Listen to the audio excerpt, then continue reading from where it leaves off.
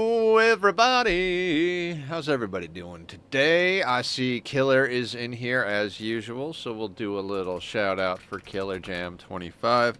Guys, I apologize for kind of going crazy yesterday playing RimWorld. I honestly hate the cube event, but it's fine. I went and did some reading. I know how I'm going to deal with it. I wanted to try and deal with all the threats as blind as possible, but that one, ugh. Let's go, right, Killer? Fuck yeah. All right, so we got a lot to get done today in the old Ani world. First and foremost, we got to get our refinery up and running because we need a lot of refining. So, what do we got available to us? We only got 20 kilos of copper at the moment. Urgh. That's not good. We need a little bit more. Can we pull that off using our old system? I think we can. Let me do a little bit of math here. So, what we need is some radiant pipe. Alright, we've got an output and an input. So what we're going to need is we're going to need a liquid shutoff. I mean, we could build this out of... Oh, you know what? We've got iron. Iron's not nearly as radiant, though. What we need to do is... Jesus, those are the wrong buttons. Those are RimWorld. Thank you for lurking, Killer. I appreciate it. I know you got a lot going on your own stuff over there. What we need is to put one of these guys, like, here. Yeah. Yeah. Okay. Hey, buddy. Who's a good hamster? Tack wants to say hi, everybody. Hi, Tachyon. Good morning. Good morning, sir. Do you want the shoulder? Oh. This is my baby. He is the baby. Oh, what do you want, Bubs? Who's my baby? We do this at the start of every stream, guys, if you didn't know already. Back guy! What's up? What's up? Give me 1 second. I'll do a shout out for you too. The baby demands both hands at the beginning of stream, don't you? You try every day to stop Papa from streaming, huh? Who's a handsome baby? You want the face scratches? Oh, so go, Baba. Oh, so you wish you had thumbs and hands, don't you? Hi. I need time, Bubs. We're gonna do a shout out for Bat Guy over here as well. We recently found Bat Guy. Or he found us, or Julie found us both together, whatever the case may be, and happy to have you. Happy to have you. Okay, let me noodle with this just a little bit, little noodle in the old caboodle. So we got this guy. So we're gonna need 1, 2, 3, 4, 5, 6, 7, 8, 9. I would say 9 pieces of radiant pipe ought to do us. So what are we looking at price-wise on that? 50 per. So we're talking about 500-ish. 500-ish copper. And we need to get petrol into the thing. So we can do that reasonably easy, right? So what we could do to get the petroleum in is just take it from here and just start dumping it in there while we get the other stuff ready. All right, that's the plan. That's the plan. I would really like to stop using this over here. That's the whole goal of this this situation. We want to get the base running on conductive wires, possibly even some separate lines from transformers. We got to start clearing things out. One thing... Ooh, 50 stream streak. Hey. One of the things I want to start doing today is getting infinite gas storage installed possibly over here. I like this space for it. Problem is, I'm a little bit concerned that we don't have... Like, if we had gold amalgam, I'd have a whole bunch of stuff set up already. Posture check, that's a great call. I'd have a lot of stuff set up already if we had gold amalgam. I'm a little concerned that if we set up infinite storage up here for natural gas and CO2... we're going to wind up pumping some stuff in that's a little too toasty. I think we're going to be okay on the carbon dioxide front. The natural gas eventually, I don't know. And I don't particularly want to make these spots serviceable. I just kind of want to install them and forget about them. Whatever. Also, that would mean that I need to swap this out for insulated tiles, which I should have done anyway, because if we're going to be expanding this whole shebang out... Anyway, let's start at the beginning. It's a great place to start, right? We're going to need, like, 5 batches of this. So let's let them sort that out. We've got plenty of copper ore to make that happen. Stretch, hydrate, all those things, all the things. I don't know where my cup is, but I have my bottle. Okay. All right. Here we go. Watch me go. There I am. All right, so we queued that up. Let's let that... Oh, that's not the right button. Okay. We're going to let that go. We're going to go over here to our plumbing. We'll grab insulated pipe to go to... I mean, we're going to need it to go up to about...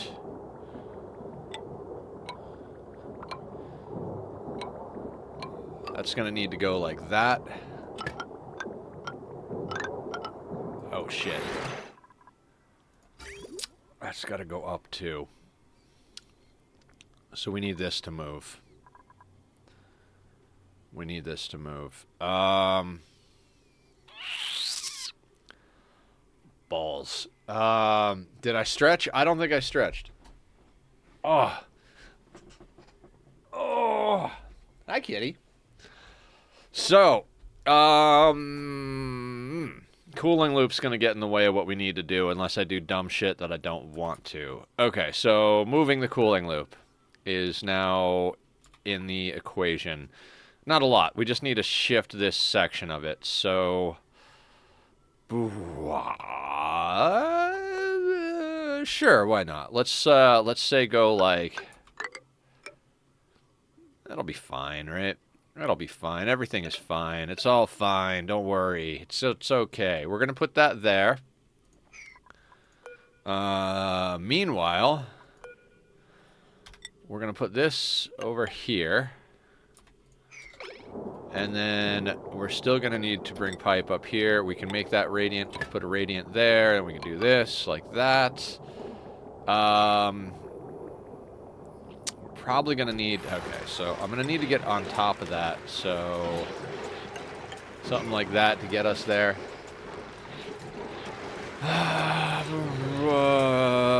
Insulated can then... Okay, so... Oh, this is not going to be good. Oh, everything is in the way. No, everything is in the way.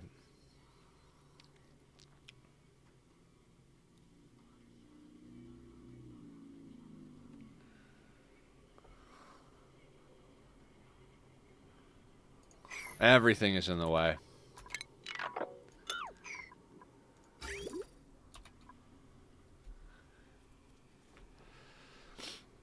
This was a terrible idea. Okay, how do I fix this? How do I fix this? Okay, so we need to get a radiant loop coming from this. We're going to need to bridge onto it. That doesn't fix the other problems, Barb. There's things that have to change here, so we might as well change more things. Okay, I'm awake, I swear. Cheers, everybody. Now, I'm going to have to move... I love the way this is set up with this pipe coming through here, but this is not going to work. This is not going to work at all.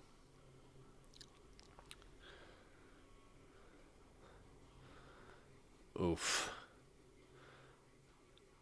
So we need to get... All right, let me draw what I'm doing here.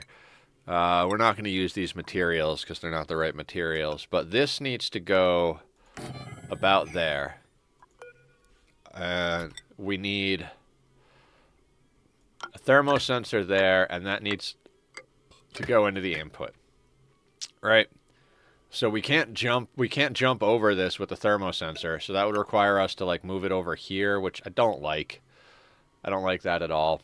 And then this has to come up. And then we need to bridge over the output. I mean, I guess we could do it differently, but let me think about this for a second.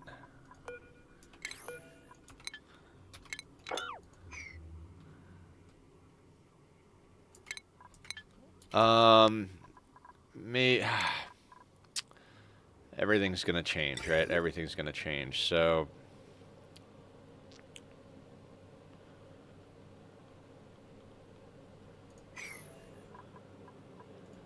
the loop is just hardcore in the way. It's just hardcore in the way.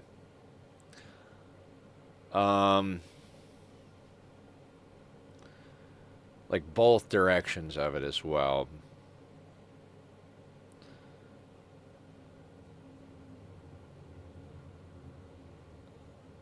Okay, so how? How?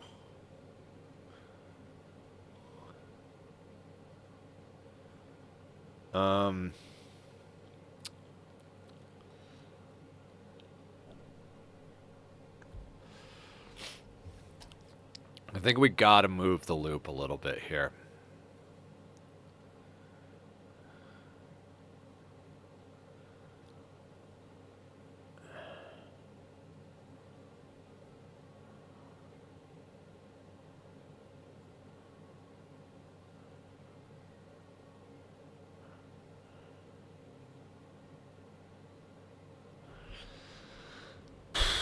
Okay, so what we're gonna do, that's the wrong button, we're gonna jump over the output instead of the input.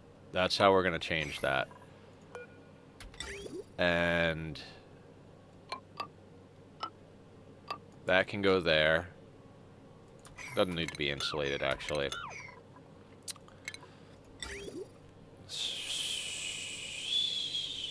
That's the button. Okay, so we do that. And we do that. Let's get that sorted first and foremost. And while they're working on that, okay. Like I said, we also need to get petroleum to the input. So let's bring that over there. This is definitely going to be insulated, so we'll put insulated there.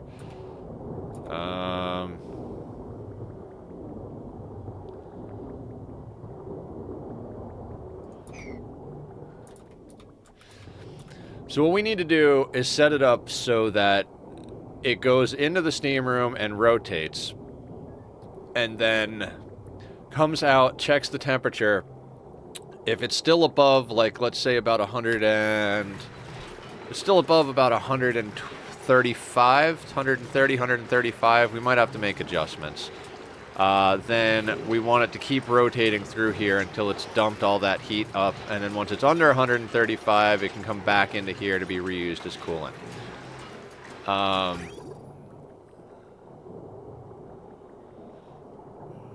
Now, I don't want to end up overfilling this thing, but I'm a little concerned that might happen. That's fine. We'll figure it out. We could always take a blob off back into the container over here. This should okay, so steel, from what I understand, is a power positive process. You generate enough heat smelting steel to get more power out of it than you put into it, because this thing only takes power while you're using it, and that heat's going to rotate until it's done. I don't know why that thing shut off temporarily. Do we have any erroneous gases in there? Nope, just liquid and steam.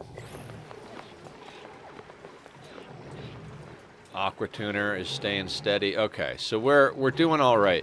So with this petroleum generator, we should be able to upscale our refinement using this setup enough to start doing things not janky. So that can come down like that. That can come up like that. And we can delete can delete those bits. Then we can go like this. And snip that, and then we'll process oil into our refinery instead of into the who's a what's it's over here. The tank. The tank.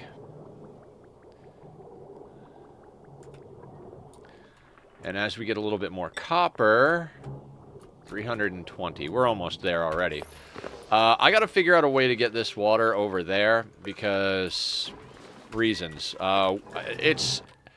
It's just sitting up here at 50 degrees, not really doing anything except offering a bunch of heat to this area. So, unnecessary. I'd also like to start working on the Dreco ranches. I realize we really don't need excessive amounts of Drecos. When we get to the point where we're going into space and we want to start mass producing insulation, which I don't even know. Then we'll need, like, you know, 1 million Draco farms. But for now, we're already at, where is it? 96 units of reed fiber. We've got more than enough reed fiber coming in to cover our suits and repairs, and we're not at the point where we're using it to decor bomb shit. We're not making, you know, carpeted tiles or canvases just yet, so we can get away with a single Draco. Not even get away. One Draco farm should be just perfect for what we need to do. Maybe even overkill. So we can ditch this one and just kind of build a decent one in over here where this one already exists. We'll make use of the fact that there is chlorine. I did design one in a debug map that I like for regular Dracos. I'm still working on one for glossies, but for regulars, I'm pretty happy so far. Alright, so that is flowing the way I need it to flow. You are going to gradually fill with petroleum. Wonderful. We're going to use that as our coolant. Then we need to start putting in the other bits. So like I said, we're going to...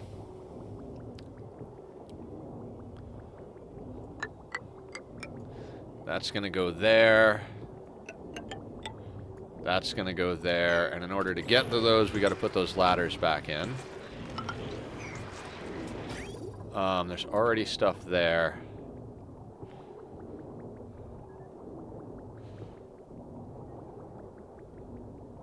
I don't think we can bridge onto a thermosensor, right? Like, maybe I'm crazy. No, wait, you can? Wait a second here.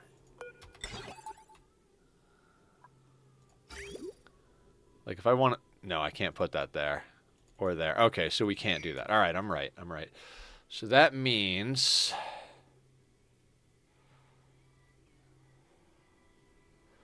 How much jank do I want to allow, guys? How much jank do I want to allow? Is really the question.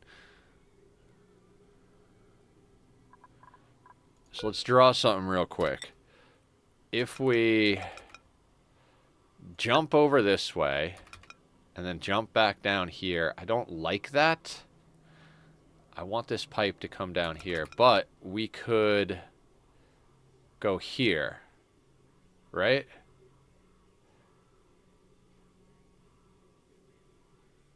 Yeah, that'll work. That'll do it. All right, so we're going to put one there. So it'll output from here, whoop, jump over the loop, rotate through the radiant pipe, come back down under this bridge, go through the sensor. Oh no, this can't go here. This can't go here. Because there needs to be a shutoff here.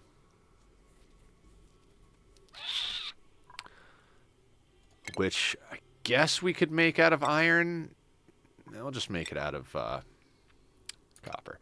So that's going to need to go there. Like, there's like no getting around that.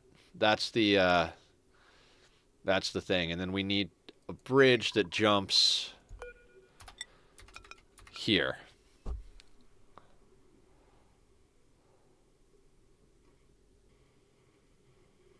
Yeah, so that loop is going to be in the way as well. Fuck a duck. How am I going to divert that? What we could do is make use of this pipe I left in here. Just kind of like, instead of using it as an input pipe to come in through here, we can kind of just come up through the steam room and go across. It does put this stuff in the steam room in it. I mean, it's an insulated pipe, but it's not made of ceramic.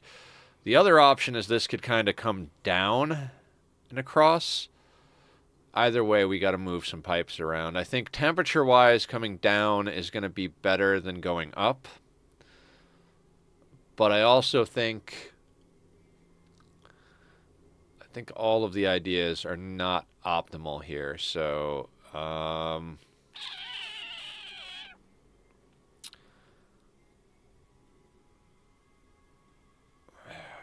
yeah.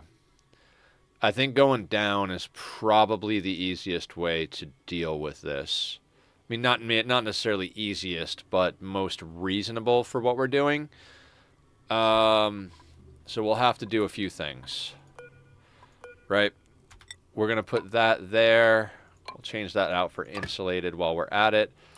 And then this is going to come across, not across the volcano, because that's just going to get in the way even more. I don't like it. I don't like it. I'm not happy with this right now.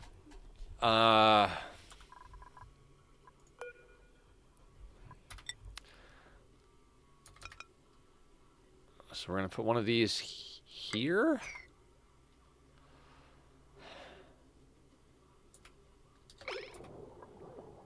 Wrong way, Nether. Wrong way. So anyway, how's everybody doing? What's the good word in everybody's world today? That's got to go down there. And you. This is gonna have to come this way, right?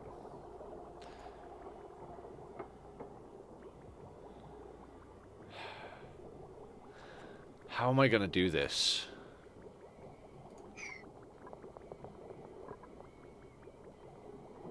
How am I gonna do this?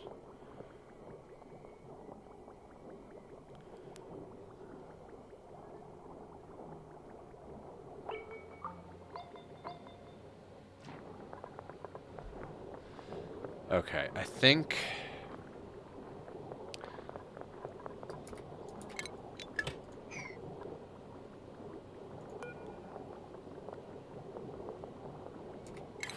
That's the wrong button.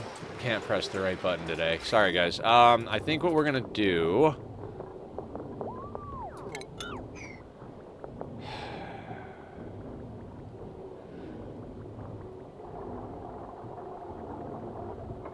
Trying to stay out of the way of the volcano.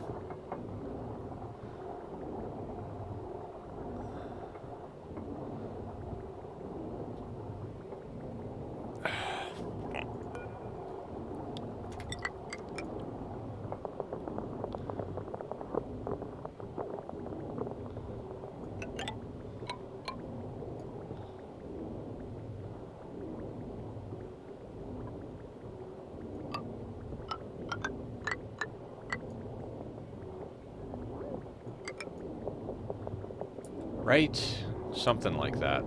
Something like that.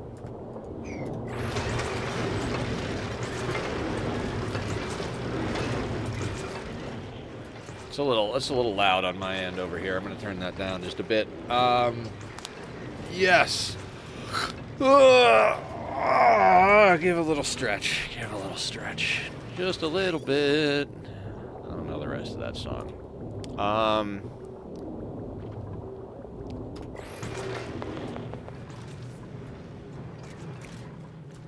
50 kilos of copper coming through there.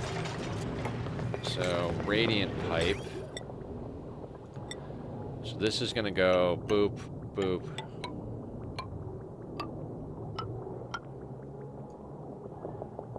Like that.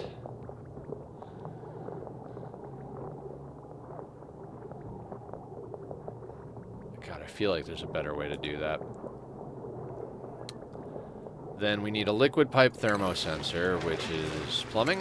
Yeah, liquid pipe thermosensor. Doesn't matter what we make that out of. That can go there. Over to automation. A little of that to go there. and we'll have the dupes build. So I got a lot I want to get done today, but obviously I've got to clean some stuff up here. It's kind of good that I stopped where I stopped on Tuesday. I was going to say Wednesday, but Wednesday was yesterday. Because obviously I was getting to the point in the build where I wasn't thinking forward enough, so we're good. We're good. So we're gonna snip you there, and then we're gonna put you like that, and all that should flow out.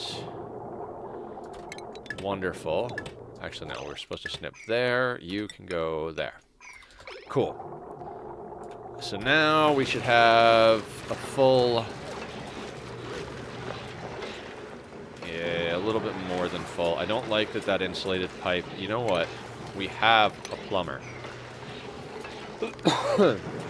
There's enough liquid in the storage tank of a refinery to do 2 batches of something as far as coolant is concerned, right? So if we have that extra 10 kilos in there, it's not going to ruin everything, but it will gum the works up just a little bit. So we're gonna make some adjustments here.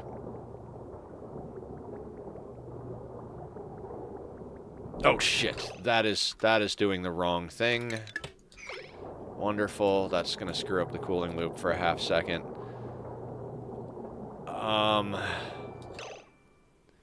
Nisbet donated $25. Thank you so much. What? You rock. I don't know who you are, but you are amazing. Thank you. I don't do anything else currently, so that goes a long way. You don't even know that I needed that. You rock. Oh god. What was I doing? How do I make this not a thing? Oh, this is so terrible. This is one of the worst piping jobs I've ever done. I just so fucking terrible. Oh, thank you for cheering, Killer. I appreciate that. You guys are amazing.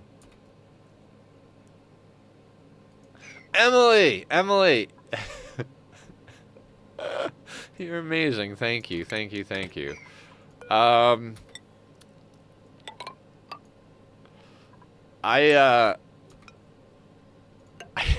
don't like this. It's all broken. I need to snip that for just a second. That goes there. They can't reach it. How are you doing today? What's the good word in your neck of the woods? Oh, is anybody else really sleepy? I'm really sleepy. I could use like a week-long nap. That would be phenomenal. Can we do that?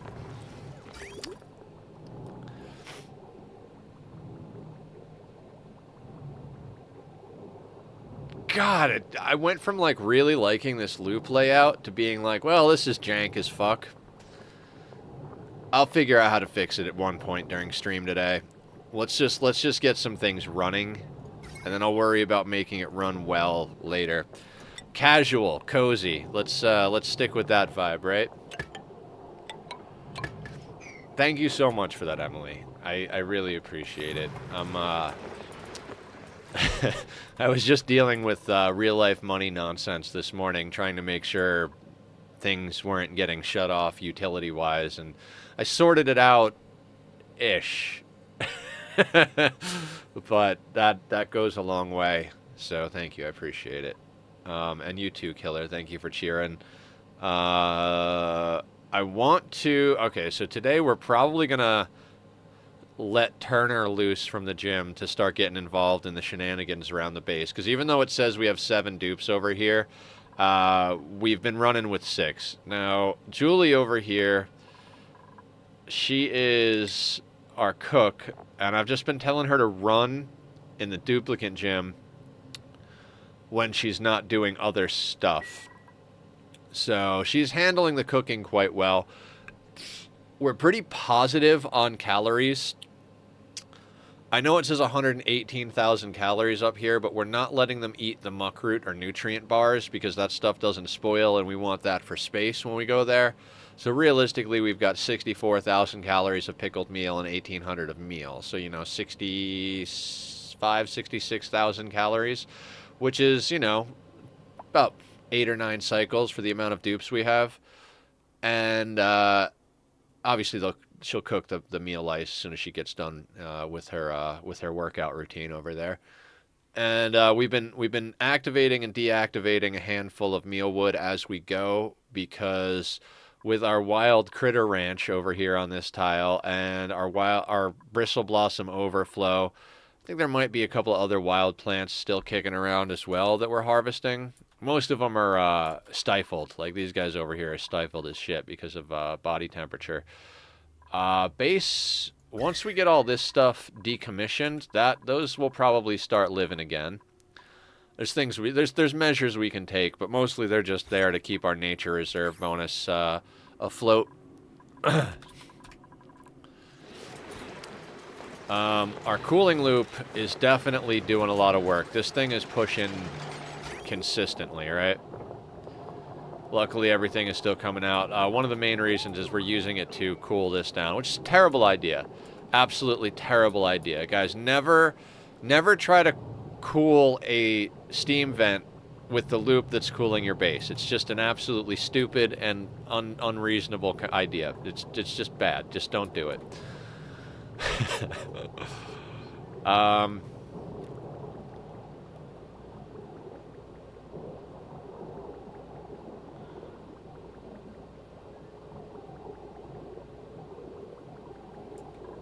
Okay, I need these pipes, and then I can do a little flip-flop of the whole situation. I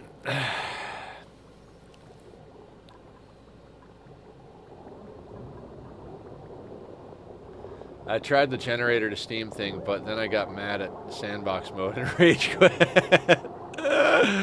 Phenomenal. Phenomenal. I've got an idea for that, actually. I've got an idea for that. We're going to be running that petroleum boiler, right? And it's going to be producing igneous rock debris at about 400 degrees. I'm thinking that we put the petroleum boilers on metal tiles and then run the rails through the metal tiles from the petroleum boiler igneous rock debris. That'll generate some heat. We could also put some automation on the steam vents or steam turbines so that we keep the steam room hotter. The other option is to just not run a sauna, right? And to just run a normal industrial brick where we have a little bit of cooling from the loop and just have a regular steam room like this with aqua tuners and like these little refinery loops in it. We got a lot of options, so we'll make it work. We'll figure out a way to make it work. And once So, it's just like every other playthrough, whether it's casual or crazy. We're just waiting on things back and forth, right? Like, we kind of need this space here, but we can't dump this water anywhere because we're currently pumping it into our oil reservoir, which is important, right?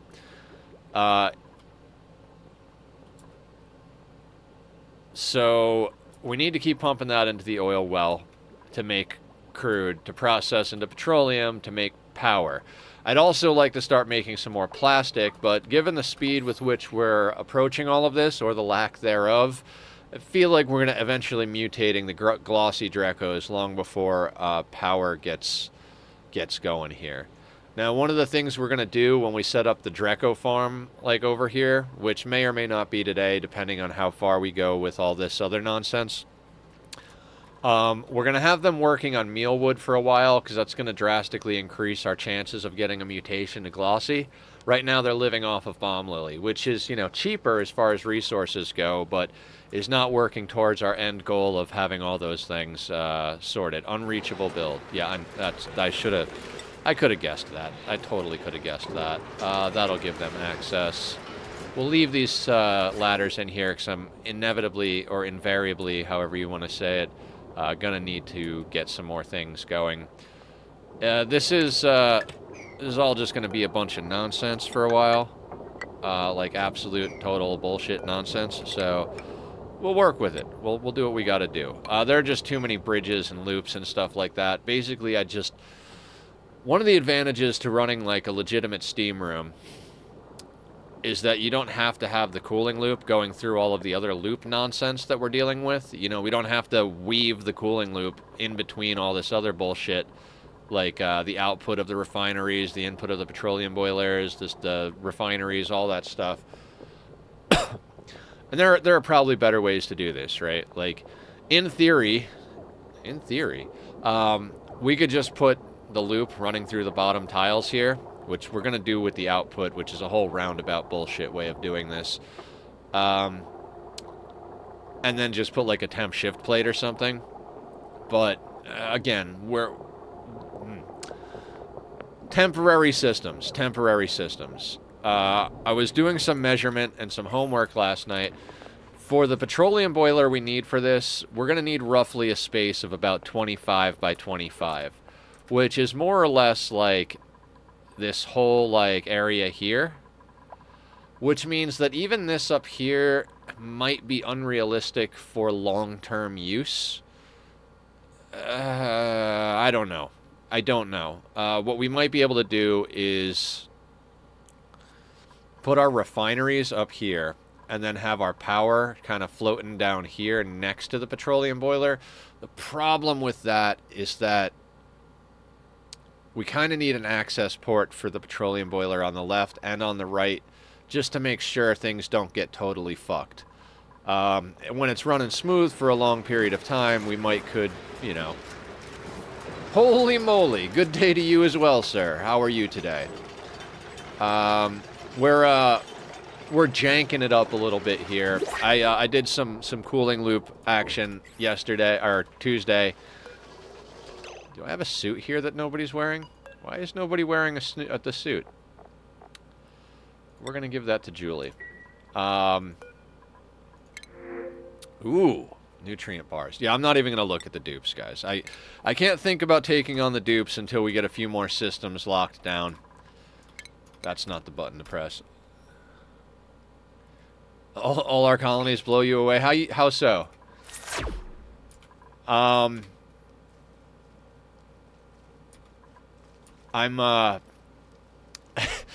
This is all a bunch of janky garbage, in my opinion.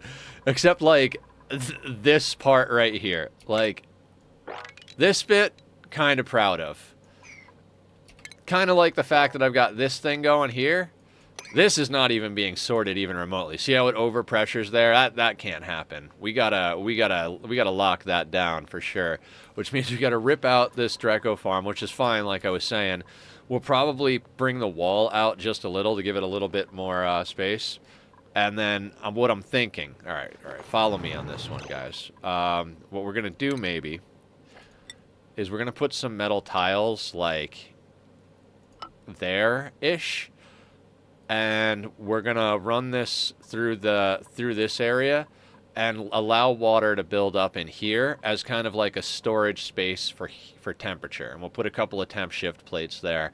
That should mean we'll be able to turn that steam instantly to water. But again, I didn't test any of this. I don't generally build too many things in test mode. I just said I designed a Draco farm in test mode, but that's like... I tend to test unimportant things and not test important things. Like, you would think heat exchange and, like, geyser taming is what I would work on in debug mode, but instead I work on making the Draco Ranch nice and square. I'm like, it doesn't matter. I've got a Draco Ranch design that works.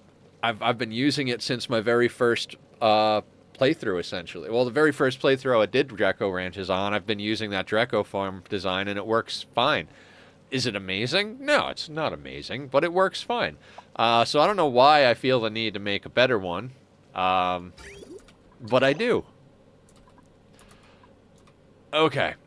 I think we can do the snippies that we need to do. So what we're gonna do is we're gonna go bloop and go like that, right? That way we're not using this line. We're going to snip that there. We're going to do that. Jesus. This is then going to get snipped. So that can feed into that just to get everything going. That gets snipped. Holy shit, do I know what I'm doing here? That goes like that into the base. This goes there.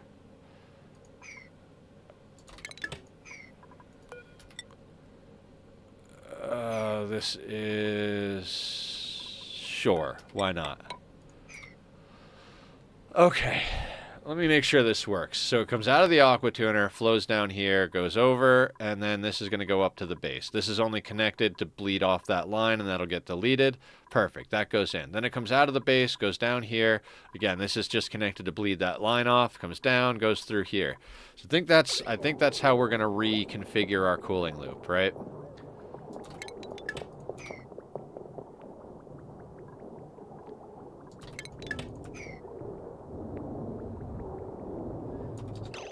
I can't even build a spawn without it breaking all the time.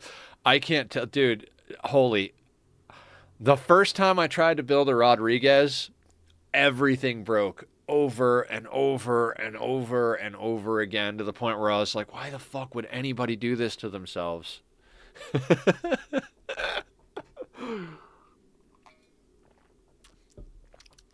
And like, I was pretty proud of this design here. And then I was watching Julie last night, and I was like, damn it. Julie's got a fucking tight design. I fucking love that thing. That is amazing. Like, I was looking at it, and I was like, why can't I design things that look that nice? This is why we can't have nice things.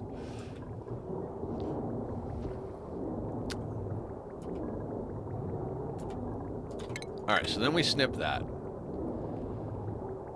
Bloop, bloop, bloop, bloop. Right?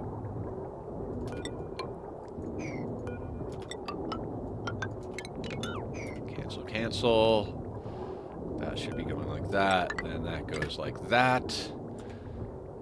That goes up there. This is got to go eventually. And then we need one more bridge. Right there. And we need to set this guy to, if it is above 135, we'll say. How hot is our steam room? Steam room's nicely at 123. So yeah, we'll go with 135 on that.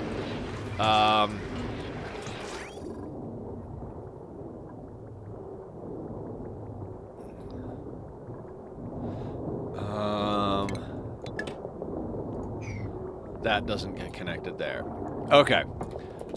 So basic process here. We batch something, the coolant comes out of the output, goes up here, bridges over. If this is full, it obviously won't bridge on, and it'll just be waiting to output. Not a problem, because we're using petroleum, no chance of it boiling in the pipes here. So it'll go up first, let's say first batch, before the line is clogged. And it dumps to this, and then loops around, hits this sensor. That sensor says, hey, is this above 135? If the answer is no, then this will stay off, and that will mean that this has to overflow past, not overflow, but like bypass the shutoff and go back down to the input. So 130, it's below 135, bam, right back into the refinery. Is it above 135? If the answer is yes, this will turn on, opening up, allowing the liquid to flow through and take priority, and this liquid will then come back through and then float back up into the loop here. Since this pipe, since the output is bridging onto it, the liquid coming out of the shutoff will take priority, meaning that this stuff will loop until it's dumped all of its temperature and goes back in. And as it does that, it'll start allowing the other stuff on and allowing it to flow.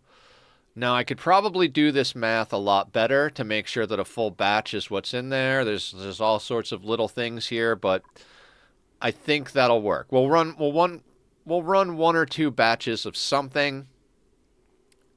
Your stuff breaks. I saw your nuclear reactor design in some Discord. How do you even start designing stuff like this? My stuff break when I just look at it. I built a nuclear reactor and that I didn't design. Francis John designed it. Ooh, hang on. I just realized how I could squeeze another radiant pipe onto this this bad boy. We go like this. There we go. That'll get us just a little bit extra space on the pipeline. I used Francis John's nuclear reactor, and it worked pretty great, minus a couple of things that I fucked up when I was doing it, of course. Okay. I'm gonna delete some of these pipes, because they're in my way, but must have been a while ago. I'm not very active in the Discords. Oh, man. Okay. Alright, here we go. Waking up. Waking up is hard to do. It's not the lyrics to the song, but...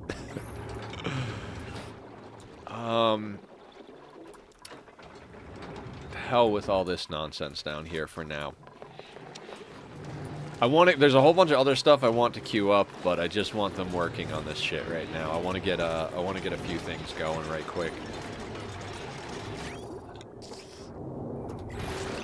Alright, so does this thing have power? It has power. Excellent. So, that being said, what do we need? We need a bunch of copper. So let's do like a batch of copper and see how this thing works out. We're going to put this on a 6 so they... No. This thing actually needs to be at a higher priority. We'll leave it. We'll leave it be. They'll do what they do. While they're doing that, let's try to manipulate a few other situations over here. Let's make sure to put this on buildings. We're going to get rid of all of that.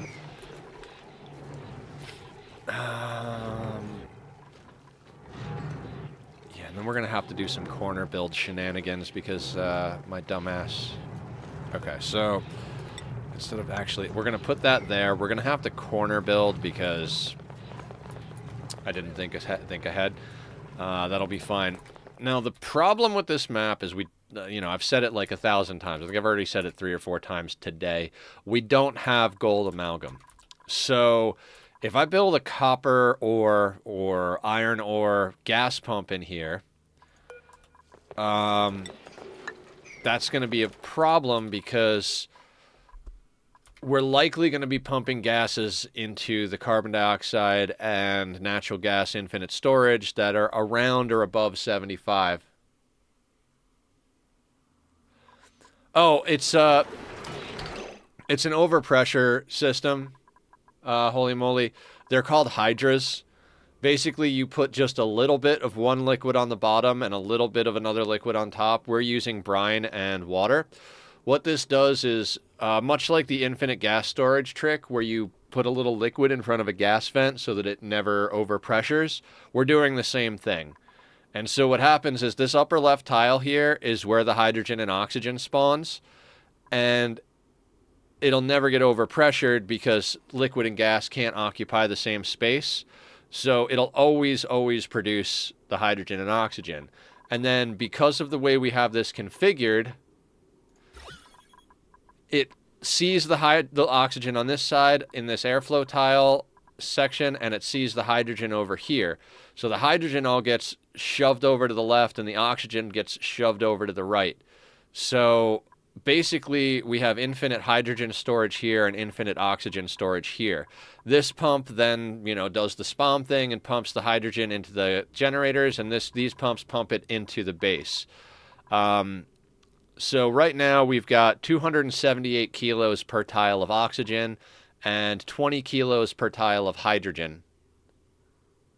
Yeah, it's the same same principle as the wet vent. Yeah, Emily knows. I learned this from... I think I saw Francis do it, but I wasn't paying attention, and then Julie and Emily kind of walked me through it while I was streaming one day forever ago. And Barb, I don't know. Everybody here helped me figure out how to actually do this for real. Pictures and stuff like that. It's a good system. Some people would say it's a little on the exploity side, but we're doing a casual playthrough, so who gives a shit? Because technically, you're not supposed to have infinite gas storage, but I mean, the devs know about it, haven't patched it out. As Aya would say, it's emergent game mechanics, not not a exploit, right? Okay. I want to delete out some of this nonsense. Make sure none of that... just because, like, my brain can't process what this stuff is. So we're going to delete this stuff, right? I may very well delete this, too. Now, for now, we'll leave that. We'll delete that stuff. And they batched the copper, right? Alright, so the petroleum is already coming out. Like, the copper's not adding a lot of heat to the system, but this should make it... we should be able to see... Player game, after all. You draw your own line. Yeah, exactly. Yep, okay, so... obviously, 124 is below 135, so that goes back in.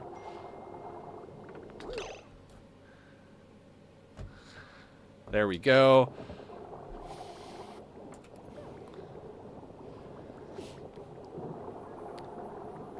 So all of that is coming out and looping around, going back into the coolant.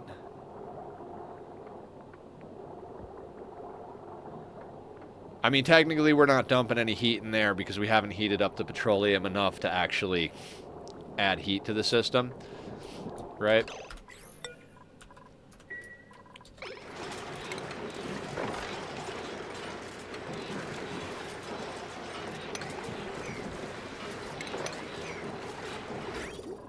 Okay, but the flow worked. Now the petroleum in here is 103 degrees. Let's batch another round of copper just to see how it works.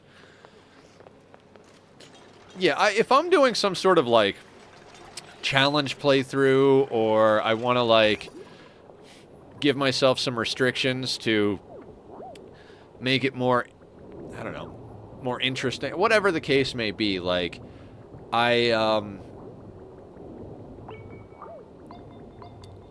I might, you know, decide not to use infinite gas storage.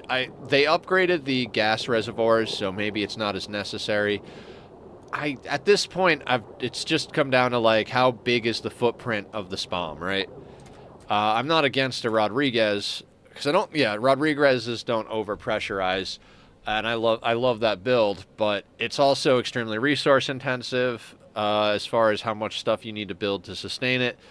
We don't, you know, it takes up a lot of space. I think the footprint of it is what turns me off at this point, or what turns me on about Hydras. You can get all the same work done in a very, very small space compared to other SPOMs. You know, you can design a SPOM that takes up like a big-ass space reasonably easily. You know, if you've got a whole bunch of space to play with, you can get a few designs done that you don't have to be like super peak efficiency to make it happen. But if you're being space conscious about it, the Hydra really is a good system for that. What a jank ass system this is.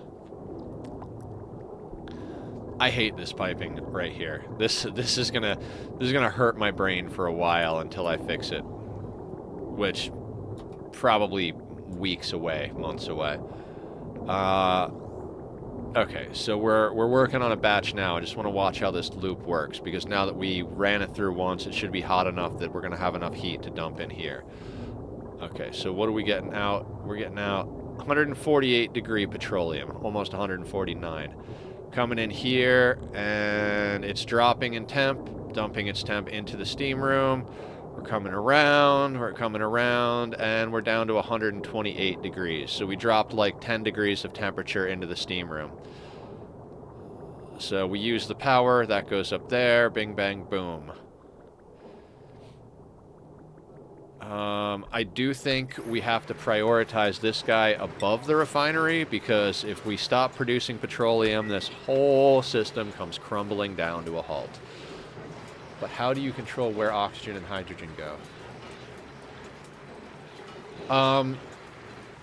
You prime the system. Like, before you turn this on, you make sure that you have a little bit of hydrogen in here and a little bit of oxygen in here, even if it's just a couple of grams. Because when the hydrogen and oxygen are looking for a place to go, oxygen can't go to this tile because hydrogen already occupies that tile. Or it doesn't want to go to that tile, I guess. it sees the oxygen here and it wants to merge with the oxygen more than it wants to push the hydrogen out of the way. So since they both have to go somewhere, the hydrogen goes to the hydrogen and the oxygen goes to the oxygen. I don't exactly know why it works from a programmer point of view, but from a player point of view, I know that it does work. Basically, you're taking advantage of the fact that things can't occupy the same tile. Just like a stacked liquid lock. Like we have 3 kilos of crude here. It takes 879 kilos to make a full tile. So if we wanted to make this liquid lock out of all crude, we'd have to have 879 kilos here and then more to fill this. But we have 3 kilos here. Oh yeah, that's 3. We have 3 kilos here, and then I guess like we put about 60 kilos of liquid up here, so there's a little over 20 kilos of petroleum. So with, what is that, like 64 kilos of liquid, we have a full liquid lock. Just trust the pros, you don't worry. I mean, not exactly. Like I said, I don't understand from a programming perspective why it does it that way, but more or less, like, things can't occupy the same space and prefer to go to like things. You know, like things attract type of stuff. It's gonna go towards the thing that's the same in general, pretty much across the board. Things have different weights, so they separate up and down and whatnot, but in this situation, things push the way they push. This is not necessarily the best example because I did like offset this to kind of make this whole thing square. It would be easier to see if these were stacked on top of each other. You basically need a solid tile there and a solid tile there. We could have gotten away with not having this tile. I think the it wants to merge explanation is pretty accurate. Yeah. It wants to merge instead of push.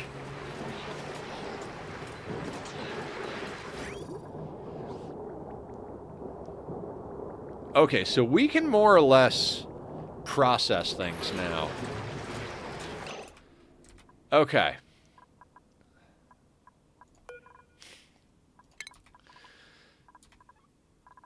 I need to do a quick calorie check. Yeah, we're bringing in enough gristleberry and barbecue that we don't need nearly as much mealwood as we did early on.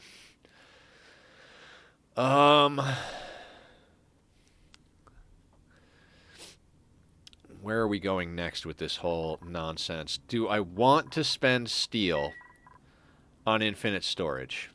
Becomes the question. I don't know. Like, we have so much copper.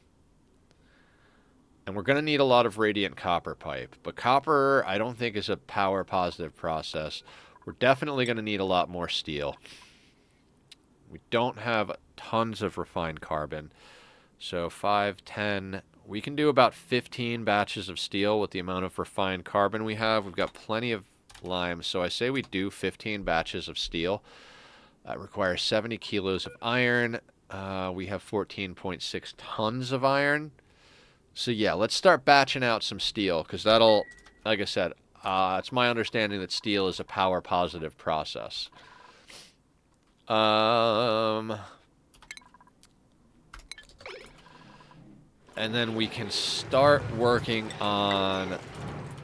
We can at least get some infinite storage boxes kind of looking right over here. Right? For our gases. And then from there, we'll do whatever it is we have to do. Just because I really want to capture this natural gas. This is going to be a really tight build. Like I said, I want to shift our main ladder system over. Our housing is going to kind of get put in this relative area here. Like these 1, 2, 3, like these 3 or 4 floors below the printing pod. But in order to have enough space to the right, we need to shift this over. Plus that ladder is running into the oil reservoir straight into it. We need space for that build to drop the liquid down here. We're going to do this crazy thing. Like, you guys see how we got all this oil flowing here over to this little low point so we can pump it?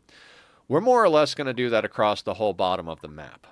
The idea being that we're going to put down something like 7 or 8 slickster ranches along the bottom of the map, and we're going to allow these to just drop the fluid through. So all the slicksters and all the oil wells are just going to be dropping crude oil down here. And then all of that crude oil is going to get pumped up to our petroleum boiler. I think we're going to have more crude, like theoretically.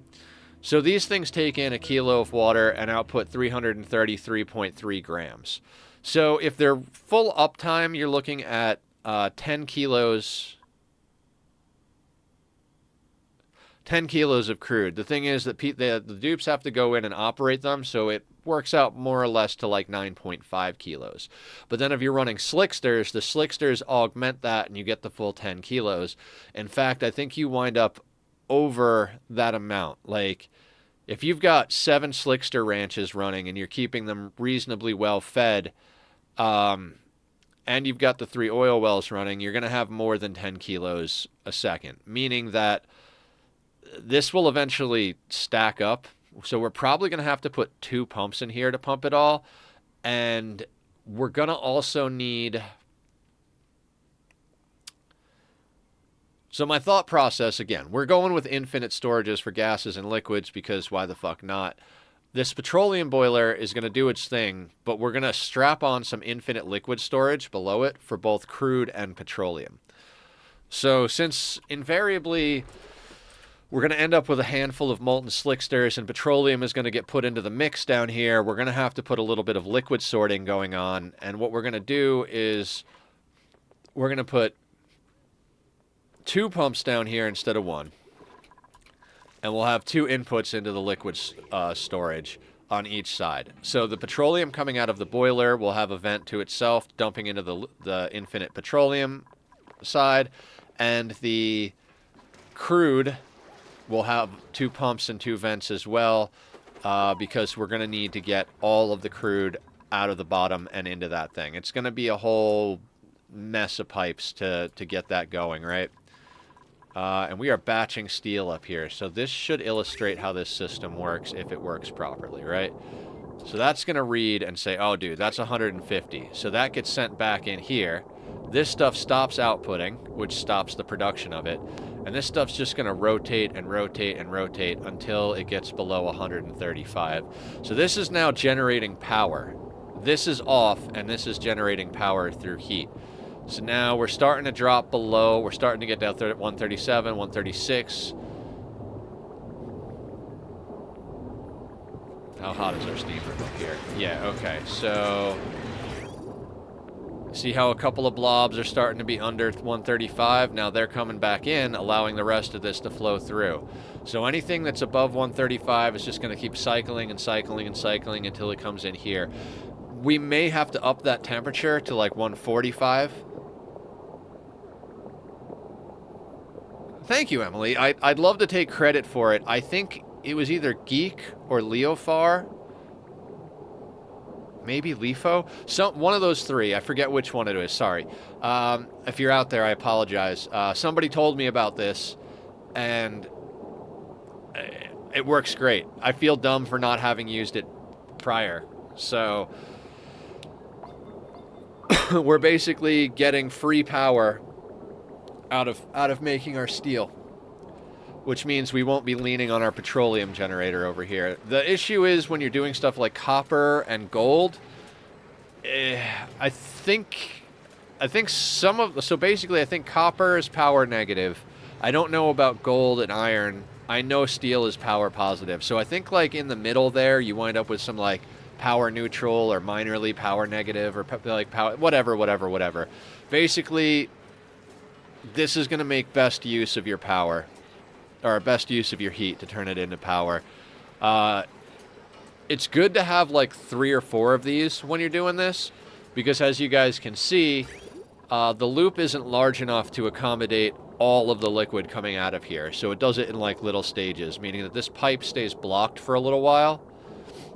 And they can't do another batch until the pipe isn't blocked. So if you've got like 3 of these, 4 of these in a row, fuck, even 2 of them would be great. then you're going to be able to keep your dupes running and making stuff a lot longer. But this is what we really needed to up our production. Now, with that running like that, we can officially decommission this bad boy. This does not need to exist anymore, because we're going to be processing over there. You know, part of me is like, oh, you should leave it in place just in case you need it. If we need it, if something goes wrong over here to the point where we need this, we're just going to start a new playthrough. It's just absolute nonsense. Like, it means I fucked up so hard that we might as well start over. We're going to plumb that so we don't get water everywhere. We're also going to empty... Well, actually, we'll have to empty the storage after we plumb that. Otherwise, we're just going to keep going back and forth with that nonsense. Also, I'm confident enough now that we can deconstruct this electrolyzer. You don't have any... Oh, you do have contents. I don't want water to drop.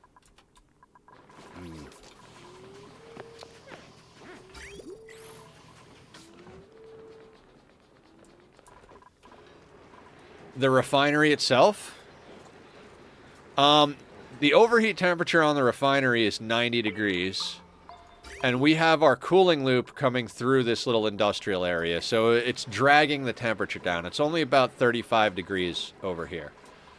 And since the petroleum is being used as a cooling, as our coolant, like if you use water, this isn't going to work.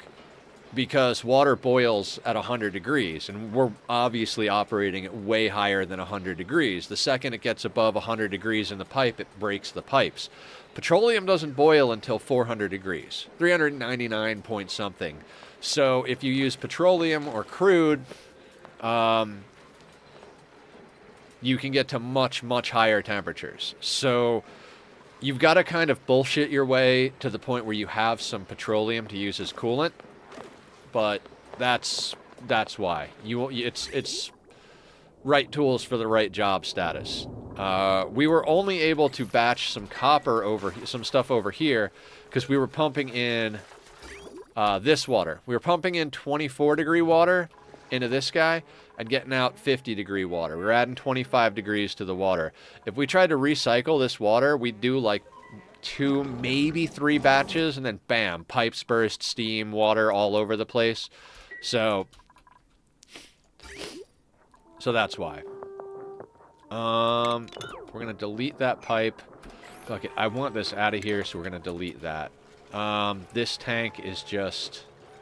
Alright, we're gonna deconstruct that. We're gonna deconstruct this. This is gonna give us a little bit of materials back too, because a lot of these systems over here no longer need to exist, and so any of the materials we spent to make them can just fuck right the fuck off, right? Like, all of that can go, that can go, that can go. We can straight up do that, and then deconstruct this.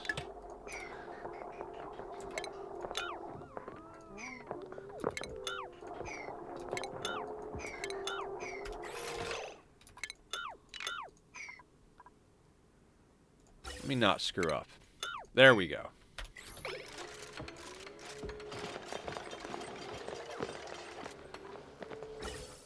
So that's sorted. That gets deconstructed. Heavy watt wire. Is this not reachable? That's fine. And so this tank is going to eventually drain out over here. We're not going to have that hydrogen to play with, which is fine. Same thing down here. This system is officially obsolete, so we can delete this and get back a little bit of materials.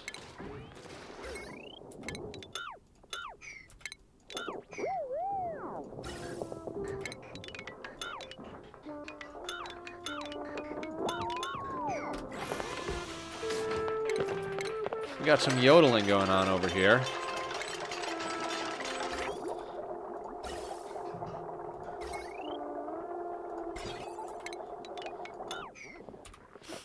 Alright, that'll give us some materials to play with, get us back some copper. In fact, if we'd have done that first, we wouldn't have had to batch any more copper over here, because just deconstructing that shit got us back enough copper that we would have been able to do our loop here. I see, so the refinery temperature doesn't matter. Short answer, yeah, exactly. Long answer, like, if you put this in a steam room made out of steel, the steam room is going to be, like, you know, you basically put it inside of this. At that point, the refinery itself is going to be way above boiling point for the liquids anyway. So if you put liquid into anything like this and the liquid boils, it's going to break things. But yeah, the refinery, the pipes are not breaking because of the refinery. The pipes are breaking because the liquid is boiling or freezing inside of the pipes. Let's say you're playing on a cold map instead of a hot map.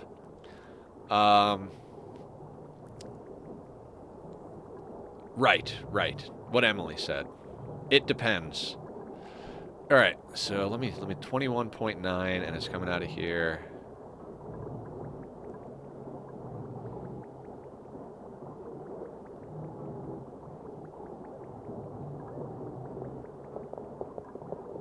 Whatever. Hang on 1 second.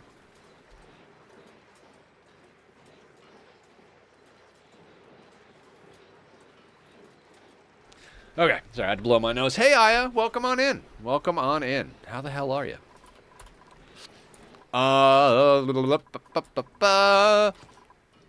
Okay, so steel is happening. Unreachable. Right, because I put that there.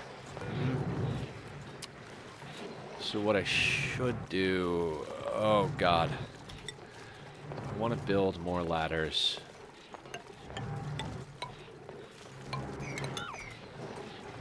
$2,000-degree coolant and run the refinery at 20C. Yeah. You would need super coolant for that, right? I've never had super coolant, so I wouldn't know.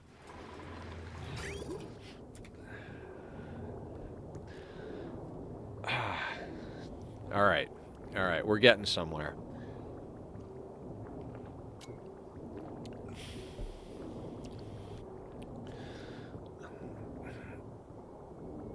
Okay, so how much water is in here? Okay, how long do we have on you? Okay, so here's the problem with this. This thing is active, which is fine, right? Like, that's absolutely fine. But the issue is, when it goes dormant, this system has to function on whatever liquid is shoved into here. Now, right now, we've got, like, 4 or 5 tons. What is it? 4 tons, almost 6 tons, almost 5, 4, so 10. We've got about 20 tons in here. And we've got 271 kilos of tile oxygen. No, supercoolant boils at like 400-ish. Some people use liquid metal as coolant to reach crazy temps. I've never done that. Oh, wow.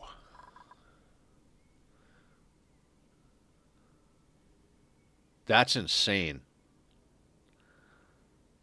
I never thought of that. That's nuts. Because then you'd have to keep it above whatever the melting point of the temperature is, right? Like if, or the freezing point of the metal is. You wouldn't be able to, like, we wouldn't be able to do 135 here. We would have to do like whatever, like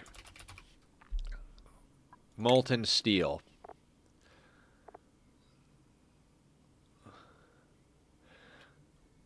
If we wanted to use steel in a cooling loop, liquid steel in a cooling loop, we'd have to make sure the temperature never dips below 1083 degrees.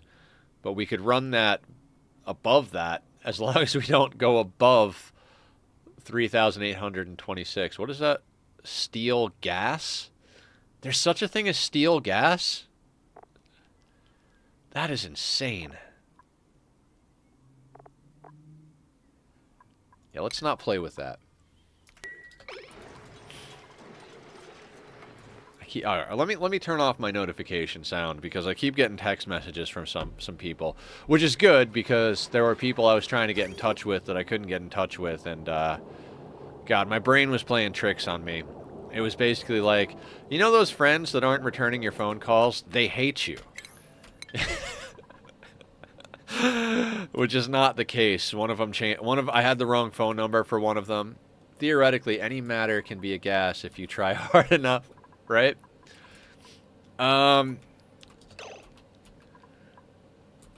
Okay, this all being said, I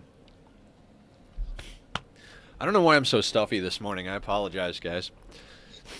It's been a running theme. So this all being said, since this is working, we can start focusing on other projects. What those projects are, I'm not even sure. We kind of need to start clearing out space for the petroleum boiler and the slickster ranches. We need to get access to all of this. I wanted to get this offline, but we don't actually have enough space for things over there. We're going to need a rock crusher. Okay. Maybe getting a rock crusher set up could be the next thing we work on. Yeah. Okay, let's continue our journey on decommissioning this whole space over here. So what I'm thinking is we're going to end up stuffing a rock crusher down here temporarily. We need to be able to get into that spot, so let's shift that over just a wee bit. So let's put a rock crusher there. We'll grab a joint plate there and run that wire down. We'll put some tiles under it so it can actually function. Bing, bang, boom. This will get deconstructed. That wire can go. Okay. Is this empty? Did they empty this? They did. Okay, so we can deconstruct that son of a bitch. I don't think they can reach that.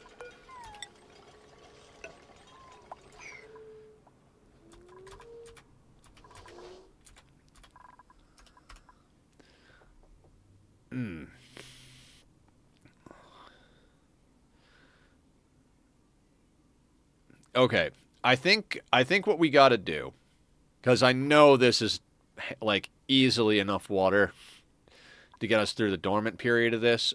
This should be plenty of water, but what I think we do is I think we get all of this water pumped over to this system. That way when this goes dormant, we have a nice little backlog of water for us to get sorted.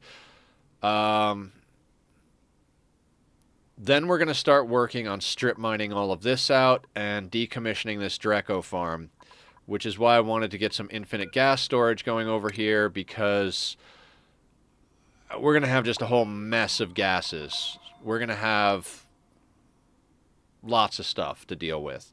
We're going to have chlorine, oxygen, natural gas, carbon dioxide, and hydrogen. Now, the hydrogen we could sort to go up into this tank to prolong the use of this system. Not something I necessarily want to do. I have set up systems where I could pump hydrogen and oxygen into the SPOM just to recycle it. A little dangerous. If you wind up with extra other gases in it, then you wind up with like chlorine in your hydrogen side, breaking your hydrogen stuff, or something in your oxygen side, pushing things around. We're not going to do that. You guys talked me out of it. I don't remember who said it, but was like, it's not a good idea to do that. And I'm like, you're right. It's not a good idea to do that. Oxygen we can just dump into the base. Hydrogen we could do whatever with. Okay, so that needs to go there, and that needs to go there. But yeah, I like this space over here, and I'll tell you why. There is enough space here that we could put a pump there, a pump here, and then have the two tiles for the overpressured gas vent. And we could just put those next to each other, because this is going to continue over. And so what we'll do is we'll put, like, let's say we put chlorine here, and then we put CO2 here, and then we put natural gas here. And eventually, when we shift all this over, I want to put a kitchen probably right in this area, so the infinite natural gas will be right here next to the kitchen, meaning that we can prioritize the gas range for natural gas. We don't have a natural gas geyser, but these sons of bitches are gonna do natural gas, and we're gonna close these in a way that allows us to capture that natural gas and stuff it up into here, and then use it for the gas range that we'll eventually have going. And also, we'll set up priority so that we can have a natural gas generator there to kick on if we absolutely need it.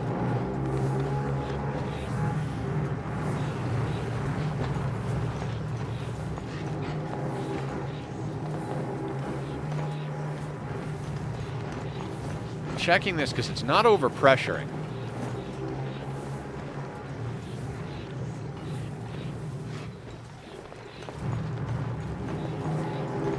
Now it's overpressuring. Okay.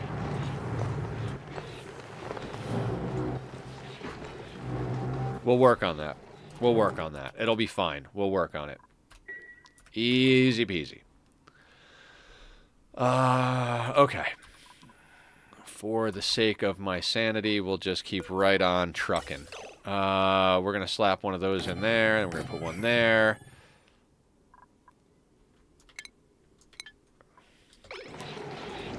Gas overlay. Now, the only dodgy part of this whole thing is we're going to have gas pipes coming out over this way. Blah, blah, blah, right? Oh, we got a printable. So what we're going to end up having to do is kind of like do this. It's going to be weird. It'll be fine. Choose a blueprint. Oh, free iron. I'm not looking at dupes right now. I'm not willing to try and take on any more dupes. I think in theory we could. I'm just not in that headspace at the moment. I'll ignore good dupes because I don't want to deal with things, you know.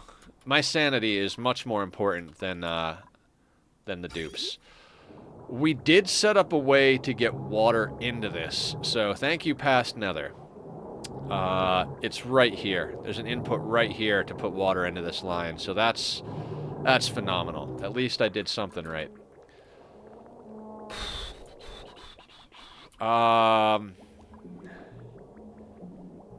Then this system officially doesn't need to be here. We'll let all that liquid... Since it's a reasonable temperature, let's just drop it back in.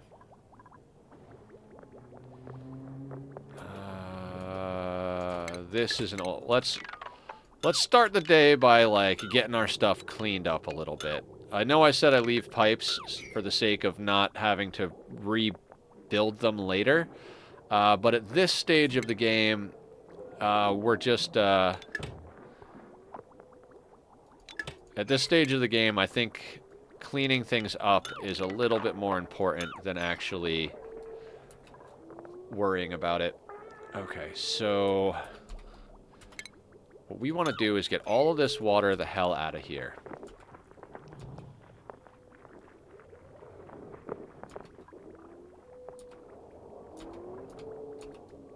Right? So what I'm going to do is I'm going to delete this liquid bridge here. And we're just going to connect these pipes so we can bleed this one off and start pumping that, right? Then we're going to run a line through here.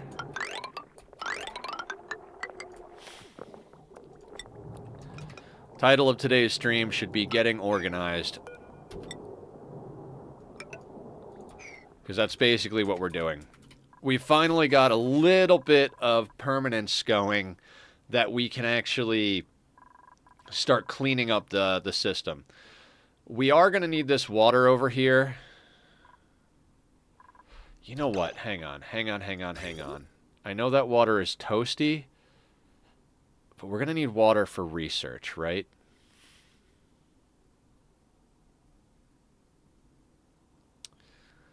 this is a perfect time to panic. Let me just check a little bit. 1 kilo or 1 ton times. Got about 34 tons there. What do we have over here again? About 20 tons.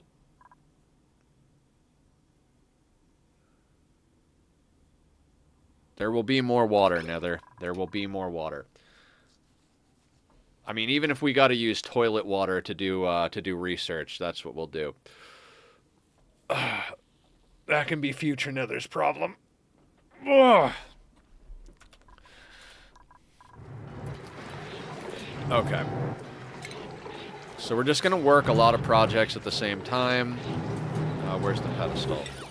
So we're going to put a pedestal there. We're going to put a pedestal there. Here a pedestal. There a pedestal. Everywhere a pedestal. Yay! I think we're going to have about 3 infinite gas storages. This piping's going to be a little bit nonsense, but, you know, it's always nonsense.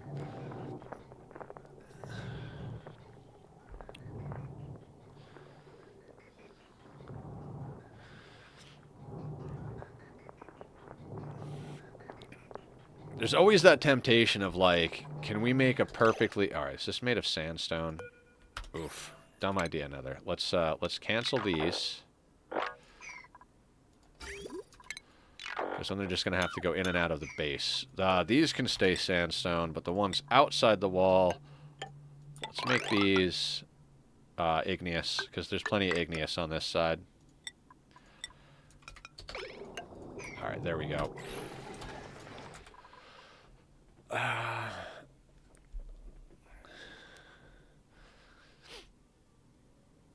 Do I want to...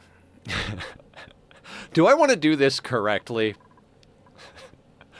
Do I want to strap a chill box with a thermal injector set up onto the side of this right here? I mean, no, I don't.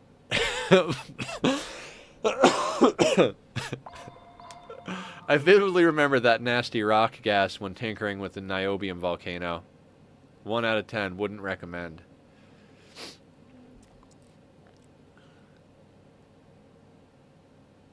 Oh, I can't wait to tinker with the niobium volcano. Let me blow my nose.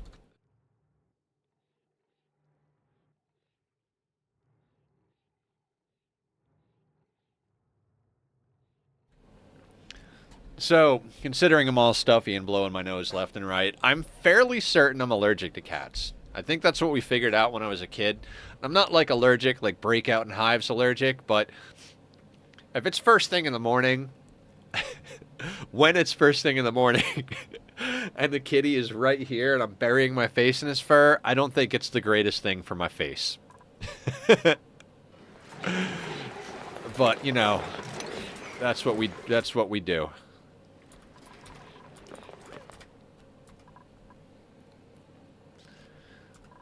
I always get stuffy if there are drastic weather changes. Yeah.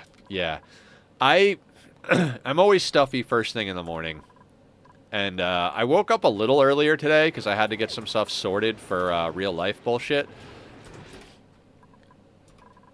But even so, it still feels like I woke up 5 minutes ago. I want more coffee, but it's a bad idea.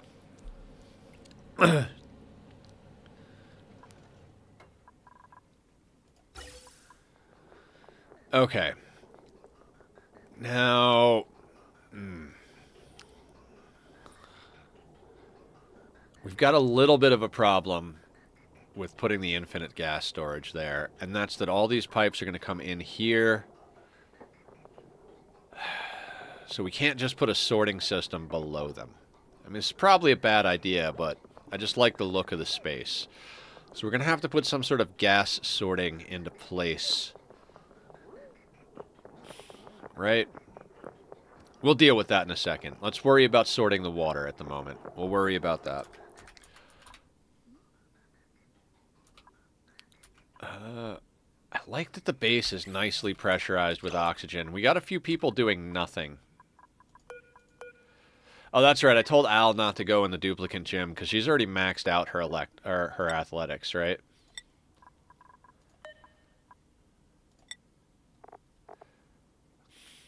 I guess 18. Oh, wait. That's... No, athletics of 20. What is the max? So she's at... Okay, so she could run a little more. She's got 17 base, and then we've got points into stuff that gives her extra athletics. I always get... Okay. Yeah, I already read that. Okay. Now... I don't think gas sorting should be the #1 priority of this. I think it's actually more important to strip mine stuff, but while our dupes are doing a few things, you seriously came out there to get 80-degree dirt instead of using the dirt that's in the base. Idiots. Yeah, watch. Hey, I went and got some dirt for the plants. Bloop. Oh shit, now it's just gonna get warmer. Jackasses.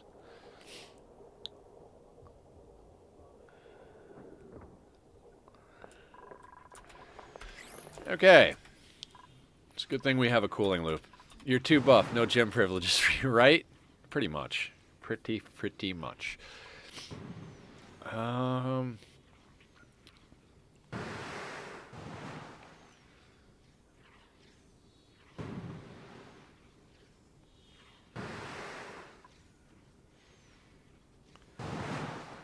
Yeah, we definitely need to put water here. I think a small thermal injector box over here is called for.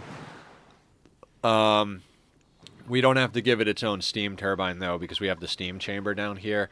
This is going to get crowded real quick.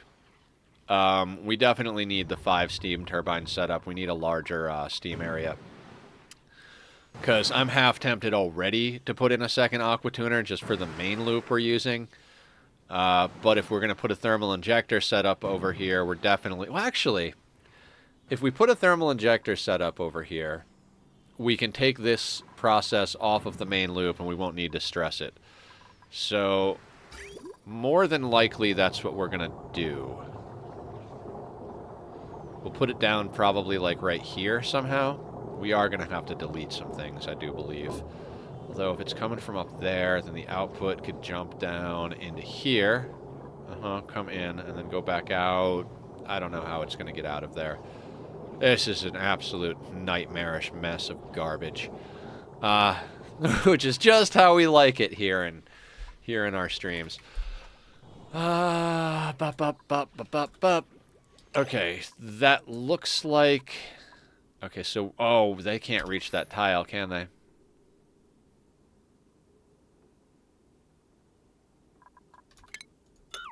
Is there a liquid pipe there?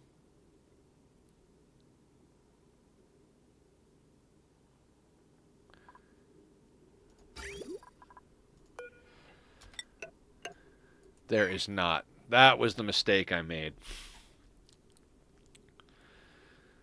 How do we deal with that? How do we deal with that?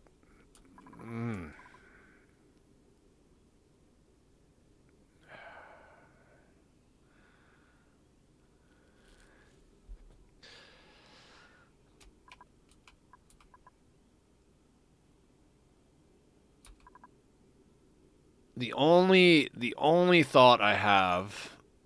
Yeah, we're going to have to temporarily delete that steam turbine. So whatever we got batching over here, let's turn this processing off. Let that bleed out. Because we definitely don't need 3 just to deal with the aqua tuner from the cooling loop. So we'll let this all rotate back through. Once that's done rotating, we'll temporarily delete that. We'll put a ladder, let them build that segment. We'll actually make that insulated since we got the time.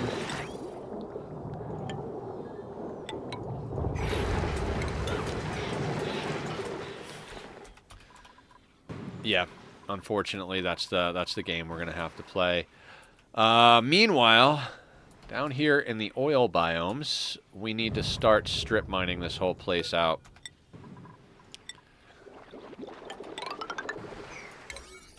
So we're just going to start putting stuff on priority 4 so that our main stuff can get done at a higher priority. Okay. We had started strip mining this last time, and that's when we realized we had to address a few other issues. I'd love to get the power in the base out of the base, but this one petroleum generator is, plus whatever we're getting from the steam turbines up here, is really not going to cut it for the whole base. We're gonna rush through our petroleum way too fast for that. I don't want to be wasting crude and petroleum because we're going to need a decent amount of crude to jumpstart the whole petroleum boiler, volcano-powered petroleum boiler setup. So I think our best course of action here is to start getting all that water out of there and work on getting this all dug out and prepped. We could also get this water up into the system. Now here's the issue. The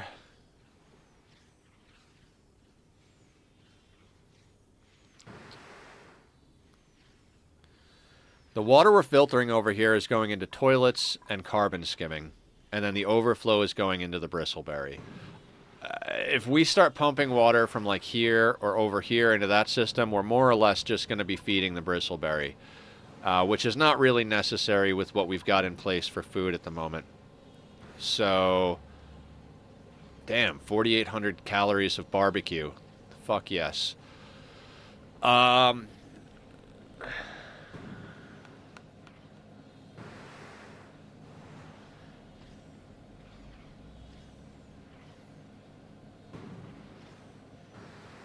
Beard stroking.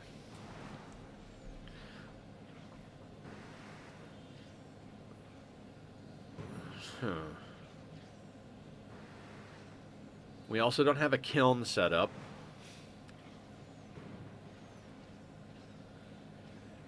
I'll worry about dealing with that shortly, though. Hydrate. Thank you, Aya. Just trying to figure some things out here. Hydrate. There we go.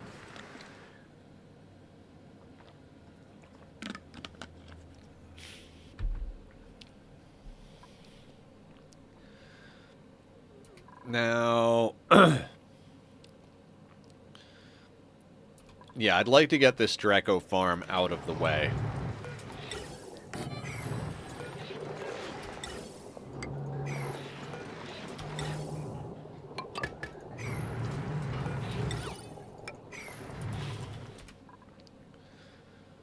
See, this is the problem with putting the systems all real close together, is that you wind up with this whole fucking mess of pipes and this mess of pipes. Because this steam room's going to extend over, right? So sorting our gases in this way, I don't want the gases to go through the steam room. They can if they have to. We'll just put insulated pipe. It's not a big deal. That's probably what we're going to end up doing.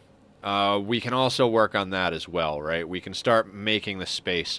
Basically, what's going to happen is this is going to get shoved over as we expand it to the point where, like, these liquid locking systems are essentially going to be accessible from the main base. We're going to have our dupes getting into suits right out of their... Dupes and suits. We're going to have dupes getting into suits right out of their bedrooms, and then they'll have access to go through. We'll put in a doorway at the liquid locks to control who's able to go in and out of there, just so that we don't have people running in to do nonsense that they don't need to do. Now let's think about the gases we're going to need to store, right? I mean, oxygen we're just going to dump into the base, so we're not going to store oxygen. We're going to need nat gas. We're going to need... I'm also not worried about storing hydrogen. I'd kind of like to store CO2. We don't really need to store CO2. We're probably just going to end up pumping the CO2 out to the slicksters anyway. But we could, because it's building up quite a bit in here. The other thing we could do is carbon skim it to get more dirt. But we've got 88.3 tons of dirt, which should last us at least 100 or 200 cycles. I don't want to do the math right now, but the more barbecue we wind up dealing with and the more other forms of food we deal with, the less we're going to need the dirt, the less we're going to need to lean on the dirt for calories. As you see up here, we've got barbecue, gristleberry, pickled meal, and then the muckroot and nutrient bars are just kind of chilling there at 66,000 calories for our space program. Up here, I think I'd like to use a little bit of, rather than use water up here, you know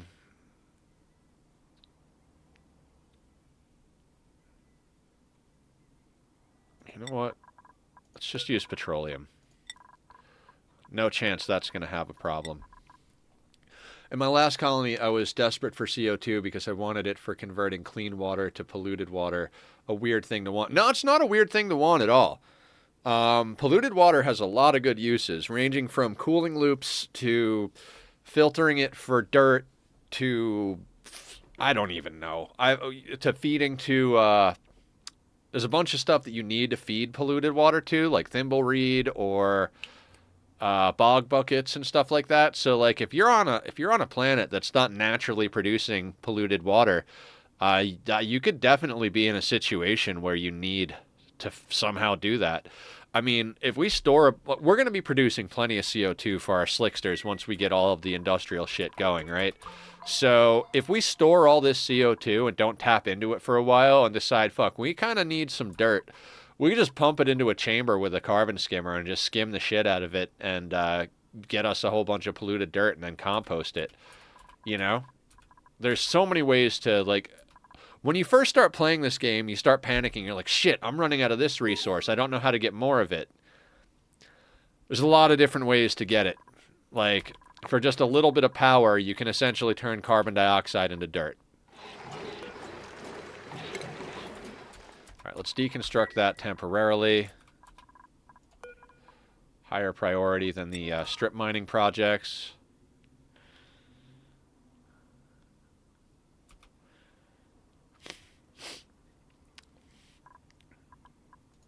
Is green thumbs allowed out? You're not allowed out. We gotta let green thumbs out so they can move this slickster.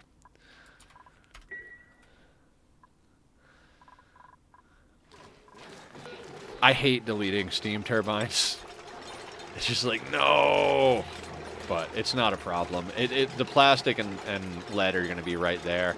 We just need to build a ladder, build that thing.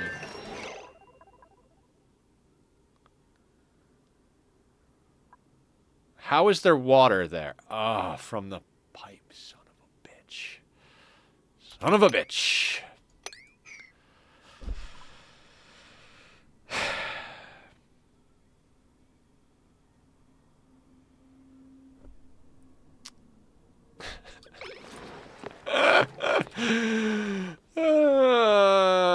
I've got an answer. I've got an answer.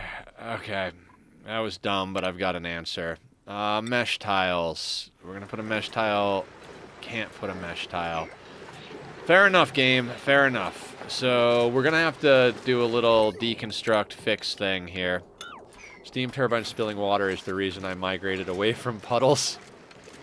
Makes sense. If I had already gotten aluminum, I would have... what do you call? I would have just done conductive panels.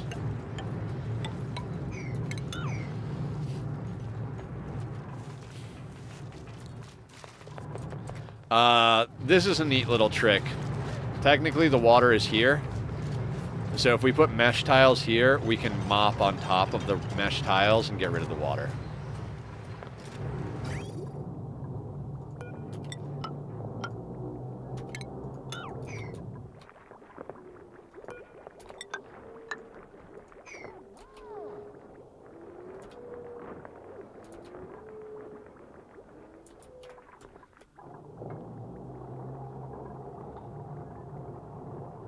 Oh, really?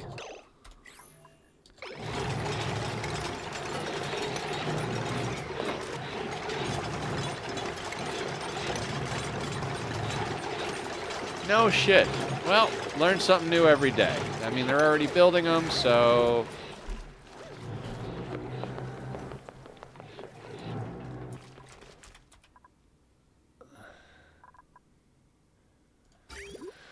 Okay, so we are moving water to where it needs to be.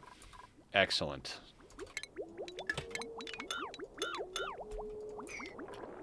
That can go. That can go. It's a clearance sale. All non-essential items must be deconstructed. I'm in smartass mode. Bad, Emily. What do you mean? You're fine. I appreciate it.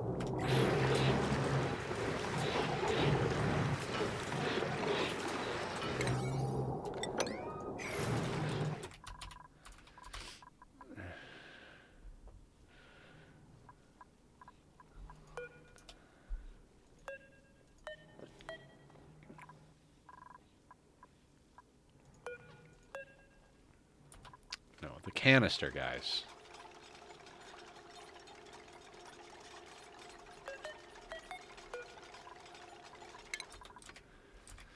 Do I have a gas pipe emptier yet? Or a gas canister emptier? No. Emily does always know. She is very on top of it. Where are we going and why are we not mopping?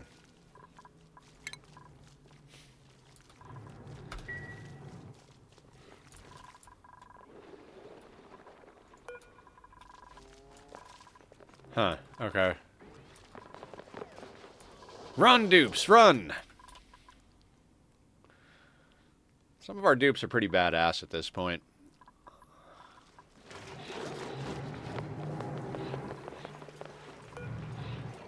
Barb is going to mop.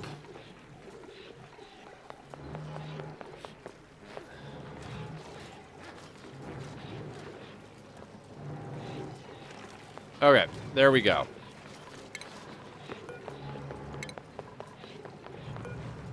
Now we delete this. I can't be trusted because in secret I embrace the chaos. Secret, right. Yeah, it's totally a secret. Nether, just open the volcano. It'll be fine. Just open the volcano.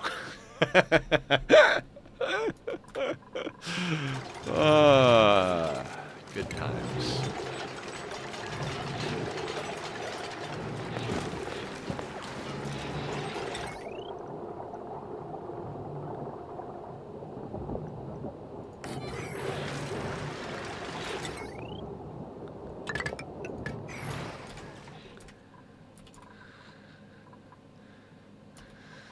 Okay. We're moving and grooving. We're moving and grooving.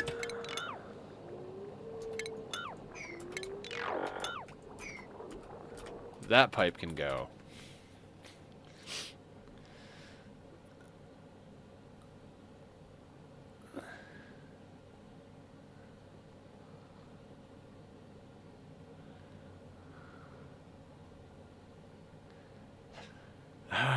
How insane do I want to be about future-proofing things? Like, I really want to get these infinite gas storages going, but if I want to guarantee they're going to work forward, I need to use steel. Laz, resubbing. Thank you so much, Laz. I really appreciate that. You're here all the time. It's, what is it, 50? Just spend the steel, Nether. Just spend the steel. Why can't you go there? Oh, because of the pedestal. That'll be fine.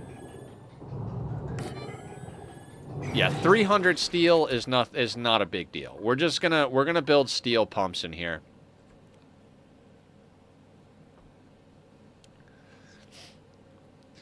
Yeah, and I'll do a thermal injector. I didn't want to deal with it because Drecos. But once this goes dormant, we'll crack in here, vacuum everything out. We'll put in those metal tiles. Well, it doesn't even have to be metal tiles at that point. We'll put in some tiles on this side. Rather than pumping the liquid out, we'll just allow it to spill over. And then on this side, we'll set up a little thermal injector chill box. What are we going to use in there? Probably going to use... What has the lowest freezing temperature? Negative 57 on petroleum. No. We'll just use polluted water. That's what we'll use this polluted water for, is to make a chill box over here. Is there a reason for the pedestals? Never seen that. Oh, Emily, You know how you gotta put liquid so you can overpressurize the gas vents? Rather than putting a bottle emptier there and, waiting and guessing, you just tell it to put the liquid on the pedestal, and that's going to put 200 there. And then you just deconstruct it and empty the bottle, so you don't have to measure. Again, somebody else did that. Somebody else suggested that. I forget who it was. I don't remember anything, guys. I don't remember names of like stuff. I will look at a colored name in here. Like if someone else has a green name, I'm gonna call them Emily until someone's like, Nether, it's not Emily that said that. I'm like, oh right, you're just the same color as Emily. So if I forget who tells me something, please feel free to remind me. It's like, hey Nether, that was me that told you that. But yeah, it's a little less brain intensive way of dealing with getting liquid to the vents. They won't stay in here. We'll do the liquid and then we'll just empty and deconstruct, but that'll get what we need in there. Technically, I think you can do it twice and still not overpressure the vent, but have a little bit more there so you can, be a little bit more sure it's not going to accidentally get deleted. So we might do that. It's what I did over here before we deconstructed that. I'm so used to the hauling mod. I mean, theoretically, I could just grab some petroleum here and just empty it up here. But, I mean, that's 10 kilos, so that's going to overpressure the vent. It just makes it a little... I'm not accidentally going to flood this, is basically what it is. But I've never used the hauling mod. Don't know what that is. Damn it, we're already 2 hours in. I had such grand plans for today. I feel like we'll get some of it done, but...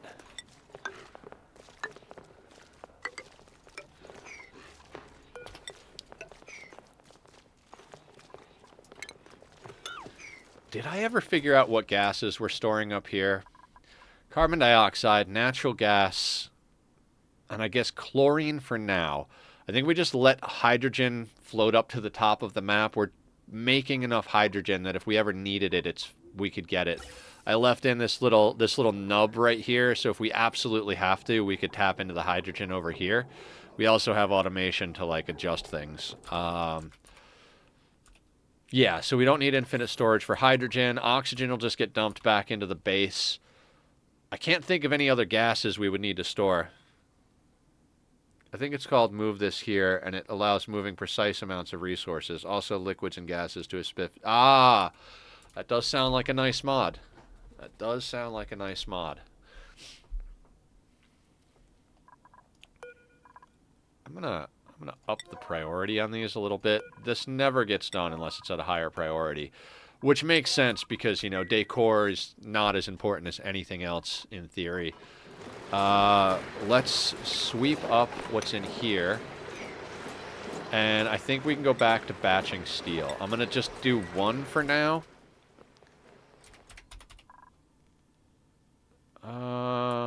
What we can do is come over here and make ourselves... Oh, I would have to delete that, though, right? Whoop. We'll make ourselves a little storage container over here. It's sort of OP, but I've done it the legit way with bottle emptiers 1,000 times. I'm just tired. Yeah! Like you said, it's a single-player game. For me, if I've done something 1,000 times and I know how to do it, it's like...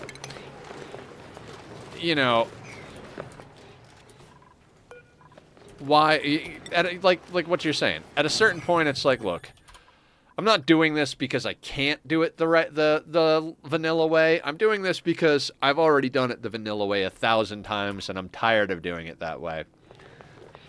So I totally feel you on that one.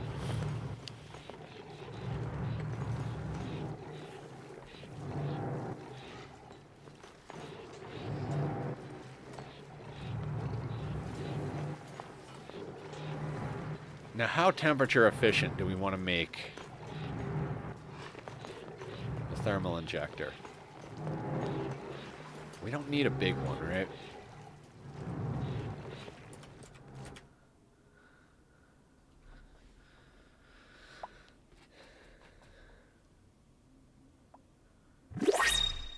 More printables. All right. I will actually look at the dupes, because I think in theory we could take on another dupe.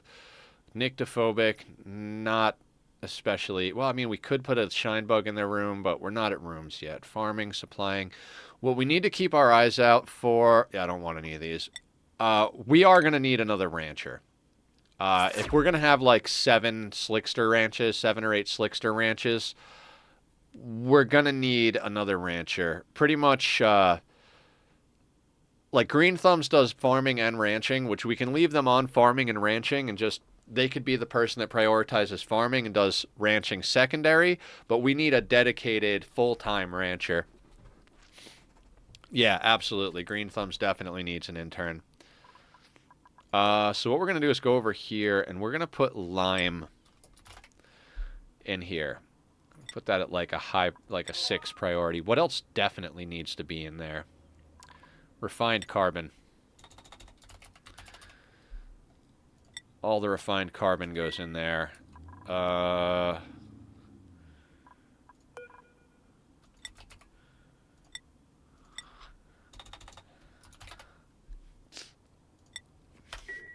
Because making steel is all we're going to use that for currently.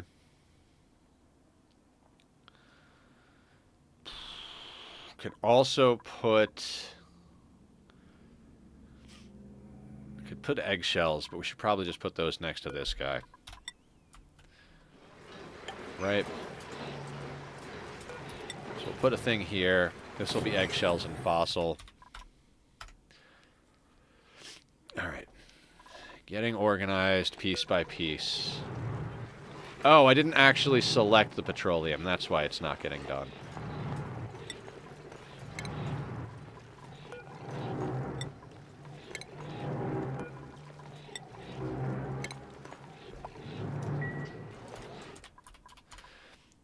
Yeah. So the plan for up here, and we'll need another aqua tuner to do it, plus we'll need the steel for the door. We're gonna put diamond window tiles here and here. We'll put a steel airlock here, then another 2 diamond window tiles here, and next to it we're gonna have a little chill tank of polluted water. We'll keep that chill tank super chill.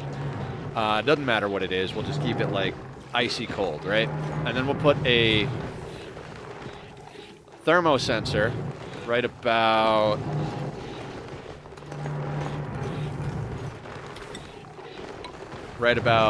there, right? Or there? Yeah, right about here. That thermosensor will then say if it's above 95 degrees in the pool of water that's going to be here, slam this door shut and inject some cold in there. And then we'll put 2 tiles here. 2 tiles or 1 tile? I think maybe just 1 tile. I don't even know if we'll get there today. This has got 42 cycles. Yeah, maybe. And basically what will happen is this little puddle of water down here is just going to stay at 95 degrees. We'll slap in a couple of temp shift plates, and so this thing will erupt and immediately just do the thing. It's a variation on the design I've seen Francis use. The man's a genius. I can't sing that guy's praises enough. He's just the bee's knees, so to speak. That being said, I might actually... Do we want to use diamond? I think diamond is overkill. I think we just use granite. I want to save our diamond for useful things.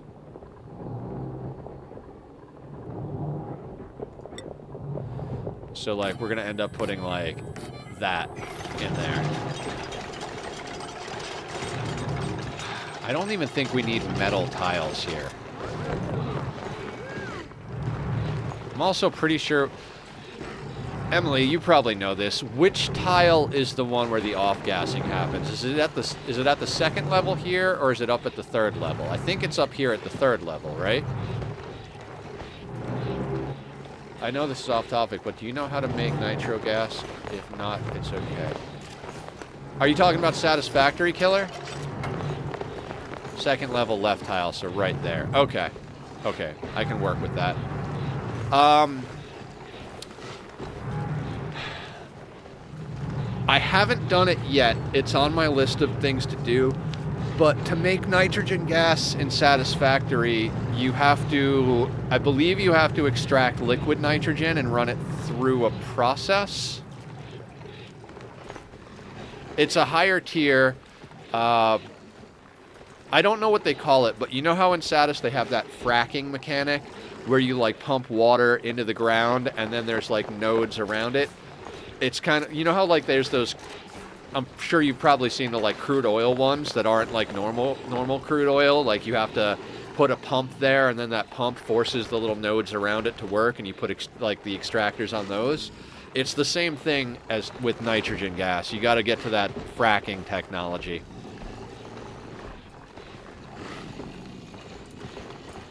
That is on the list of things to do. I do want to get back into Satis. I miss Satis. I just, I've been doing so many things. Lately I've been taking just, like, a little bit of a break from, like, the insane content creation machine that I've been, like, for, like, a month or so, every time I finish stream, I would immediately hop into either recording something else or editing something else. And with the goal of getting a very long list of stuff scheduled out for YouTube, which I've got. So the plan was at that point to start working on the banners and all that stuff as well. So I got to get into doing that because the last, like, week or so I've been kind of taking the time to just play and relax in the evening, which I needed. And I'm not saying I shouldn't have done it. There's no regrets over here. But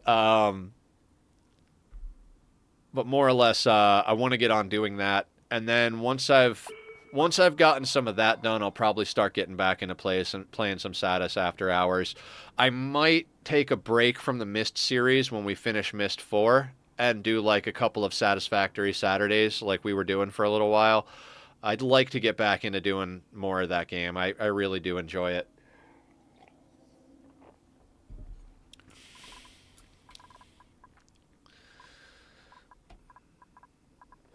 How much liquid do we have here? 375 grams.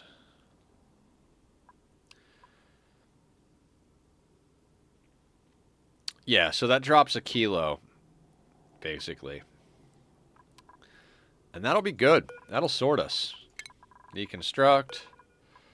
Deconstruct. And deconstruct.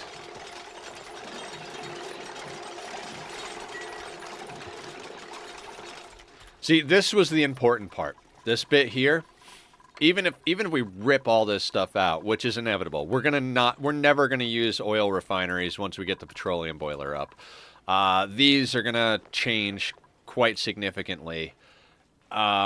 Basically, a lot of this is just gonna get redone yet again. This is eggshells.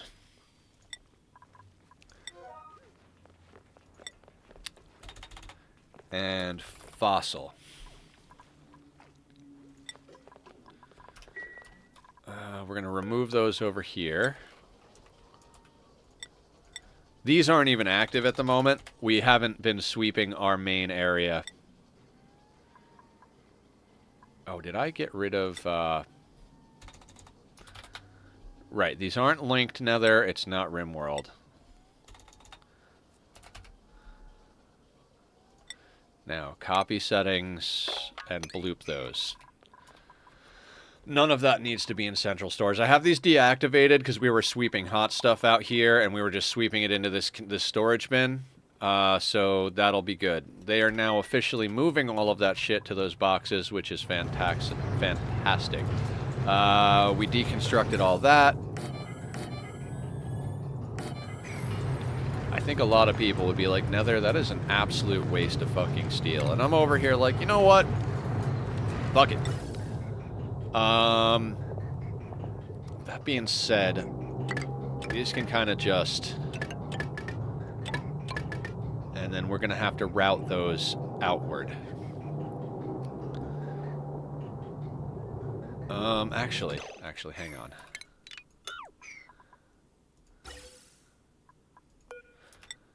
So, let's bring this down like this.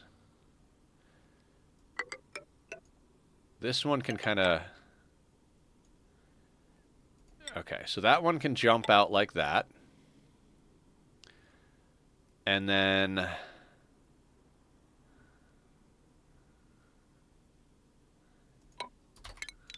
And then jump out like that. Oh, they can't get to that. Hang on.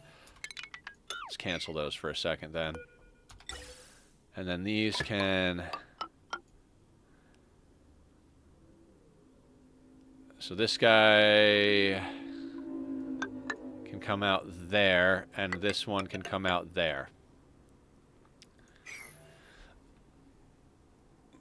Cozy F-it vibes. Other than that, hello, hi, and how you... I am already, but I can't figure it... I am there already, but can't figure it out. Yeah, I wish I could offer some first-person perspective on that, Killer. I like I said, I've never actually done it myself, so I'm not 100% sure what the process is. But I have faith in you. I believe you can do it.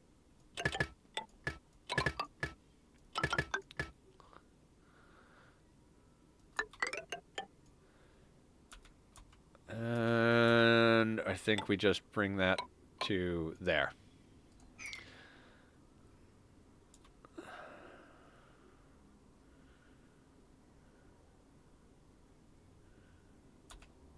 Yeah?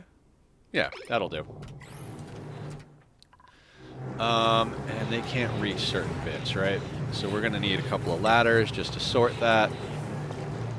We're going to say one like that each way. So what I'm going to do is I'm going to put the natural gas on the right, and I'm going to put the chlorine on the left, because the chlorine is the one that we least likely need. We have a chlorine vent.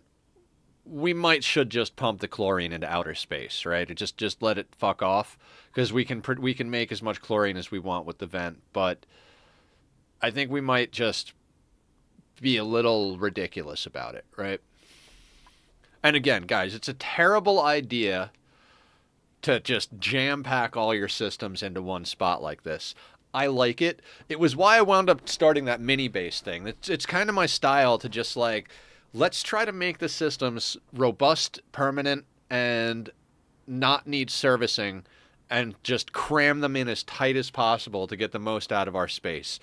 Now, the problem with the mini-base playthrough, more or less, is that I took too much time in between. Like, I did, like, 3 or 4 streams, and then there was, like, a whole long break because of my health. And when I came back, it was like, this just feels awkward. And it's a lot of, like, sit and plan and figure shit out. And so I said it a bunch while we were doing it. I think it would be better suited for a YouTube series than a stream series. I'm trying to decide how I want to do things like that. I'd like to get into doing more produced content for YouTube, but at the same time, I spend so much time streaming, and I do prefer streaming to making produced content. And the reason is, like, produced content requires me to sit here and not be around other people. Basically, like, sit in a quiet room and edit. I can't even really listen to loud music to, like, get my mind off of everything, because I'm doing audio in the stuff as well. And for my mental health, that's not fun. You know, just sitting here alone in the room working on something, like, it just, I don't want to say I start to panic, but I definitely feel a little like, what am I doing? All right, we're up to 600 kilos of steel. And we've got more refined carbon. We've got iron. And we've got lime. Let's just keep batching steel. It's never going to go out of style. We'll do it 10 batches at a time just in case, since it's a new system. But since it's power positive and we need it, why the fuck not, right? See, I like where we're at right now because we've got enough things going on with our base that I can actually do projects I want to do instead of projects that we have to do type of thing. Like, I've wanted to get this in for a couple of streams now, this, like, infinite gas storage. One of the main reasons I want to get this all, like, sorted, once we get this bit finished up, like, get this stable so we're not wasting steam, get our gas storage in place, get our industrial area measured out, that'll tell us where the left boundary of our base is. Also, we have to work on the petroleum boiler. That's going to take up space as well. But if this is going to come over to a certain point, the petroleum boiler can come over to that point.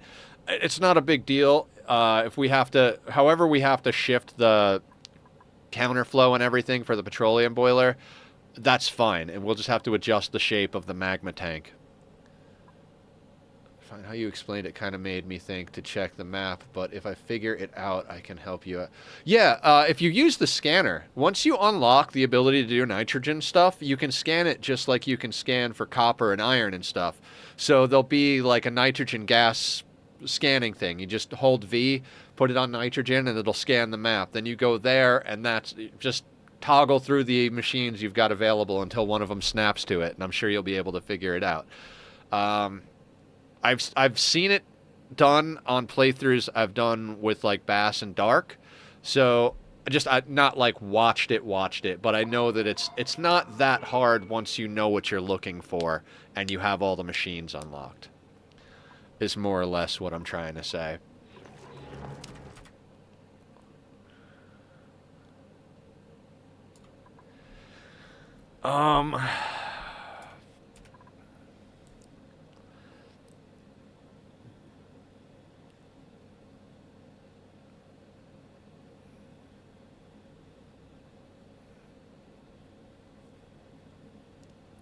So if we're going to sort those three gases, I'll probably throw in one of these little bits, like the one we had down here for oxygen. And what I'm thinking I'm going to do is we're just going to set up a temporary, like... I mean, it shouldn't be temporary, but... How am I going to set it up?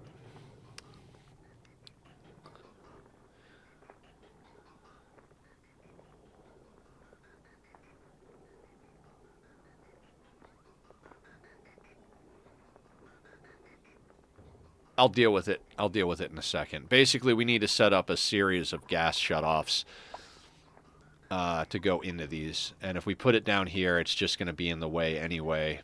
So what I'd like to do is be able to just slap a gas pump in here. So maybe that's what we'll do for now. I mean, we're going to have... Everything is going to move. Everything is temporary, right?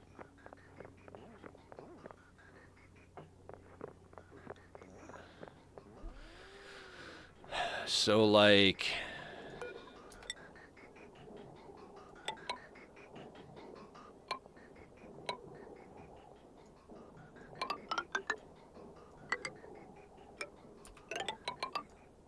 something like this.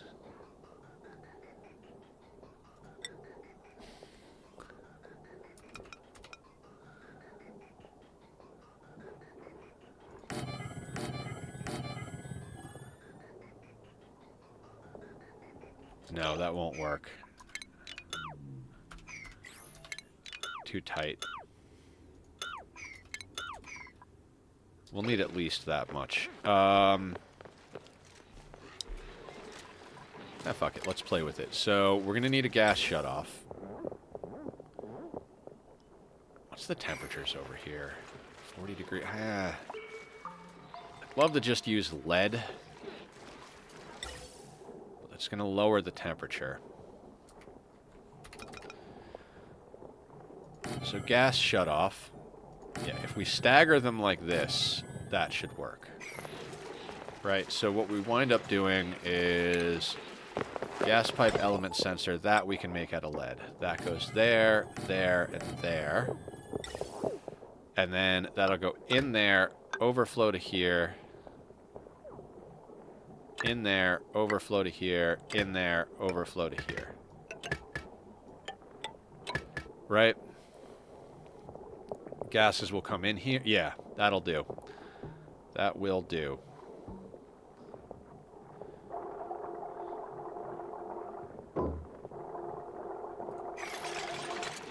These are going to be in the way of expanding this area out, but, you know, I don't give a shit. Everything's... Well, do I give a shit? I don't really think I give a shit. Blah, blah, blah. No, I do. I kind of do. Never mind, game. Everything I just said is a lie. Everything is a lie. Let's get rid of that.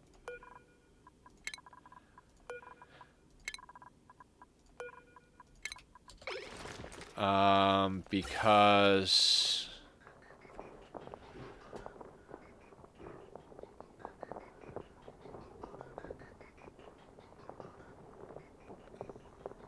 we could theoretically put the system in here somehow.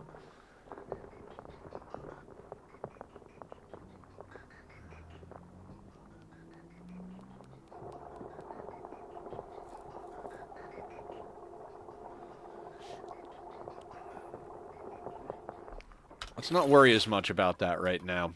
I like working on this to a certain extent, but it's not as important as some of the other things we've got to get done. Namely strip mining this whole area down here.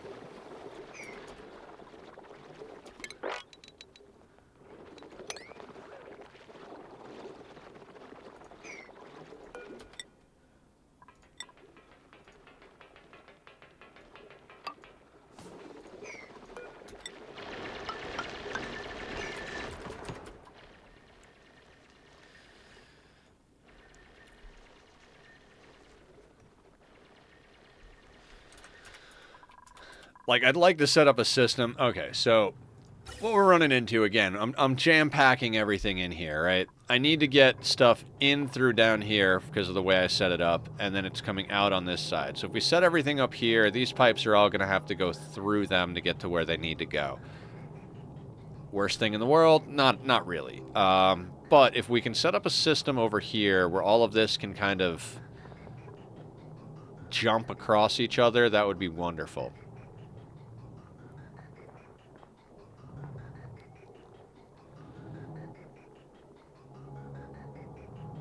I think we can do it.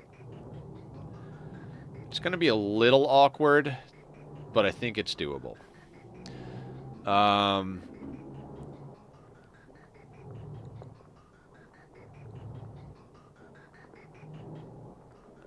Do I need to change anything? Hang on a second. I could give us some more space. Instead of sending this one out here, we could send this one out here. No, that doesn't change anything. Never mind. That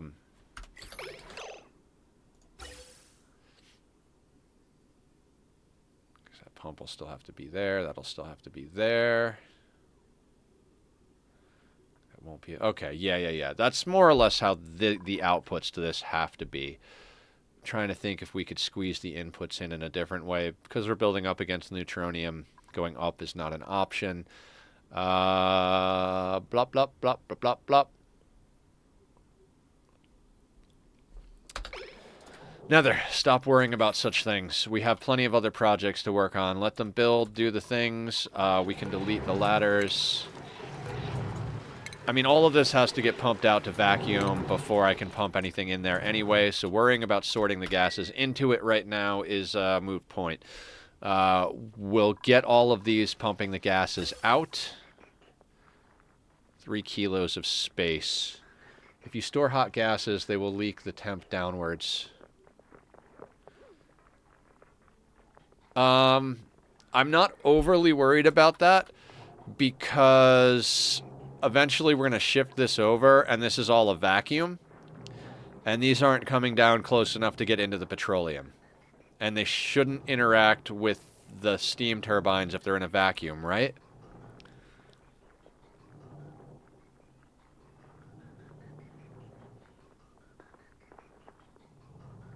Right, because you need a transfer medium for it to go from gases or liquids to the surrounding area. So,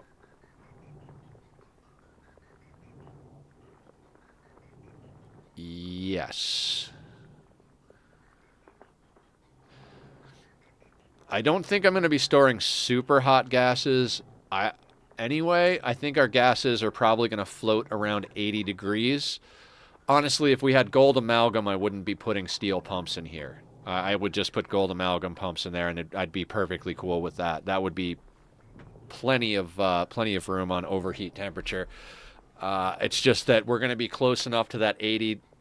Yeah. Oh, I appreciate it. Throw all the thoughts out there. I don't always have good thoughts in my brain. So I think that'll work.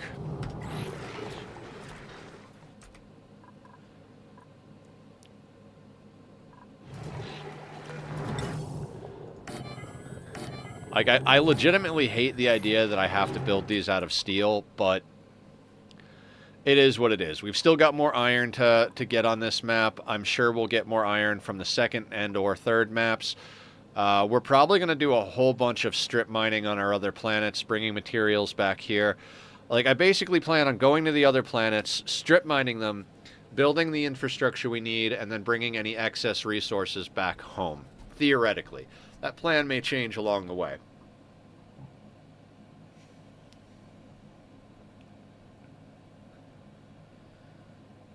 I am very glad we put in 3 steam turbines, given how much heat we're deleting from the metal refinery. Yeah, I mean, for all 3 boxes, that's 300 kilos. It's in the grand scheme of things, it's not the worst thing. You know what I mean? We've got 106.5 tons of lead, so every wire going forward is going to be made out of lead.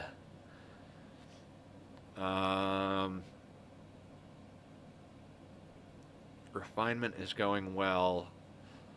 Those are going in. We're basically like, a lot of our projects are dependent on getting more refining stuff going. So we can do side projects like this in the meantime. I mean, I say side projects, but it's all important nonsense, right?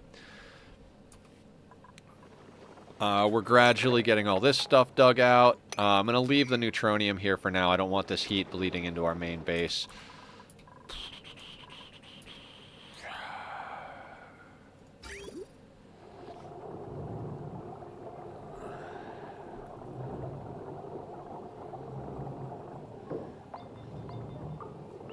What a heaping buttload of nonsense this pipe network is. Blub blub, right? Like, this whole deal here. So, right now we have the main base cooling loop on this aqua tuner, right? Along with everything else. We've got one aqua tuner dealing with everything. But when we extend over this steam room, we could put the base's cooling system on an aqua tuner like over here. So it's a lot closer to the base, which is what we're going to end up doing. And that'll separate it from this, untying this knot considerably. And then this one will basically be for cooling our oxygen and stuff. Stretch, thank you, Aya.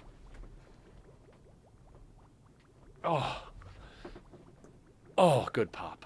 Absolutely good pop. Oh, nice. We are making quick work of this water. That's all getting dumped into our infinite storage over here. Marvelous. I think 40 tons of water should definitely get us through the dormant stage. I might replant some of that mealwood. Although, we've got 3,200 calories of meat and 4,800 calories of meal lice. No, we're fine. And they're harvesting more meal lice.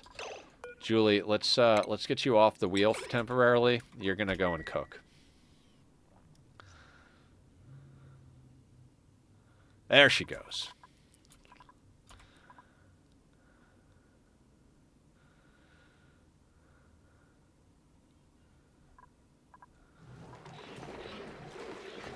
Oh, shit. I don't think they can reach the power wire. Yeah, they can. They can. It says they can. Right? Am I crazy here?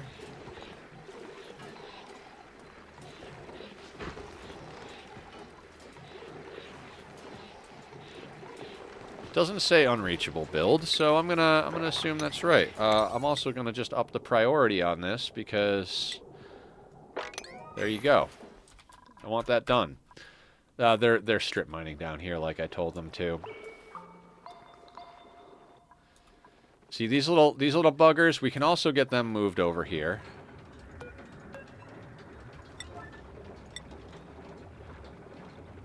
It's unreachable for green thumbs. Why is that? Oh, because everybody else has the suits on already.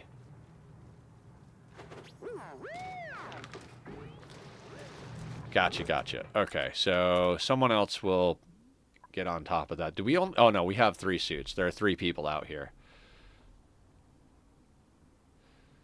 Alright, those wires got built.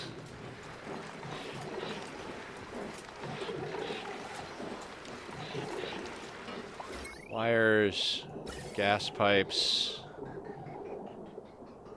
Alright, that should more or less sort this system. We got everything swept out. So we're going to button these up. And we'll deal with pumping the gases out shortly. And by shortly, I mean probably later.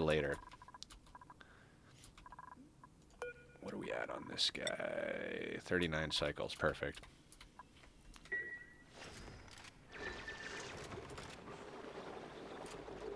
Yeah, we've got a bunch of slicksters in here.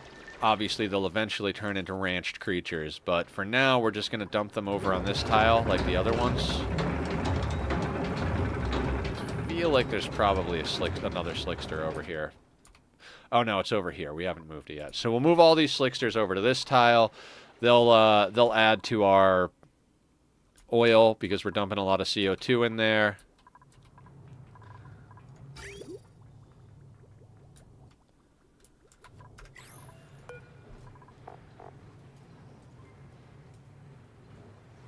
Why are we not doing this?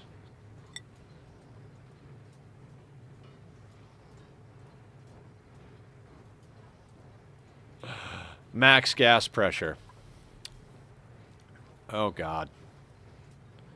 So we need to get this infinite storage running pretty ASAP. Okay. We're on a timer, ladies and gentlemen. We're on a timer. Ugh. Because this won't off-gas, meaning we won't be able to make more petroleum, meaning this whole system is going to fall apart. Excellent. Very, very excellent.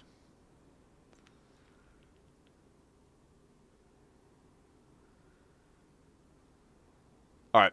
I'm going to take a quick restroom break, guys, and then we'll come back and sort that problem out. We've got 3,300 kilos, or we've got 3.3 tons of petroleum to sort out the fact that we've got max gas pressure over here. This is a problem I did not foresee, and it's probably good. I wanted to work on infinite gas. Okay, restroom break, and okay. I'll be right back. If you guys like the Be Right Back music, go check out Bobby, show him some love. I'll see you in a second.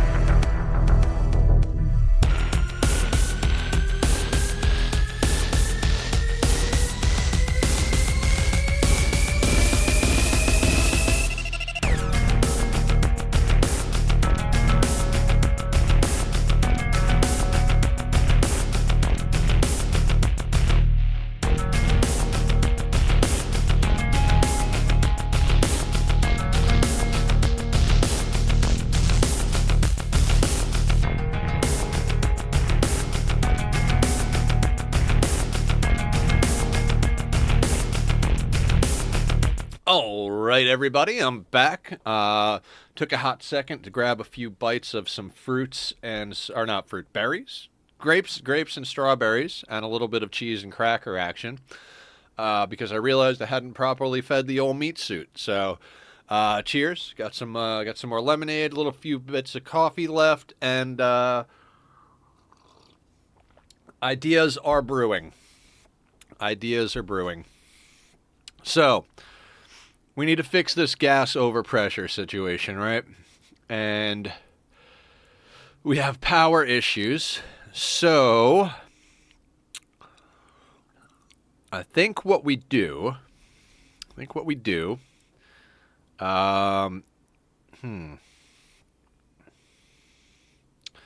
want to get a natural gas generator built, right? And if we build that, let's say we build that like over here-ish, we can basically use the automation wire from this thing. Slap a pump in right up here, and then off-gas everything else. Now, quick question, do we have enough plastic for this? No, we would need 50 kilos of plastic, and we've got 21 kilos of plastic. So, we're going to have to get creative. Until this is all online. So how do I want to do this? Sorry, a little stuff into my teeth.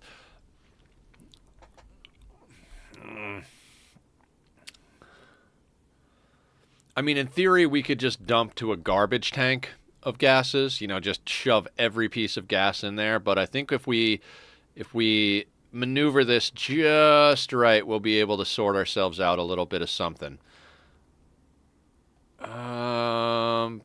Power.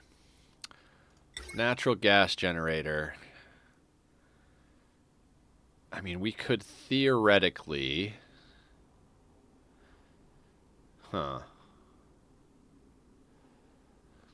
if? What if we put that there?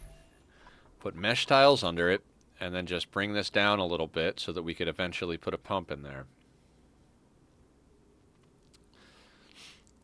I think I kind of like that. Okay, so let's say our mesh tiles for the natty gas are here, right? Then we would need room for a pump. So let's say maybe these two tiles. Because now we're going to be getting polluted water from this guy and that guy. So we would need something that would be like, let's say for the sake of getting as much room as possible, we could put one right here, basically. So we could do something like that. Break out these tiles, put a pump right here, put a natural gas one there.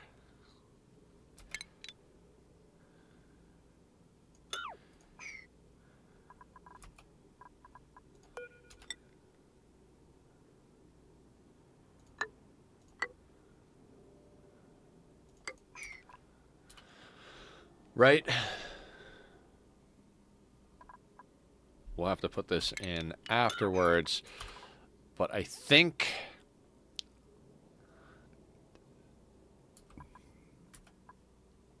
that would sort us out and keep us away from a few things. Then we could actually bring this wire down through here. Okay. Deconstruct that ladder.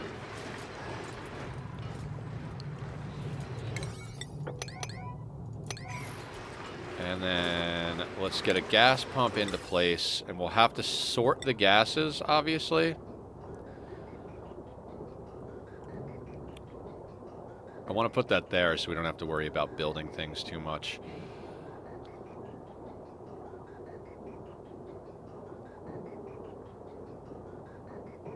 Which means we'll have to have an infinite gas off-gassing thing. Okay. One step at a time here, one step at a time. If everything's an emergency, then nothing is an emergency, right?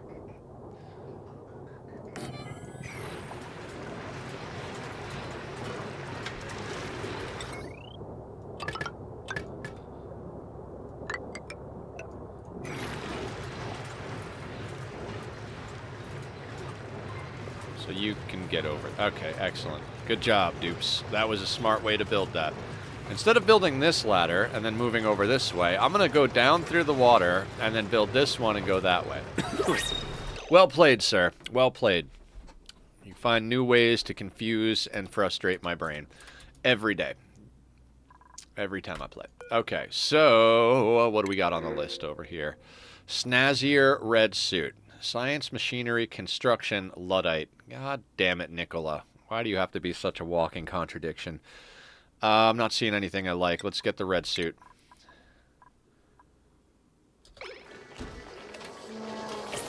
Snazzier red suit. I don't know. Let's give it to Barb. Get everybody nicely dressed. I've never actually made clothing in this game, I don't think. It's just, it's not a priority to get my dupes dressed up nicely.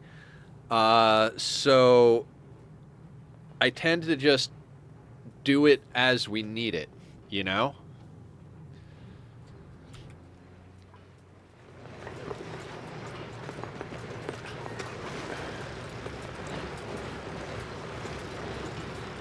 Okay, so let's continue working on this. We're going to need a shutoff, and we're going to need an element sensor. This is going to have to go.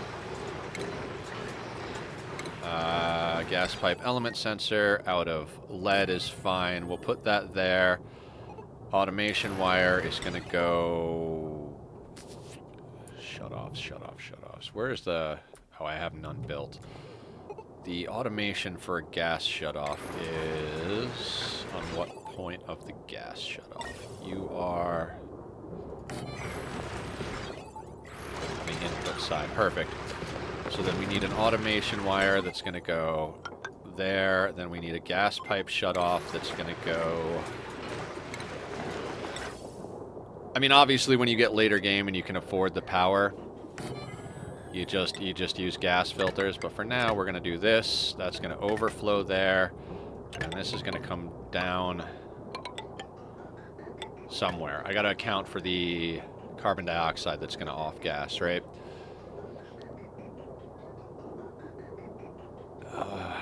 We're just gonna burn it off right off the bat. And now where are we gonna output that to?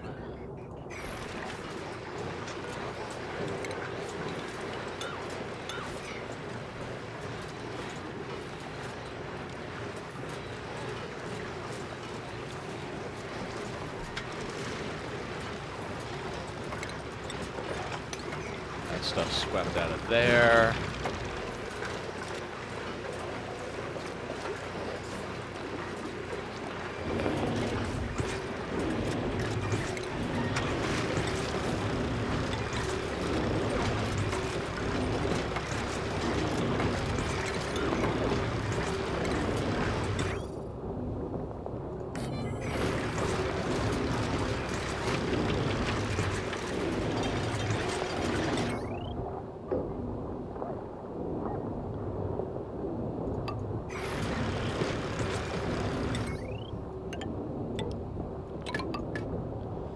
Don't need this right away, but we won't be able to access it, so I'm just gonna wire it in, give us access.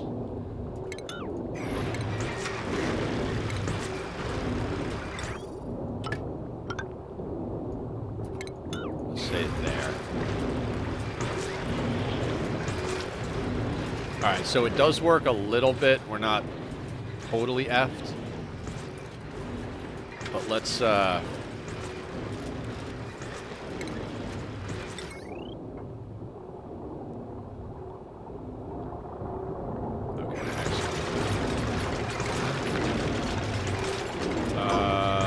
this is going to be in my way.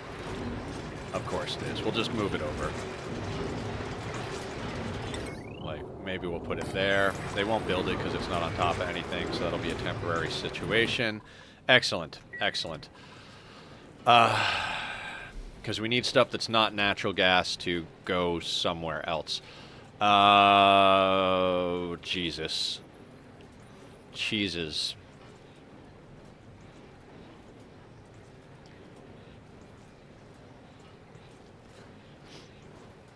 so we're not totally fucked.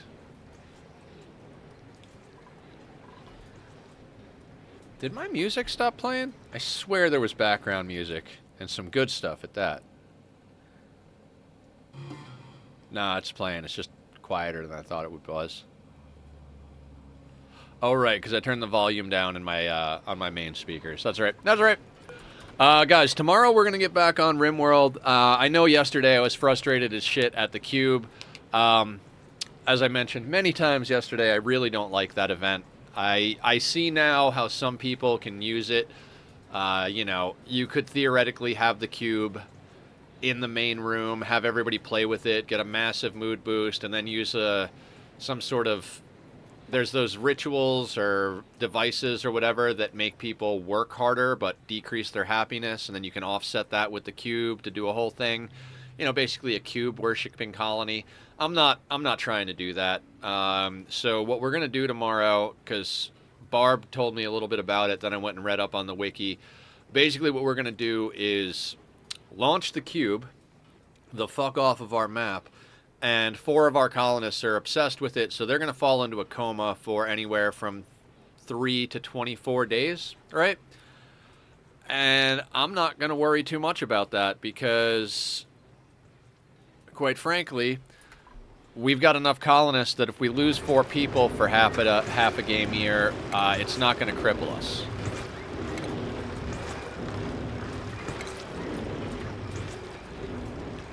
So we can afford to have 4 people slip into a coma for a couple of weeks, or, you know, a couple of quadrums.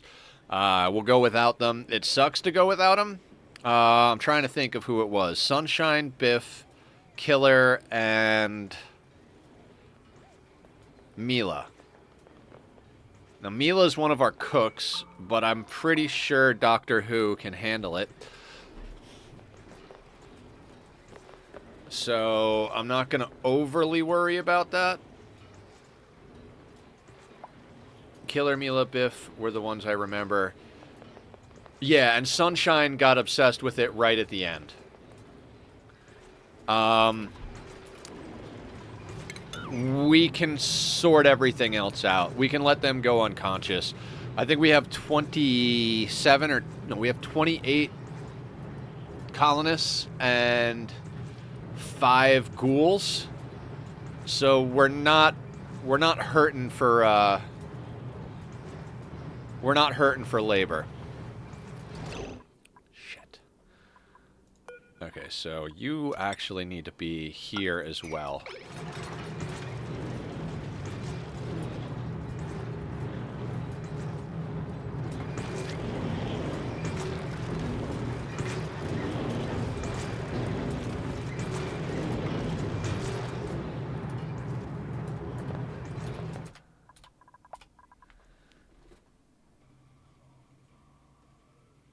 What a ridiculous combination of contraptions. You know, if we were on one of the classic sized maps or playing the vanilla game, I probably would just leave space between everything, right? Just be like, fuck it, let's just leave some space. But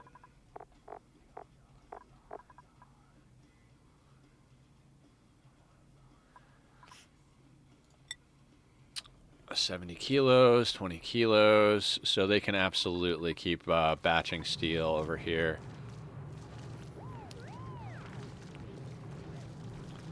Oh yeah, they just keep coming to run this because it's a higher priority. They won't run the refinery until that petroleum is fully sorted.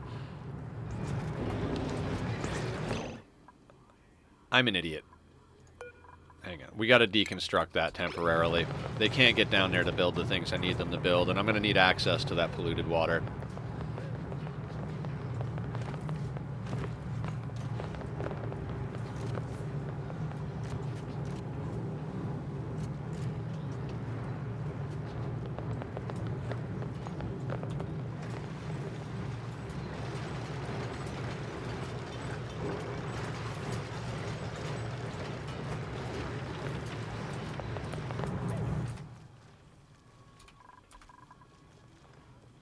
Probably easier ways to do this.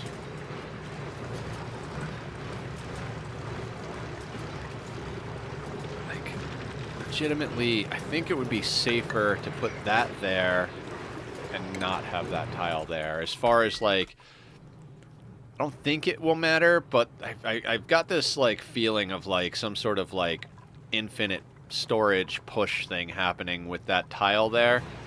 So we're going to get rid of that tile, build these here, dig out this tile, and then put them back in.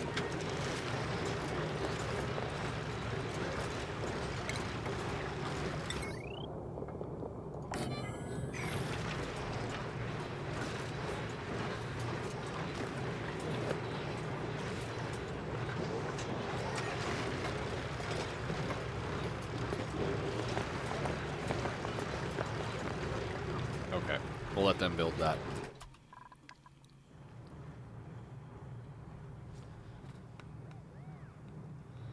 That'll give us more power. Now, at the moment, that's more or less just gonna... That's more or less just gonna... I don't want to say waste our power, but it's more or less just gonna waste the natural gas here. I mean, we need enough power that... Fuck it, you know? But...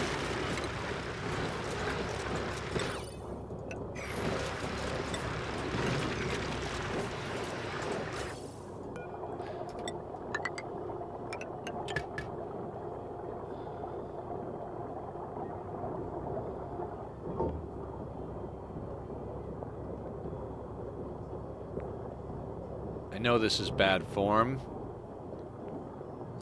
Oh no, that's wrong. This is wrong. This needs to go here.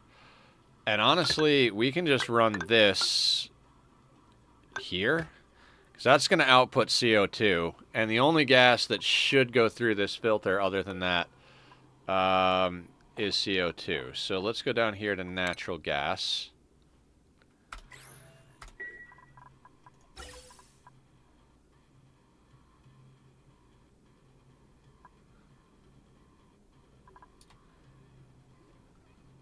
And then this is going to come down into this. We're not going to do that just yet because, you know, reasons and stuff, but that's the contraption we need. We're still pumping out the water we were originally using for coolant to go into the infinite storage, which is going to last us enough time to get through the dormant period of the steam vent and get that system all sorted out. Let's kind of put a little speed on it since we know exactly what we need to get done here. You are not max gas pressured, but damn close, so...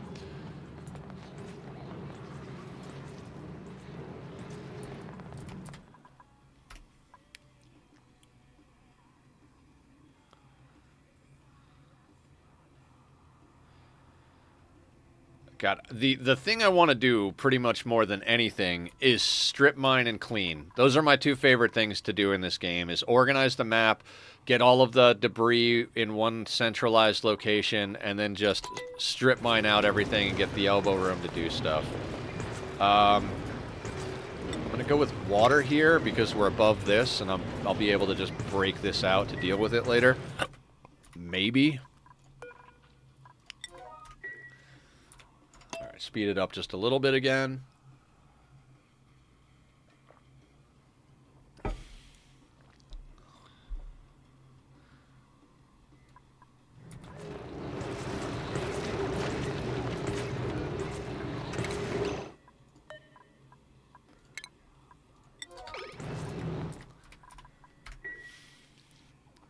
So I run into the same conundrum in this game that I run into in RimWorld. Is it faster to just kind of let it play on a 1 and, you know, work with the dupes on a 1? Or is it faster to play on high speeds and just pause when you want to queue things up? Oh, you son of a bitch. Almost finished that, huh? Alright, they'll still be able to access that like that. So we'll put that there. I don't know, maybe a combination of the two.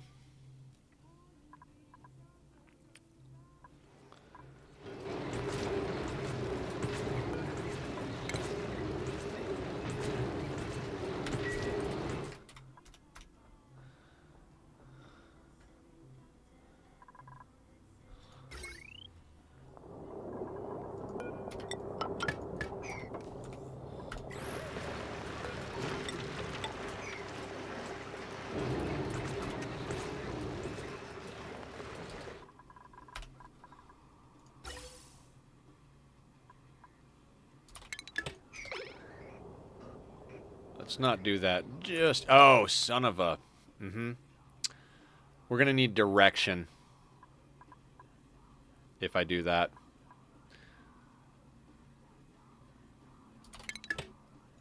Okay.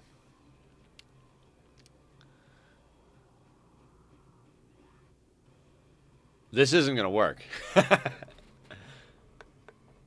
No, it'll work. It'll work. It'll just rotate things.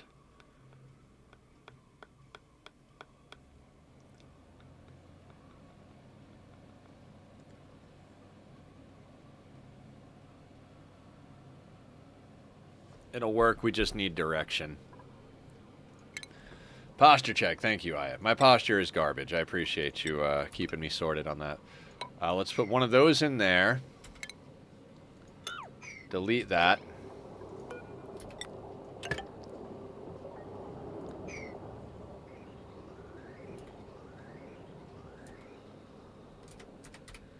Come on, dupes.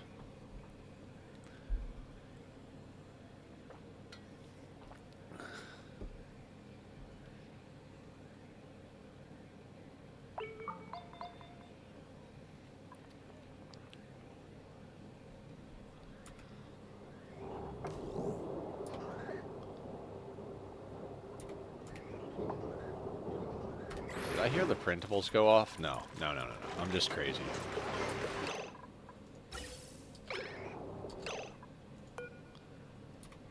Alright, let's get the rest of this built, dupes.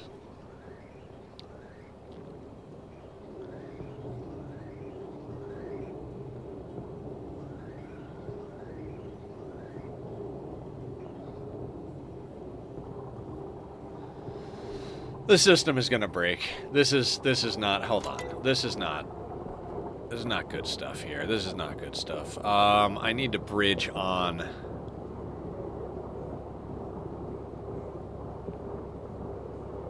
This needs to bridge onto this system, because this system needs to keep going. How do I do that? How do I do that in the space I've allotted? Do we just...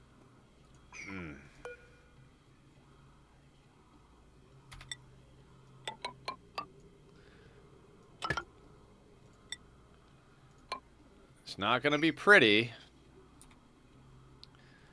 but that'll do.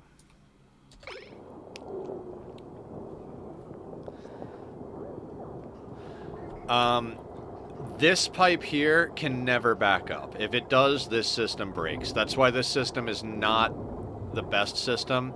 This is something you use early game when you don't have the power to afford... what do you call it? When you don't have the power to afford gas filters.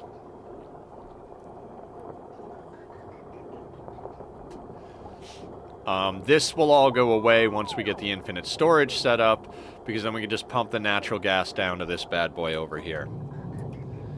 You know, we'll just bring that down over to this situation. Okay, so now that's flowing like that.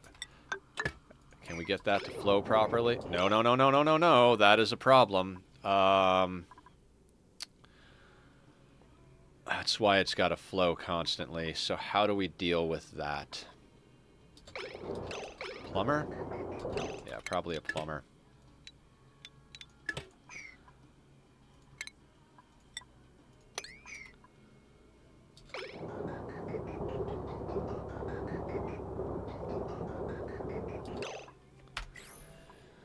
Son of a bitch, you're overpressured.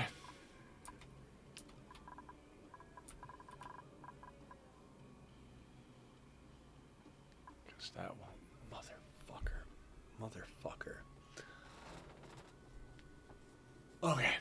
Okay, I can do this.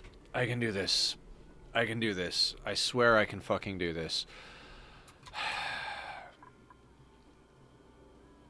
The natural gas won't go anywhere.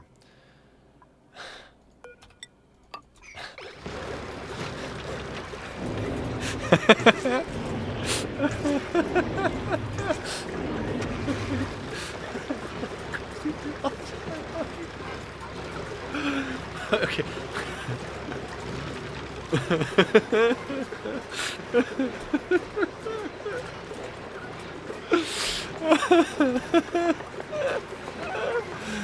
Oh, God. Okay, so I put that there. So I can put that. Okay. Okay.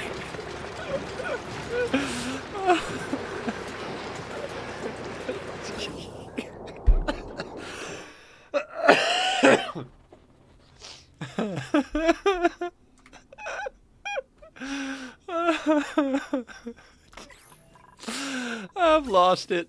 I'm gone. It's over. Oh my god. Uh, can we, yeah, we can do that. Just keep an eye on it. That's just gonna burn off the natural gas we create. I'm not gonna set up any type of automation on it. It is not gonna burn off the natural gas we create. There is just entirely too much natural gas. Maybe it'll burn it off quick enough. Like, it's okay if some of it overflows and recycles. I don't really give a shit about that. As long as CO2 doesn't get into the line, that should burn off enough of it.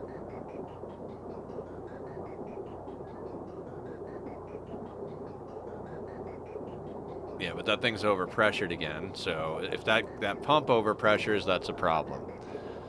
Which is why I'm putting that airflow tile there.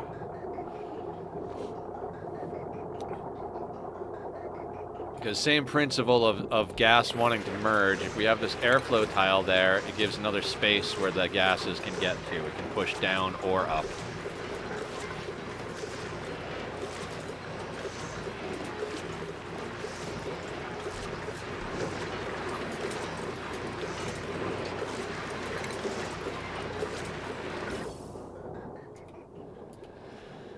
Alright, so this natural gas should pump non-stop. It provides 800 watts of power, which is more than we're using for the pump here.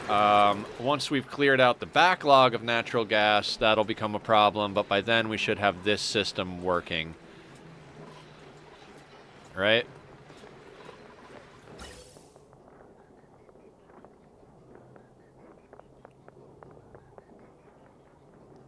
You know, and then by then we'll have to worry about the buildup of polluted water we got to deal with. And by then I mean probably in like 20 minutes.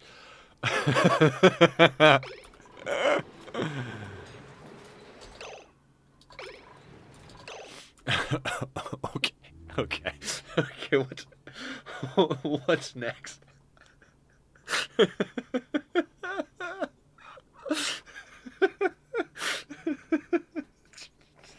It's just nonsense. It's just all fucking nonsense.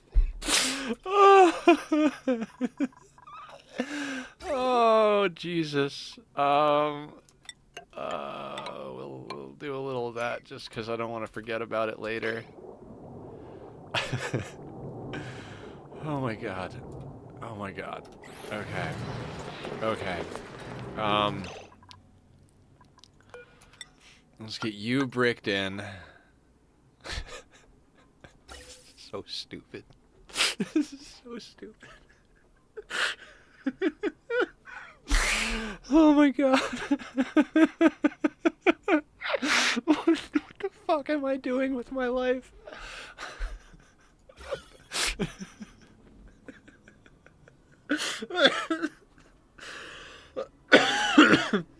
Oh my god. Oh my god. Okay. Okay. Oh god. Oh god. Oh my god. Oh, Jesus. I needed that. Good laugh.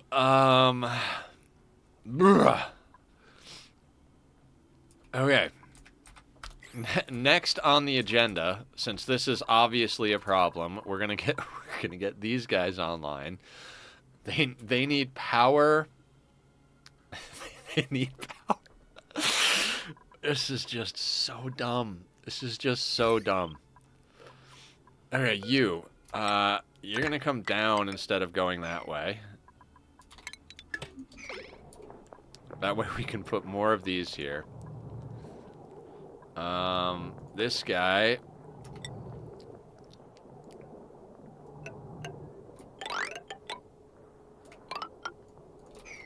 We're going to go like that. This is so dumb. This is why I tend to like late game better, right? Like, I know the panic of early game is what everybody loves to watch. It's like, oh, dude, you're going to, like, this is crazy. You got to solve all these problems and deal with all this nonsense. Like, I like to get to the point where I can just be like, all right, food, power, all of that is sorted. And, you know, I can, like, focus on, like, all right, now that we've got that sorted, let's work on the petroleum boiler. Speaking of, like, let's run this a little less dumb.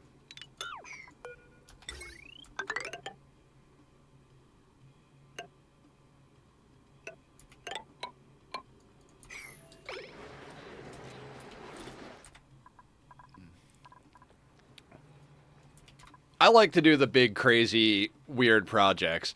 I mean, yes, there is a certain sadistic pleasure or masochist, whatever it is, like, in dealing with these problems as they crop up. But there's a nice accomplished feeling of when these problems aren't a problem anymore, if that makes any sense. Like all of this stuff. The reason this is like a fun time is because your eventual goal is to overcome this madness, right? Your eventual goal is just to be like, fuck it, we got this, you know? And like once you've overcome it, it's like, yes. And I mean, yes, there's like the credit screen of doing Home Sweet Home or going through the tear, but really winning the game is making it so it's stable enough that you don't have to chase these problems nonstop. A lot of game design is giving challenges that players enjoy overcoming. Yes, yeah, exactly. All right, somebody got called to lunch and dropped the lead. Get the lead out, guys. I mean, I'm glad our dupes are eating barbecue. That's pretty cool.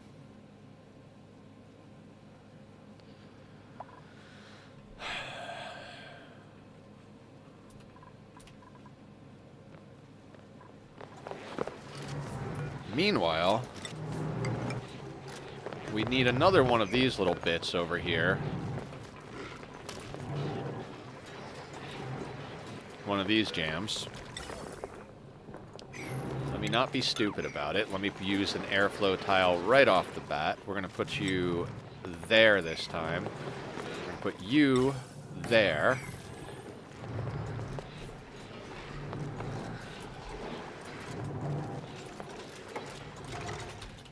So this little, like, overpressure system, I wind up using this a lot early game. So what we're going to do with this, we're going to put one here, and then we're going to one at a time vacuum out all, well, not necessarily vacuum, but if we look at this, we've got natural gas, oxygen, and polluted oxygen. This is going to be our natural gas tank. So we'll do this one first just for the sake of it.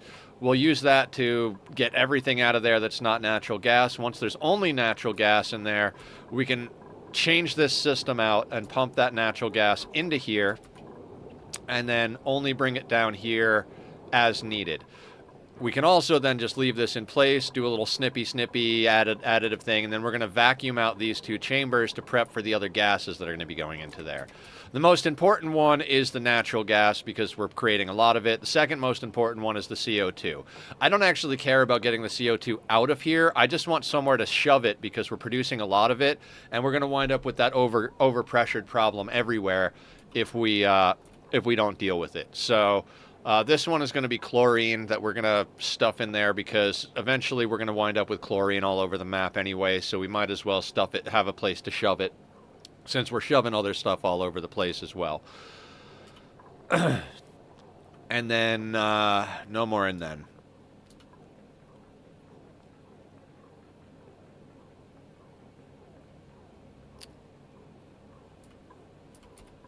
Okay, so once we have a place to store these gases, no overpressure nonsense should happen down here. Then we can actually put this on the battery and not just be burning the natural gas off as fast as this thing can cook it. Right now, our petroleum generator is not even going crazy at the moment. We're basically running off the natural gas that we're producing by making petroleum, which is going to be this back and forth thing, right? Because At a certain point, we'll use up all the natural gas in the air. That means we won't have enough power to keep everything on. The petroleum boiler or the petroleum generator will kick on, which means we'll need petroleum, which means they'll have to refine more petroleum from crude, which will off-gas more natural gas, which will get the natural gas generator flowing again. So it's kind of this like, it'll work for now. It'll work for now. Which is all we need it to do. We just need it to work for now. I don't even want them to waste time building that corner bit. That doesn't need to be there.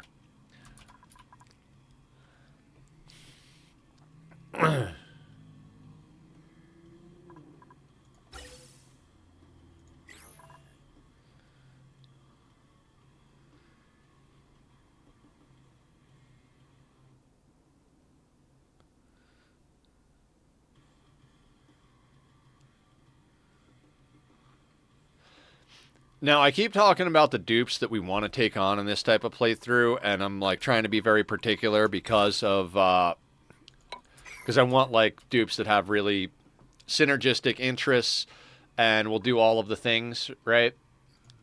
But the thing about this home planet is we're going to have plenty of decor, or plenty of morale possibilities here. So it's not as essential. Because the morale is going to mean that we have the ability to basically do whatever. Sorry, that was not a complete thought whatsoever. Basically, morale is what you need to upgrade your dupes, right? Because that's the way the skill system works. The higher the morale, the more skills you can put into them. But if they have an interest, it costs you less. If you want to go all the way up to the third tier of a skill, you need 3 morale to do so if they have an interest, but you need 6 if they don't have an interest. The thing is, with a nature reserve, great hall, washroom, and once we get over to bedrooms, and we get onto the point where we're just always having barbecue, it almost doesn't matter what the dupe's interests are, because on this planet we'll have so much extra morale that we could just level everybody into everything, regardless of interest or passion. But having those interests and passions are going to get us through this early to mid-game hump that we're working on right now. I guess we're mid-game. We're not early game anymore. So it'll get us over that hump, and anybody who has those good passions will make good colonists for other planets as we send them out, because then they'll be skilled up in those things, and they won't need massive amounts of morale, meaning that we can actually send them to another planet and not have this whole thing go freaking sideways on us.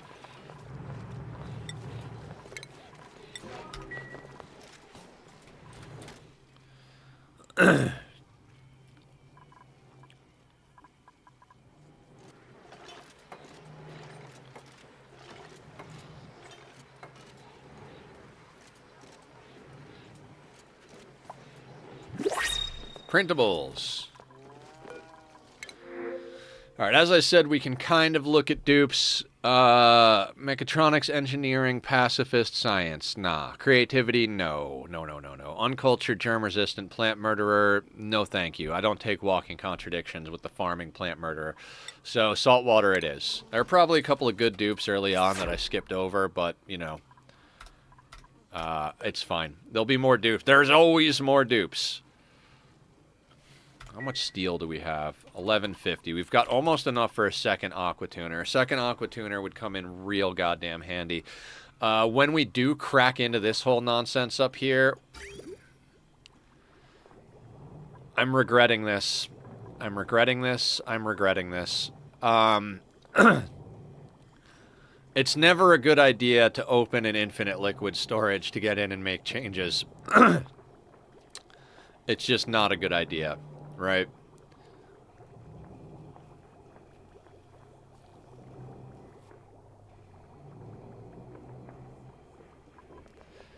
But we might have to.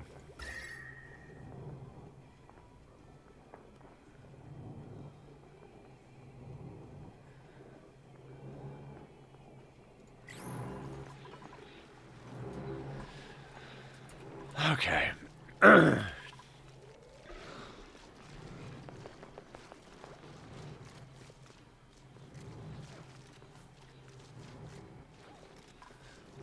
My music is probably a little too loud. It's going to get picked up on my mic, and I'm going to wind up with DMCA strikes. you want to go over water, McFly, you need power. Okay. We're going to put that there. Lock you into place. Now, gases-wise.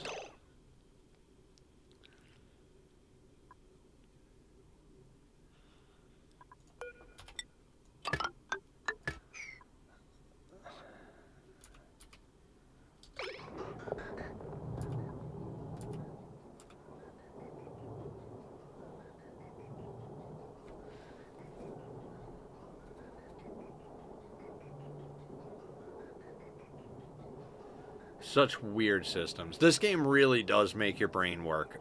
Come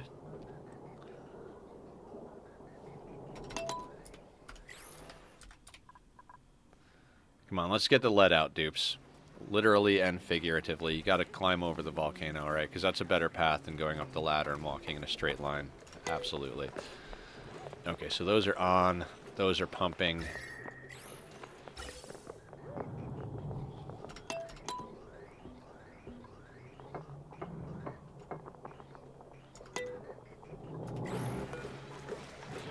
Anybody on top of this? Where are you going, buddy? Right, because the cook can't actually carry their own raw materials. Okay.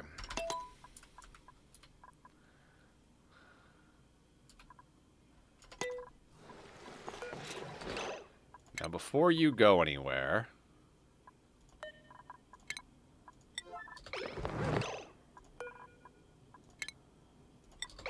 There we go. Now.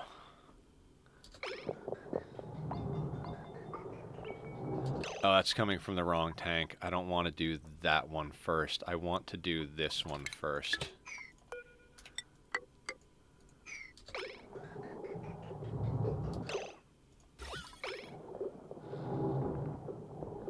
And we just need to get all the oxygen out of there. Once the oxygen's out of there, because we want natural gas in here, so that thing's just going to pump. The bottom one doesn't even need to be on, but can't turn it off, so... Actually, we can. Let's just do that. Because the top one is where the oxygen's at, so we'll just let it pull from up there, because that way... We're more likely to just get... Like, the oxygen's almost gone already. We don't need to pump the natural gas out, because we're just going to wind up pumping it back in. We just need that oxygen out of there. Once that's out, we can reconfigure this a little bit. Come on, buddy. Come on, you got this. You got this. It's only a couple of grams of freaking oxygen. Okay, okay. Oxygen is cleared. All right. Wonderful. So now...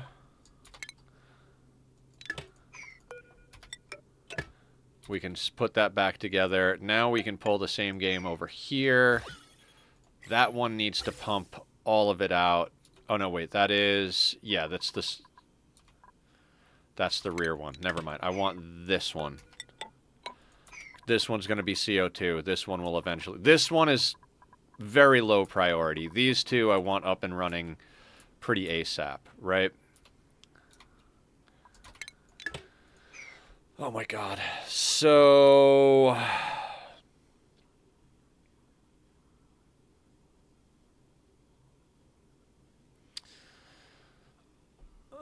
swings and roundabouts, as Francis would say.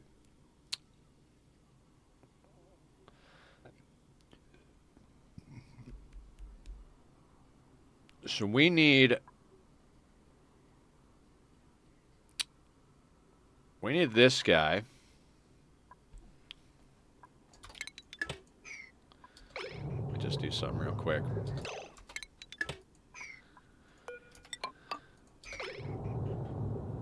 Alright, we need this one to pump down to the natural gas, Jenny. Right? So that's a thing. So we need that to happen. And then we need this pump to pump up into here.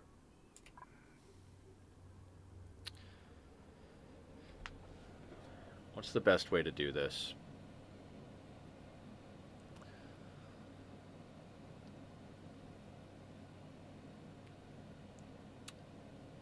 I think we build that temporary system I deleted. Like, I think we're just going to have to continue, like, it seems like what we're doing here, we're building a temporary system.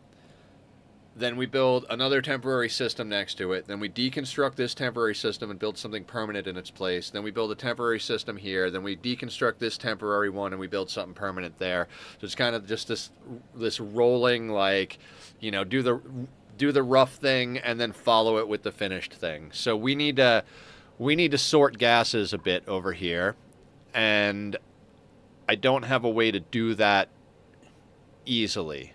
We've already got a pump locked into the system here. Yes, this gas shut off, like, is doing a job right now. But what we can do is we could just run a line up here to this line of gas shutoffs we're going to have, and then, whoop. Man, they have been out in force these last couple of weeks, huh? Just flopping the big ol'... Never mind. I was gonna say something terrible, but...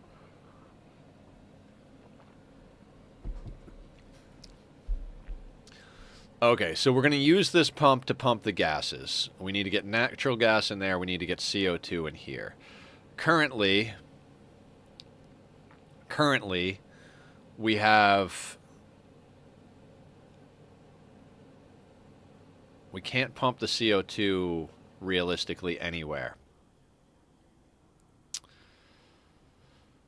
Oh, God.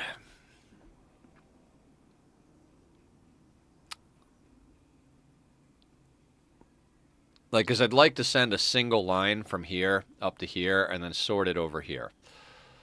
At the moment, though, I don't think that's feasible. So we're just going to have to... Okay. More nonsense.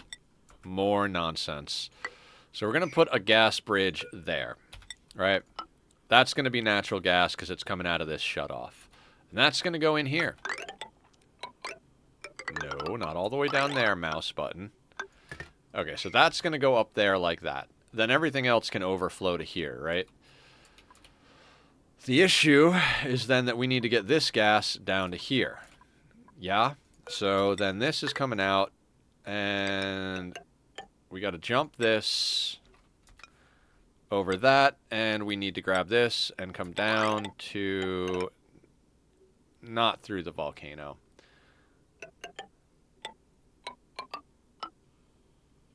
This is all just absolute nonsense. There's the right way, the wrong way, and the nether cloud way. Isn't that the wrong way? Yes, but slower.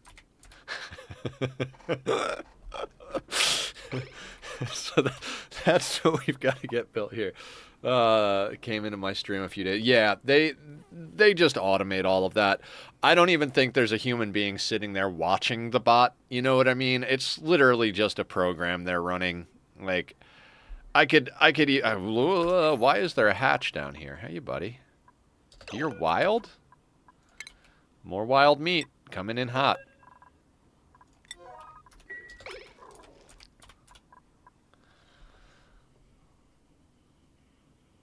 So the reason I want the natural gas up here is that realistically, we're not going to use natural gas for power. The natural gas is going to be used for cooking.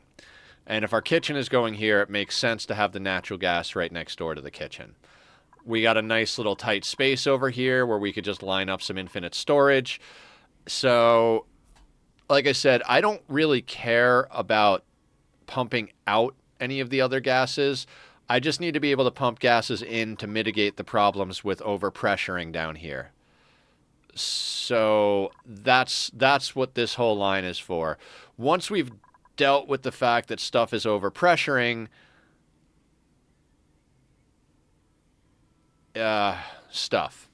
There is a function on Twitch that shows other streamers often watched by folks that watch your current streamer, so they might be finding more through that. Gotcha. Yeah.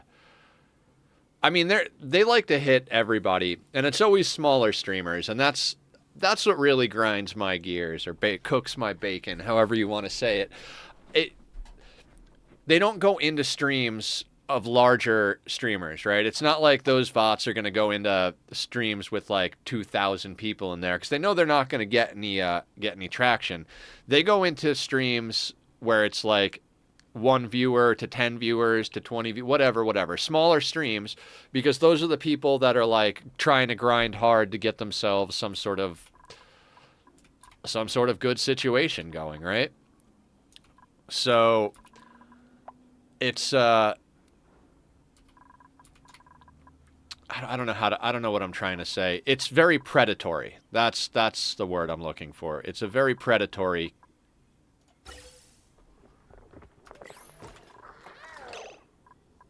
Are we vacuuming here? No shit, we're already vacuuming there. I like that. That's phenomenal. Why are we vacuuming here? Didn't we have oh, because they pumped it all into that. Yep. Okay. So let's do a little snippy on all of that too. This is not the one I need to go there. This one is the one I need to go there. That's gonna get me every time, right?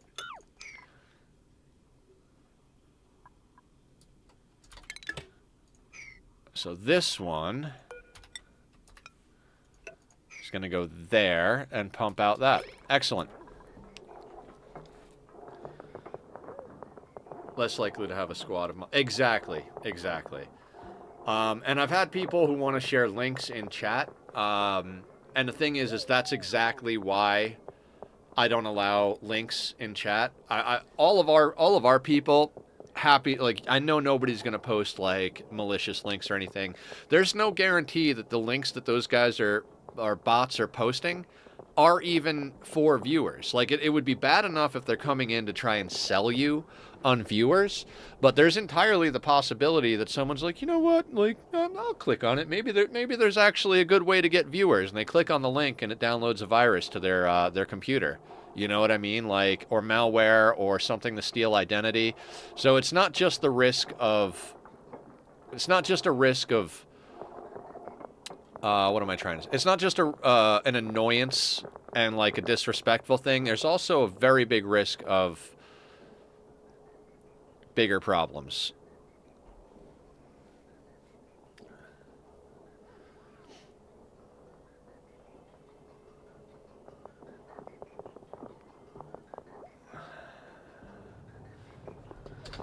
All right, give me 1 second here. Since that's already pumped out,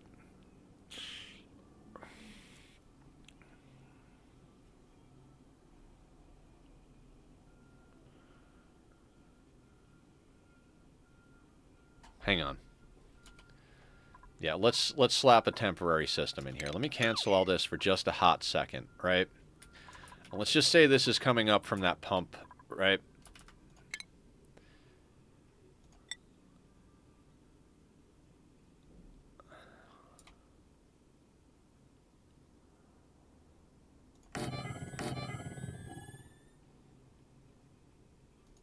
If we alternate these...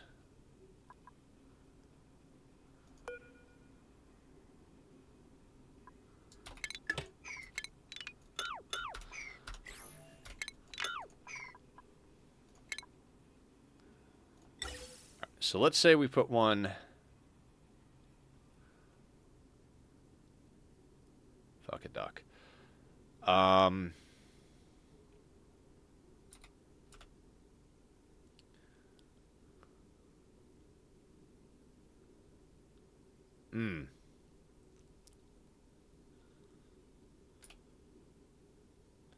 kind of want to put them like down here.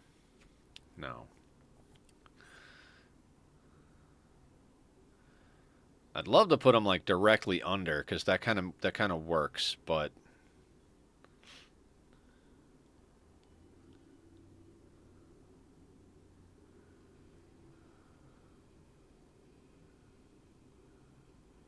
hang on.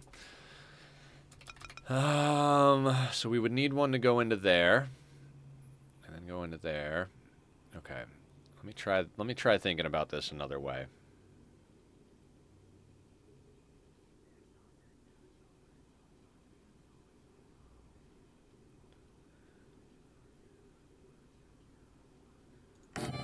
Like if we stack these, no, that doesn't work.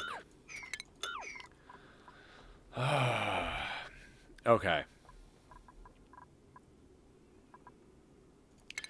What we need is a series of shutoffs and sensors. So, okay.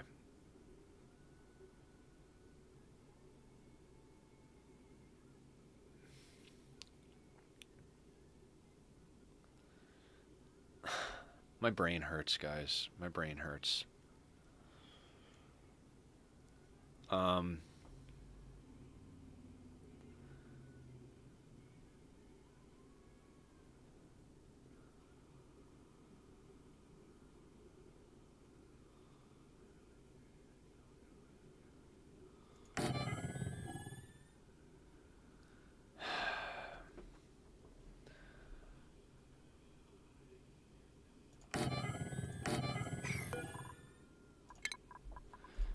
I think I got an idea. So that comes up there, overflows that way, overflows that way, overflows that way. Right? That snips and connects there. That would connect like that, and that would connect like that. Joker, what's going on? What's your question? Throw it at me. I'm happy to answer if I can.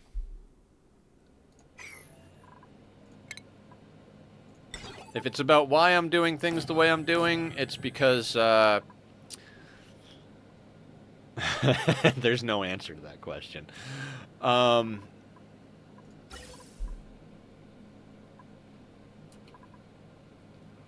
that's not gonna work. I mean, it is, but damn it, this is just a convoluted mess of garbage.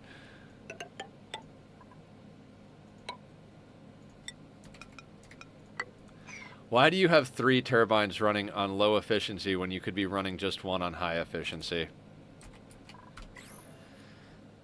Forward expansion.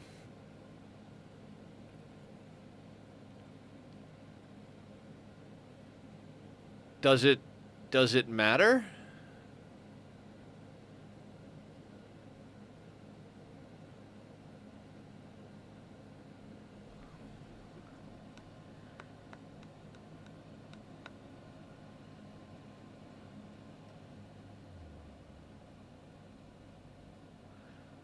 I mean, I could turn 2 of them off for now.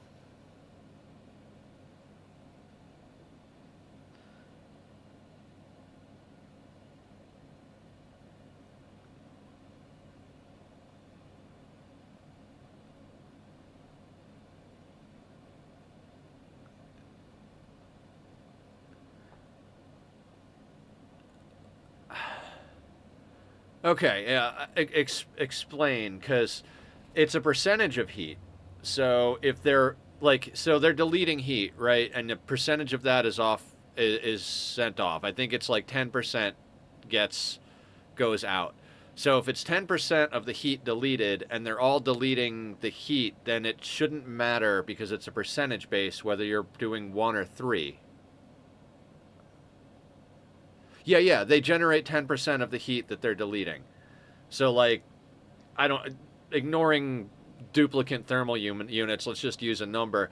If they're deleting 10 heat, they're actually deleting 9 heat and then dumping the other one out. So if overall all 3 generators are deleting 10 heat, then they're still only going to output 1 heat theoretically, because it scales with how much heat they're deleting. So I don't think there's more heat. It's just spread across because it's based on how much is going in. So like if they're deleting less heat, they're outputting less heat. They don't generate a flat amount of heat. It's based on the percentage they're deleting. So unless I'm mistaken, correct me if I'm wrong there, but that's how I've always understood it, that it's a percentage-based thing. Right? Like, you can more or less think of them as like one steam turbine running at the same time.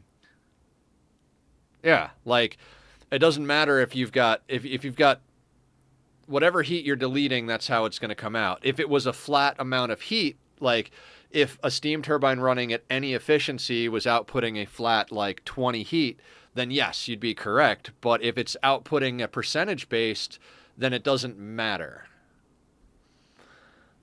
If I've got that information wrong, I'd love to know. I'm happy to snip the pipes and only run one, but I don't think it matters in that regard. And the answer to most questions about this base is it's all a bunch of garbage. I hate everything about this. I want to be in late game. The Legend of Gurk. I like the look. It's fun. Thank you. Thank you.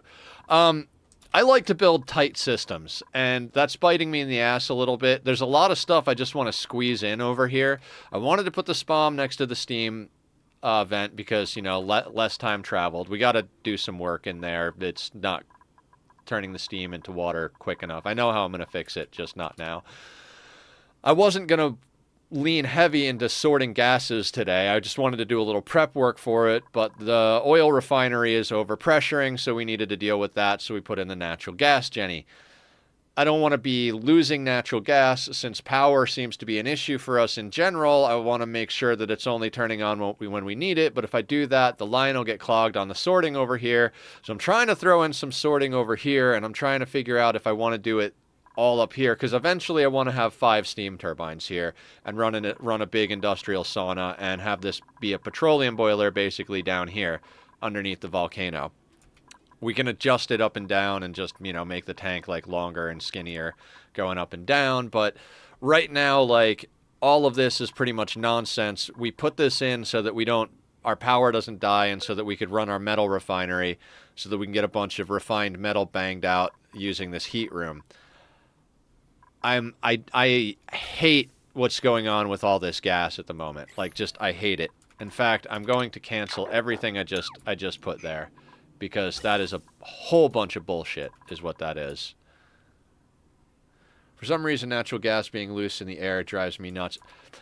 Gases being loose in the air drives me nuts in general, Legend. It's my preference would be to have the entire map be a vacuum, unless it's a spot that like the steam room has steam, the Dreco farm has chlorine and hydrogen, or carbon dioxide and hydrogen, depending on, you know, which version of Drecos and what you're feeding them. You know, like the base has oxygen. Like, I only want gases and liquids where they're supposed to be, and I want everything else vacuumed out. I get that, but I'm bugged by NG more, so yeah. Well, you know, I definitely can feel that, because at the end of the day, you're looking at wasted power and wasted water. If you've got natural gas just floating there, it's like, man, that natural gas can be converted to power and water, which are things that we need desperately. So you look at carbon dioxide and you're like, well, eventually I'll have slicksters to feed it to. It's not a big deal. Or like you see chlorine and you're like, man, it's a little annoying that it's there, but it's not really interfering with any of the systems. But natural gas is like, man, what a waste of resources just floating in the air. So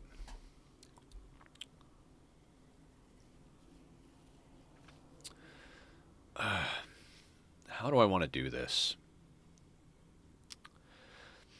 All right. All of that nonsense I just said aside, if we put a bunch of shutoffs over here, that's going to be more in the way than if I put them over here. I mean, all of it's going to be temporary. All of that's going to have to get ripped out.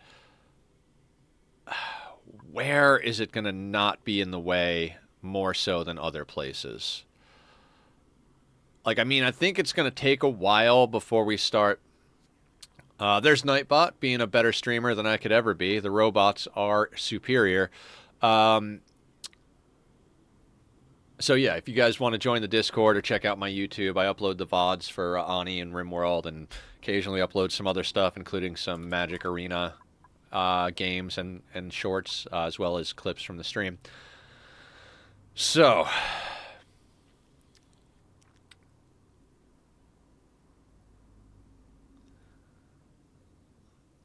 we want to take natural gas out of this box and send it down here. That's... God, I'm like... I hate building temporary systems. I hate it so goddamn much. Like, I want to fix everything already. I'm already like, fuck this. Let me just rip it all out and start over. But we would die if we tried to do that right this second.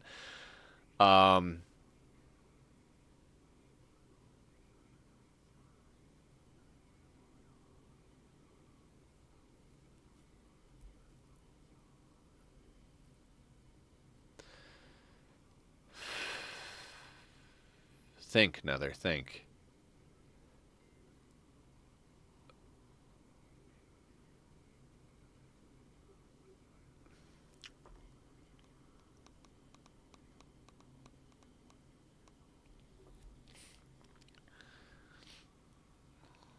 I don't want it next to the volcano.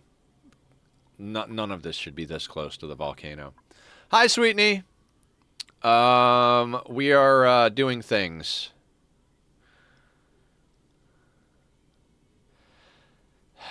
Maybe we just put them right down here for now. And I mean, it's a lot of gas pipes to comb upwards, but might as well, right?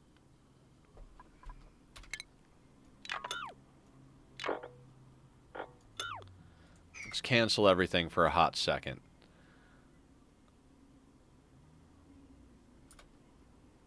Like, I want to put a... We need to put a rock crusher in over here, in theory. I am completely out of my mind right now. This was such a terrible idea. If I was going to do temporary systems, I really should have just, like, slammed a temporary system in somewhere else. I saw this post where this person named her dead pawns after mechs in her RimWorld game. Aw, adorable. Oh,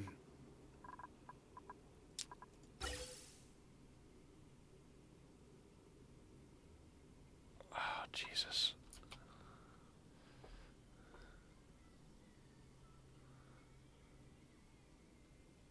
Okay. Let's say we do put stuff in down here, right? And, like, we'll go through this chamber. Oh my god, I can't draw a fucking straight line.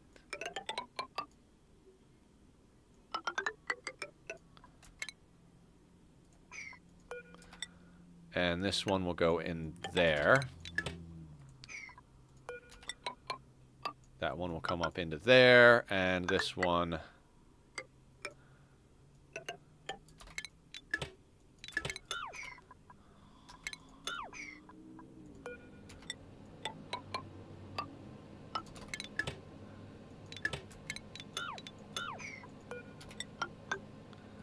Right. Then instead of this going like that, we can bring this up like that, which will be a lot cleaner to run.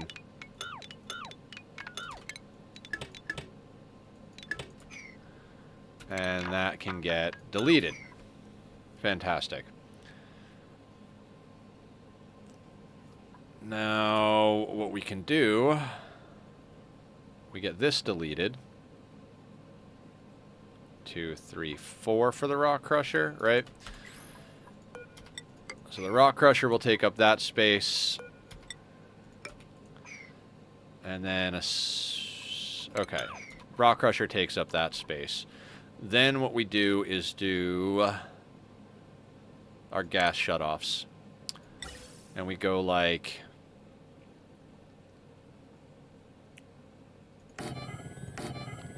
Third one will be there, so we have to delete these. Not a problem. Then gas pipe element sensor.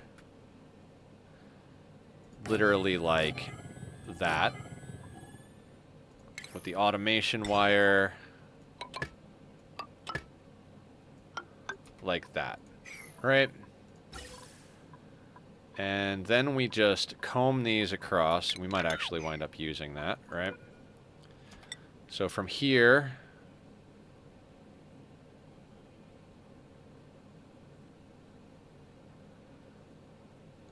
I think I'd like to go up to there with that one.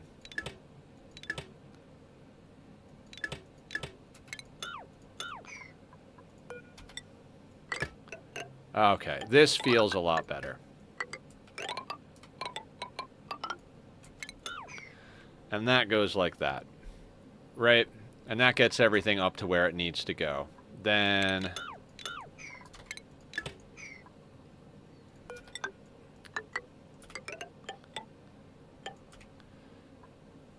and then the pipe that goes through here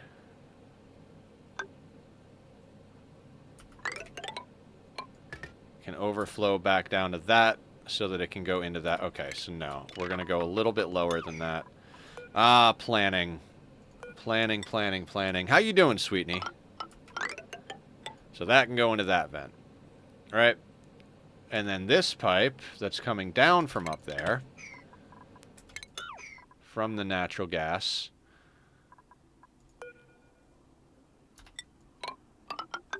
can then jump there and work its way into the Jenny. Okay.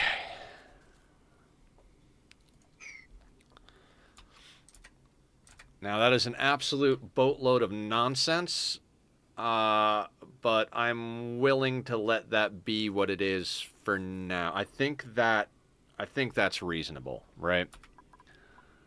Now, as far as power for these sons of bitches, that's a whole other thing. We don't need to run all that. So what we can do is run this through here.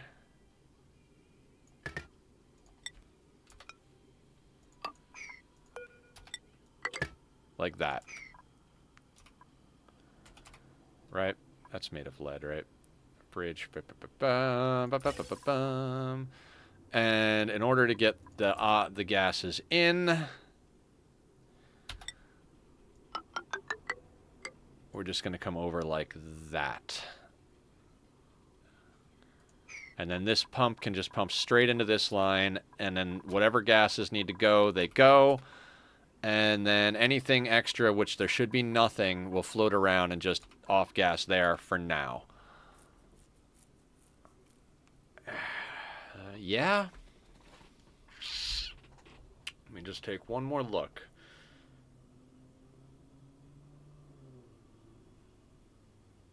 Okay. That'll do. That will do. And then we'll go over here and grab our automation wire. We won't build this yet on the natural gas gen itself, but we'll do that. Lots of appointment and stuff, but I'm doing phenomenal. That's awesome. Glad to hear it. Yeah, I got up today and I handled some IRL stuff, you know, called the gas company and, you know, figured out some money stuff, like what needs to get allocated where, and I'm pretty happy about it.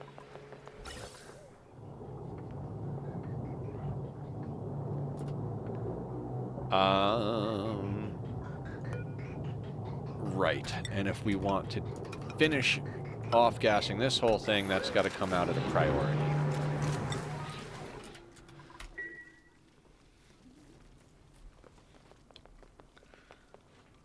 What a garbage system this looks like. I mean, eventually we'll be able to clean up all of the pipes, wires, and all that stuff. Right now, this has just got to be what it is.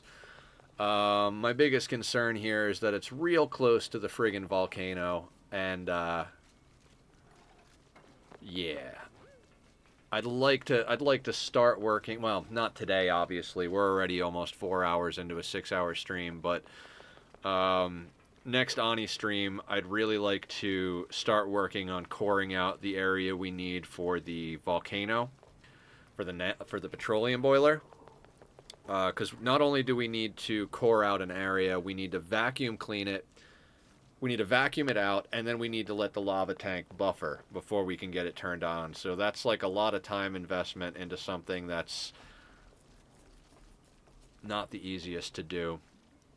I mean, it's not hard to do a petroleum boiler, but with everything jam packed in this little area, um, it's gonna be a bit of a headache. I mean, I'm doing it to myself, obviously. I could have said to myself, hey, you know, if this is where you want your permanent industrial area, maybe you should make a bullshit industrial area somewhere else.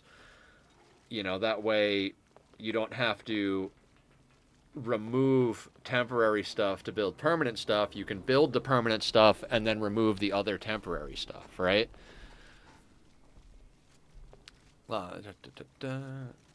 Did I? I did finish my coffee. Excellent. We'll move on to lemonade then. All right. Can I push the fast forward button, or is things gonna get fucking screwy?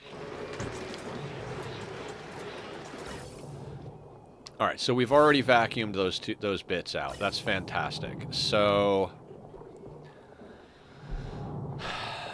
that being said, this gas bridge can go.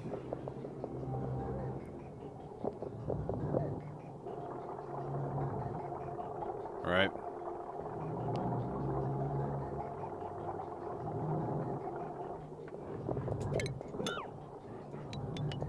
That can go.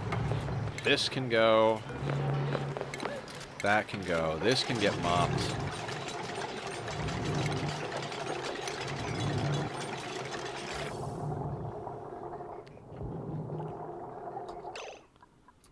We'll leave that there for now.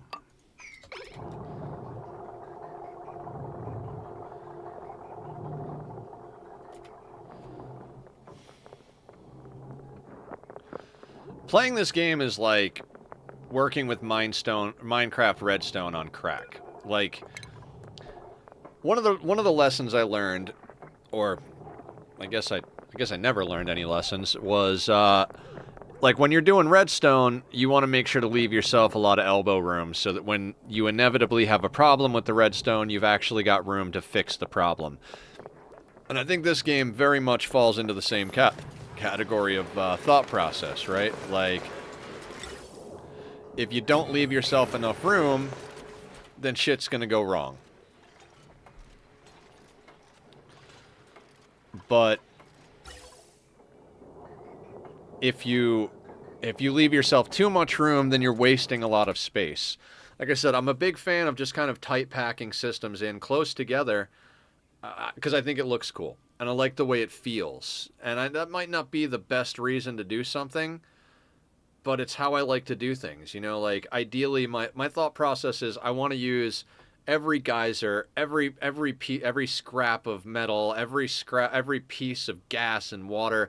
Like I want the base to run like full closed loop status. Leofar, how you doing? What's going on? Welcome in. Welcome in. What's the good word in your neck of the woods?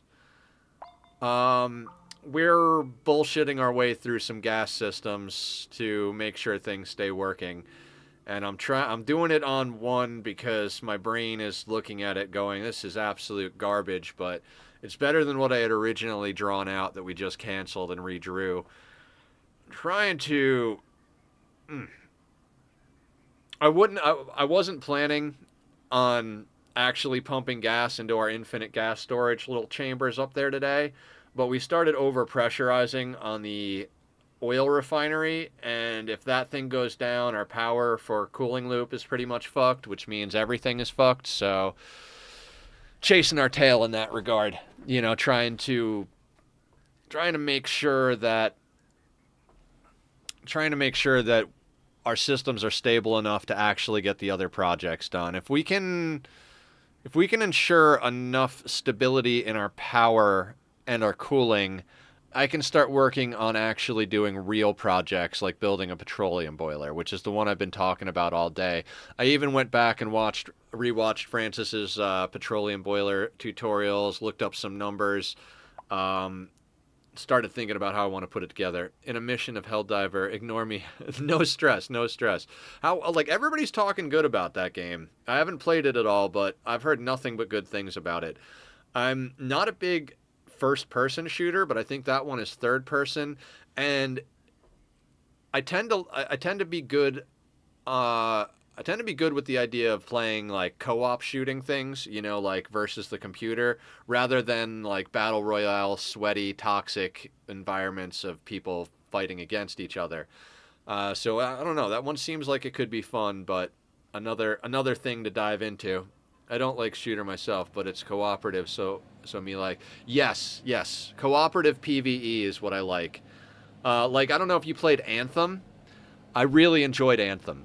Um, as far as game mechanics go, I think the devs really jumped the shark on releasing the game. They did not have a full story or any like large quantity of content before they released it, and I'm pretty sure they already shut down support for it. Mechanically, though, I loved the game. I thought it was so cool. You get into an exosuit that has specialties based on the style of exosuit. All of your guns and like augments of like determine how you can build. There's the Storm class, which is more or less like a caster class, where like you may shoot a gun a couple of times to proc a bonus to your elemental damage, but for the most part you're casting lightning and fire and shit like that, and you could hover and all this. And then there was like the tank class, and it was I love the mechanics of the game. Really great game. PvE was great. The environments look gorgeous. They didn't have enough content to keep people playing. I feel like Nightingale is kind of going through the same thing. I love Nightingale. Great game, all of that, but I mean, I already put like over 300 hours into it. I got like 320 something, 330 something hours in Nightingale. Solid game. Really love it, but mechanically I'm talking. Mechanically the combat feels fluid. The lore is cool. The worlds look beautiful, but they're still in the like it's early access, of course, but there's not a lot of meat to sink your teeth into once you go through. Like they have story, it progresses, you get some idea of what's going on in the world, but most of their development is focused on smoothing out existing mechanics and systems, and as such they're not putting out like big content updates. And no matter how much you smooth over your crafting systems, or like in one of the recent updates they were talking about how they worked on the tree falling animation because it was a little janky, you know, it would like drop and sometimes hang, and the trees fall a lot smoother now. But as far as things you could work on, is it really that necessary to work on the animation for the trees falling versus furthering the story and adding new biomes to the game? I don't know. Maybe that's what's important, but I do kind of feel like they're over polishing existing stuff without progressing enough of the content. And that's the same thing I feel like happened with Helldiver's Satirical World. Crafting systems. Guess it's not Helldiver. Tree falling. Valheim. Nightingale. Dark Arok. It's the survival crafter builder that takes place in the Fey Realms. Wonderful concept. There's no leveling system or skill tree. Does Valheim have? I haven't played Valheim. I've seen a few other people mess around with it, but I haven't personally played Valheim. I didn't get into it because I don't like the look of the movement. Like, I've watched enough of it to be like, yeah, like when I've seen people play Valheim, I like the look of the crafting and building system. Oh, you also like the concept of yeah. But when I watch the character movement, especially early game in Valheim, it, again, maybe it doesn't feel like that, but it looks like you're fighting the character. It looks like all of your energy is going into like, you know, like you're like, it looks like the type of game that I would snap my controller in half, like pushing the thing, like go this way, go that way. So I never played Valheim. I could be wrong about that, again, because I haven't played it, but, you know, Valheim is indeed a bit clunky and harsh. Okay, so my thought process is correct. I like the idea of like customizing an exosuit, and it's MMO-ish. Yes, agreed. Okay, it's not that bad. All right. This is natural gas.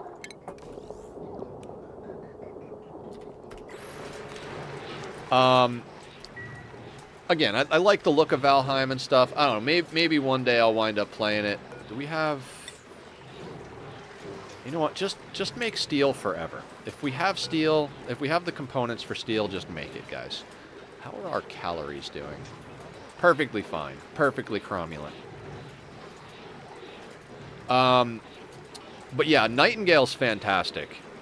Like, similar thing to Anthem, though. Like,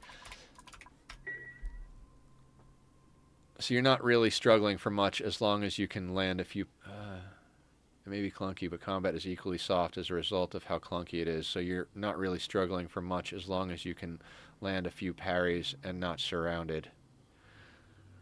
I don't mind challenging combat. Like, we just did a playthrough of Senua's Saga, Hellblade 2. Combat, I was playing on hard, admittedly. Combat in that was, like, very difficult, but very rewarding. Like, you had to hit your parries every time or it was going to be a problem. I'm not going to be able to fit the crusher here because I didn't leave enough space. I'm not moving everything. I'm not moving it. I don't give a shit right now. I'll just slap one in fucking anywhere at this point.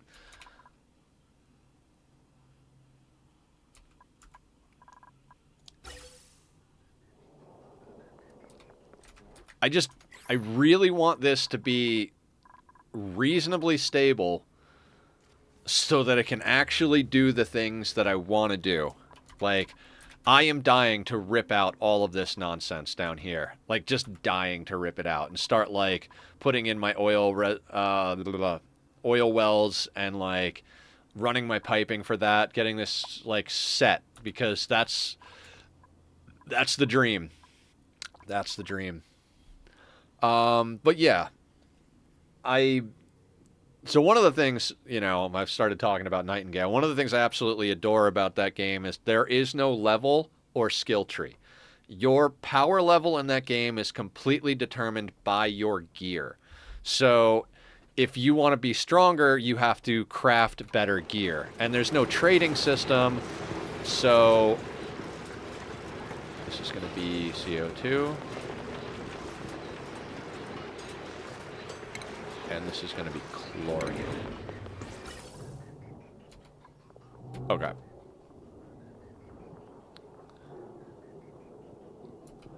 That's there to pump back around down to there. And I like that. What's the metric of stability here? And do you want a second eye to take a look? The metric of stability is... I'm doing that dumb thing, Dark, where I planned on putting my permanent industrial area over here, and I put in a lot of temporary systems to just get through things. So I'm just chasing my tail a little bit.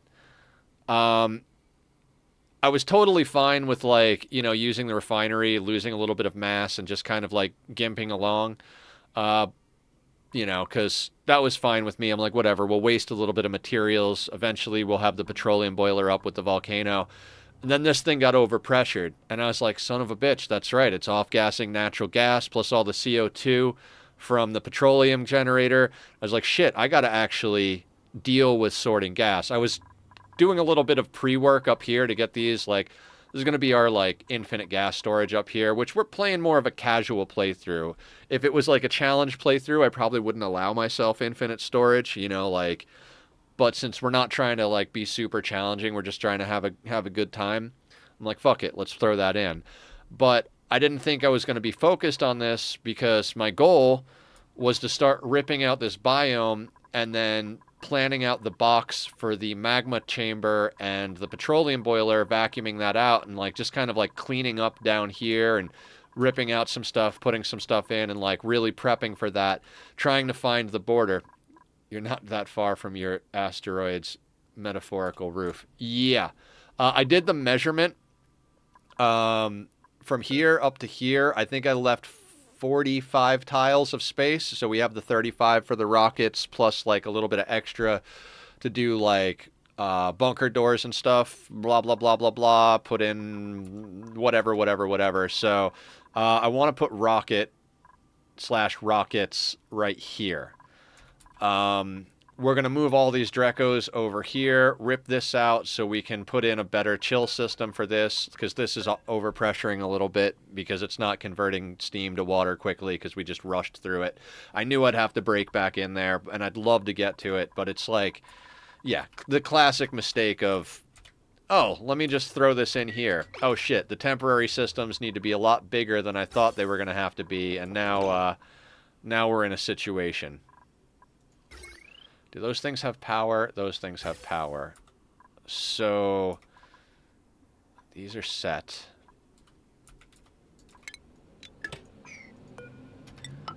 If I go like that, does this work? Or does this totally fuck up?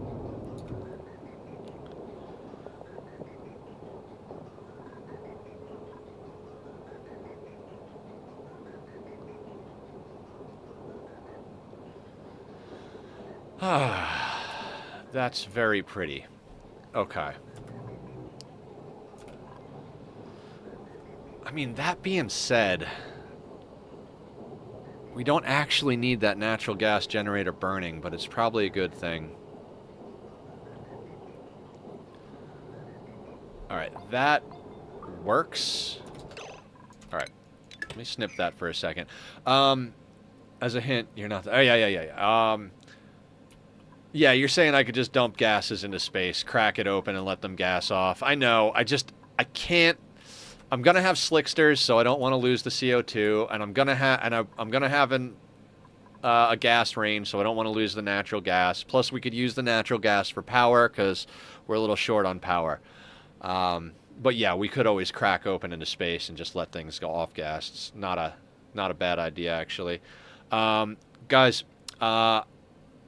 I'm going to take another real quick restroom break. I was trying to hold off until after stream, but it's like 2 hours away, and that's just going to be an uncomfortable situation. So I will be right back. If you like the music from the Be Right Back, those are the links to the guy who did it. So show him some love if you do, and I'll see everybody in a second. I do apologize for having to take a second one so quick, but stomach problems. BRB.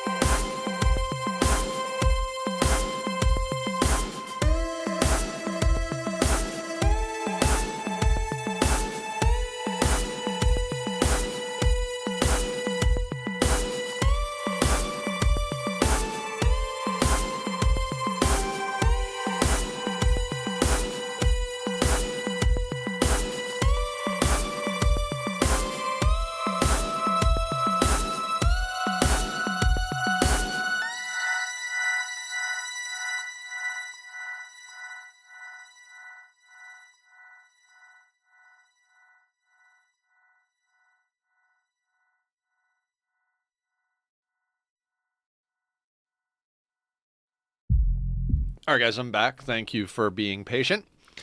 Um, Probably easiest as a liquid, actually, now that I think about it. Um, I'm going to respectfully disagree with you there. I think the amount of cooling necessary to bring CO2 down to a liquid makes it a little bit more cumbersome than, say, making a little chamber like this.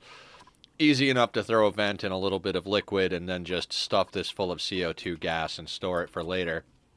But, you know, to each their own. I'm not against playing with liquid CO2 once we get to the point where we can have enough power. This should be... This is a cold carbon dioxide vent over here, or geyser, whatever it is, so we should be able to get some really chilly CO2 out of there. Not that we need it, I'd prefer it to be warm, but if we have any type of system that we really need to warm up... I mean, there's another volcano over here. I don't know what the output on this son of a bitch is, but maybe we'll do something where we make like a little heat exchange over here where we use the volcano to warm up the CO2 to pump down to the slicksters. I don't think we're going to need it that much, so... Yeah, and like I said, if we're playing like a challenge playthrough or like a more serious playthrough, I would absolutely... All right, we're just going to send everything that way now. I would absolutely look into alternate methods. We're doing infinite storage because I wanted to do a casual playthrough where we just kind of hang out and have a good time with it, talk and bullshit and come up with ideas, test systems, and just enjoy it. I've been doing so many challenges lately, both on this and RimWorld, that I was getting very stressed. Every moment of stream was just like me like gritting my teeth like, oh shit, okay, we've only got a couple of cycles to do this, do that, you know. Same thing with RimWorld. It's like everything is on fucking uber hard mode. So I was like, you know what, next Ani playthrough we're gonna do it a little bit on the chill bit and the chill side, right? Okay, so let's snip a couple of bits here, right? Oh, actually, let's let that gas flow into there. It's not gonna flow, right? Okay, so let's deconstruct this. Yeah, I'm not usually much of a challenge player myself. Yeah. I never thought I would be. Like, never thought I would be. Challenged playthroughs are just... If you would have asked me about it a few years ago, I'd have been like, why the fuck would anybody do that to themselves, right? Then I just started getting better and better at RimWorld and Ani, and I started to get to the point where I was like, you know, I want to do something a little bit more challenging. And so I started doing 500% losing is fun runs in RimWorld, and I started coming up with stuff in Ani to do. Actually, I didn't come up with most of the Ani challenges.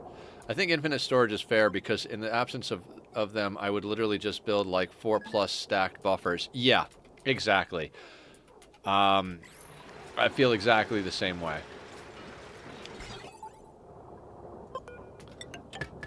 We'll build that now as well. Like, I would prefer not to have to, like, build 100 freaking gas tanks. Now, from what I understand, they added an update where the gas tanks got their storage increased. And I looked at it, and I guess they can store a ton now, or so. So that's cool.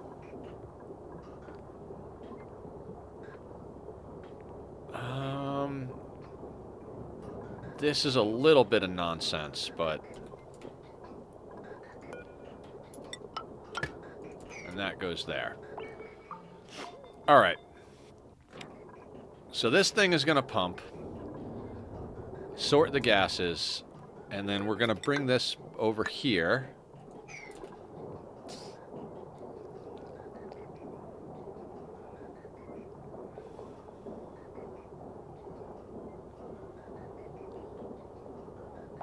And the reason we're putting our infinite storage up here is because the eventual plan is to have a kitchen here for our main base. We're going to shift a lot of this over. It's so much better now. I have opted not to build easy bead gas storage because 2 gas reservoirs mostly does the trick. Yeah.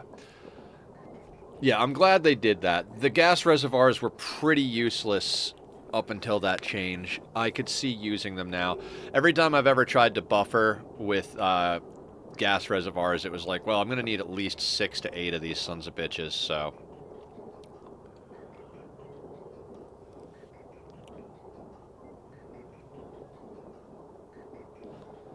Okay.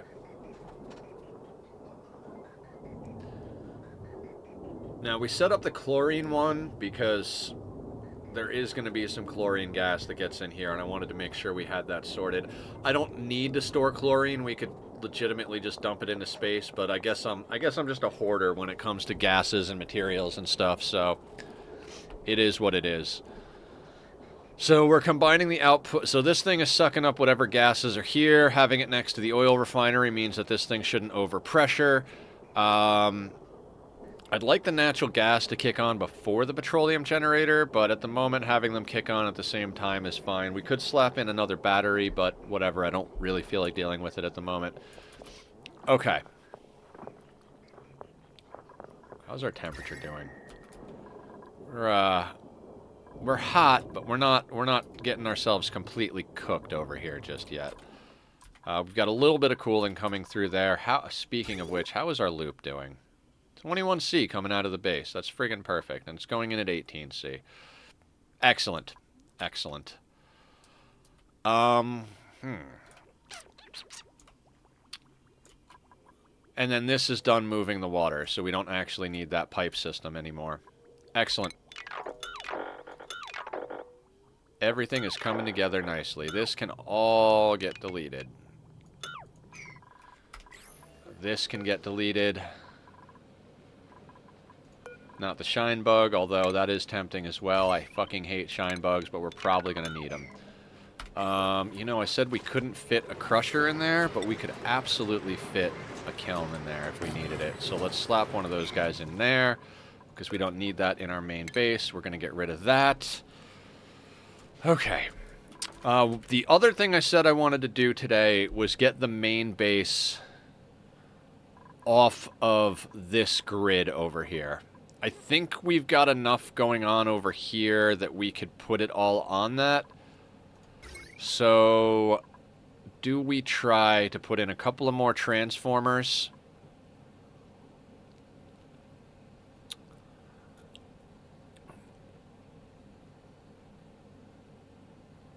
Ah, Jesus fuck, I don't know.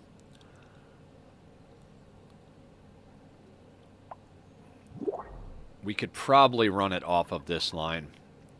There's not much that we need in there. I mean, there's plenty that we need, but okay. What's the printable situation look like? Thinking of making an Escher bead gas storage next time, though. They look cooler. I don't know what that looks like. If you want to join the Discord and share a picture there, I'd love to see it. Or maybe you are in the Discord already. Bottomless stomach, building impaired, shabby dresser. Okay, I'm gonna just take the bomb lily. Speaking of bomb lily, let's start getting some systems broken down here. I want this Draco farm pulled apart. So let's start moving Dracos.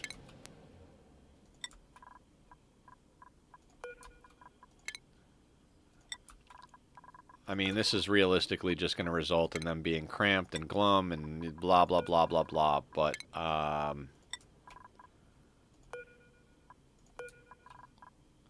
should probably just kill them, but whatever.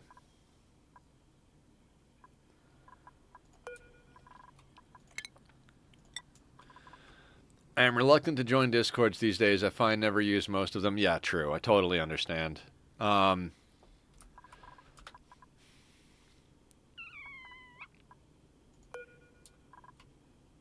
Cancel move. No, okay. Are all the Dracos set to move?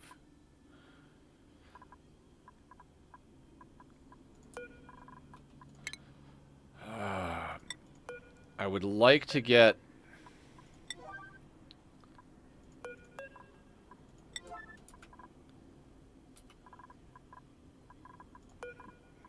Deconstruct. Deconstruct. Deconstruct. Okay, so we should be able to decommission this whole section over here. We'll get all these Dracos moved over to there-ish. We'll probably wind up moving them yet again at a certain point. But I want to get them out of here so that we can rip this apart and start putting together a chill tank for this, because that's going to be the next thing on the agenda, is sorting out this thing. Because we've got 33 cycles before it goes dormant, and when it goes dormant, we need to install new systems. We're going to give it a little bit more breathing room and move this wall here. We're also going to set up a little thermal injector setup with a chill tank over here, which we're going to run by dumping another aqua tuner down here into the steam room, which just means more goddamn pipes we're going to have to run through this horrible, horrible mess of garbage over here. Ugh. Oh my god, it's all terrible. I was so stoked about this when we first put in the steam chamber before we started throwing in all this industrial stuff over here, and now I'm just like, oh my god, it just looks wretched. It's just a rat's nest of fucking piping.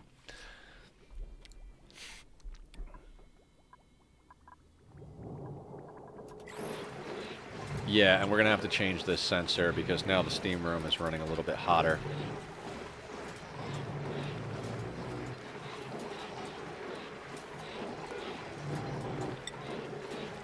Alright, we're out of refined carbon. How much steel do we have? 1650. They're going to build one of these. Escher waterfalls and beads are both obscure glitches that Ani community found somehow. One lets water flow upwards, the other creates a special liquid droplet that pushes gases upward as it falls. That one I know about, the pushing the gases upward as the liquid falls, because I've watched a few petroleum boiler videos and Let's Plays and stuff like that, so I'm aware of that one. The one that pushes water upwards. Anybody know why this keeps happening?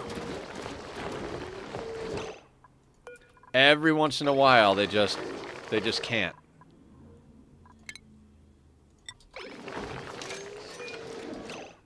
They dance, yes. Oh yeah, you've seen it before though, Leofar?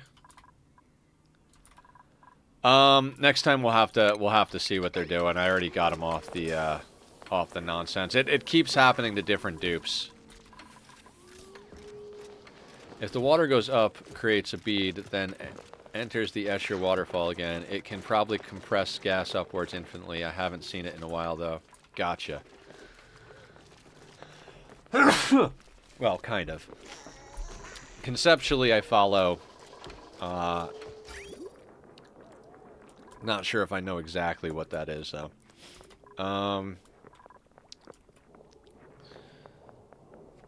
The Escher waterfalls are most famous for pumpless petroleum boilers and liquid spill infinite storages. Okay. Interesting. Okay, so how much stuff do we have? We're gonna need more of just about everything, right? So let's have them make some copper. Somehow I already have 15 tons of iron. Don't know why. Don't know why.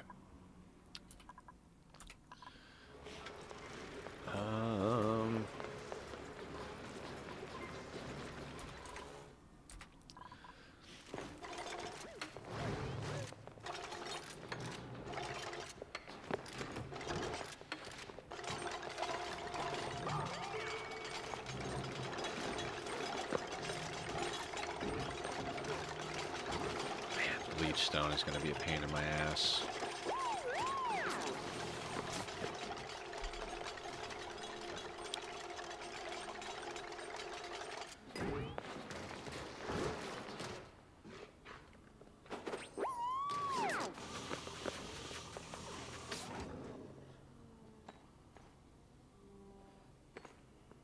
Oh, I see. They used to use it for SPOMs before submerged electrolyzers became a thing.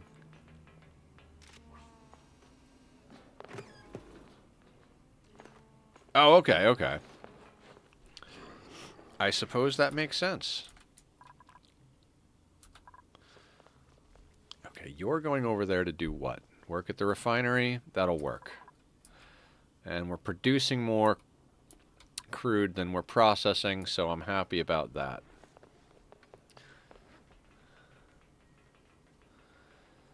Okay. That can go. So we're basically on cleanup here.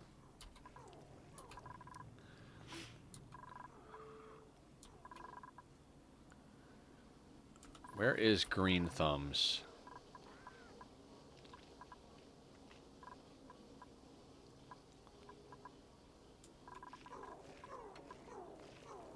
Where is Green Thumbs?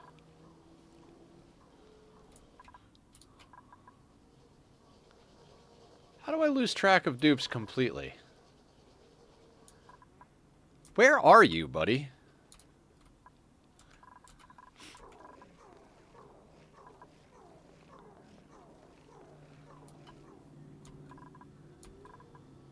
Oh, he's over here shearing. Okay.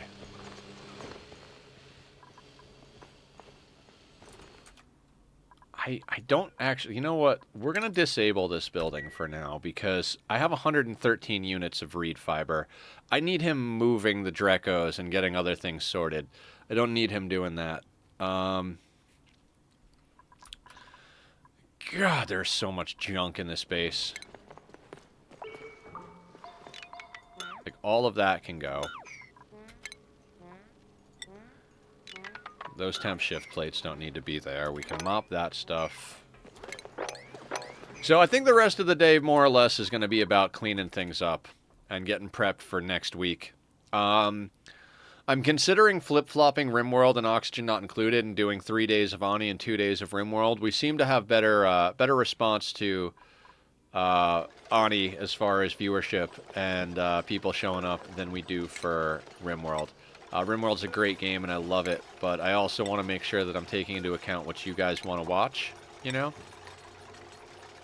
Because I'm going to play everything regardless. If there's stuff I want... Green Thumbs is just doing their job. Yes, absolutely.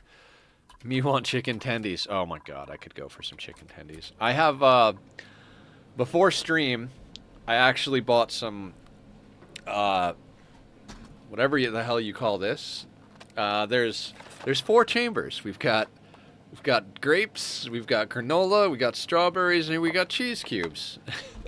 I bought a couple of those because that's about as healthy as my brain can think.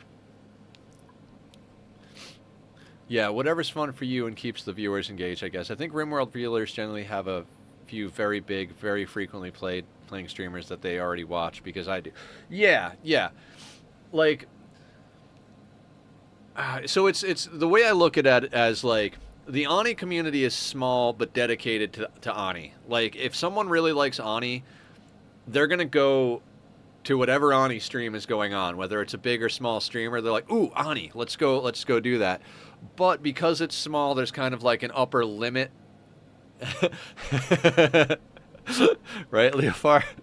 There's also kind of like an upper limit as far as like the number of people that are going to join stream, and like I don't focus on numbers, but I would like to make this my career one day.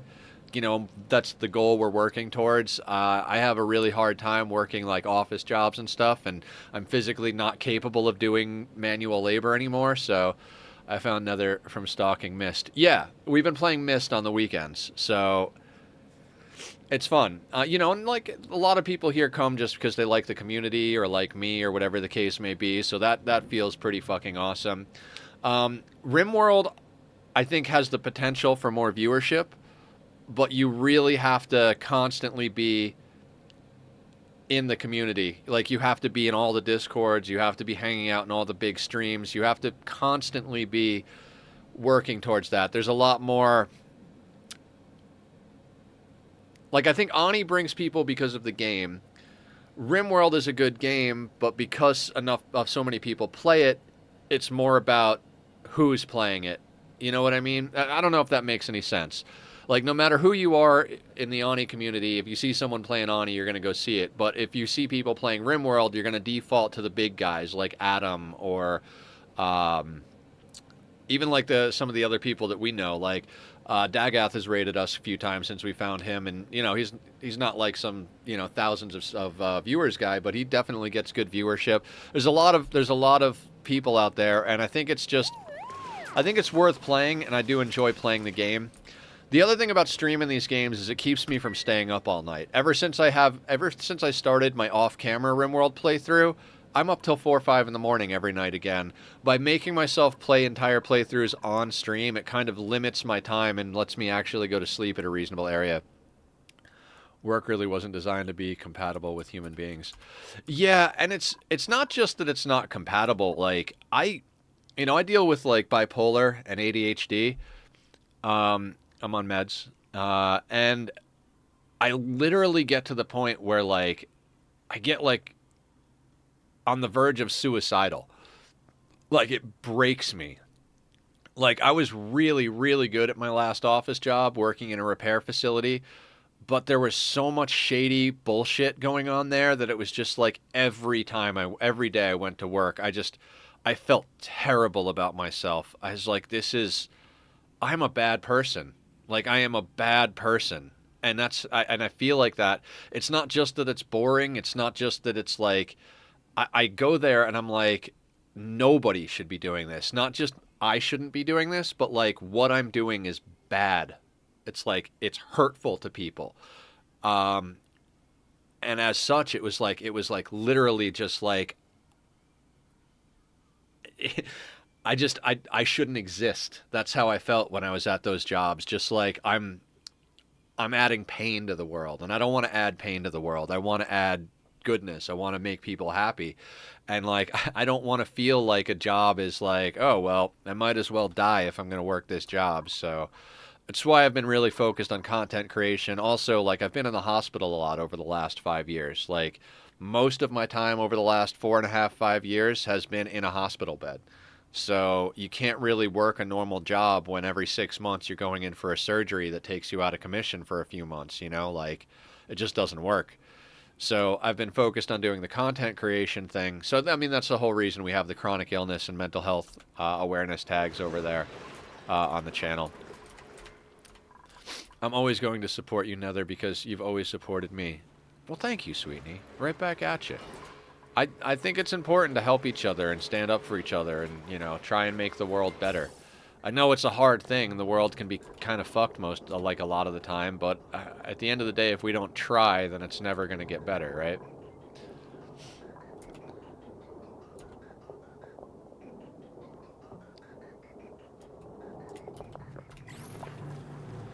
Yeah, I've been very blessed to get a remote job working with what I love. I could never do a proper studio. Right, because of the game developing stuff. God, I want these Drekos the fuck out of here. I might just start ripping this whole thing apart. Like, I'm glad I met you almost a year ago, and I'm glad you turned me to the dark side and also helped me get affiliate. Of course, Killer. Thank you so much for... You show up every single day to my streams, and I appreciate the fuck out of that. I see nothing wrong with allowing people to take breaks where and when necessary in a better society, but yeah, I probably shouldn't talk too deeply about ideals.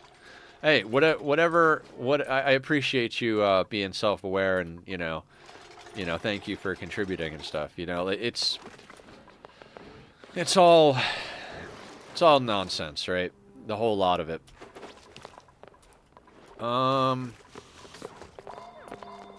Okay, yeah. Let's approach this a little differently. Because at this point, I don't care about these friggin' Drekos. Let's get this tile built and start ripping this out. Because if we build a tile here, then nobody can come through up here. That means we can decommission these suits, and we can just have people come out here and start ripping this out from the bottom side.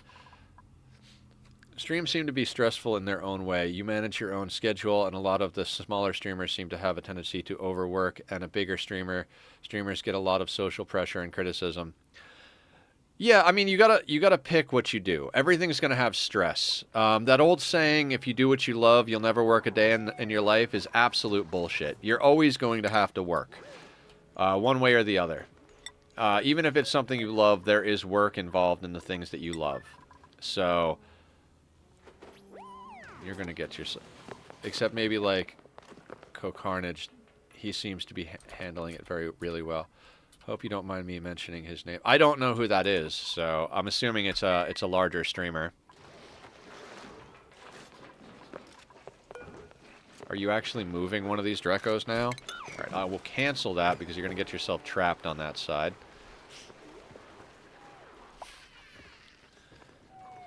Alright.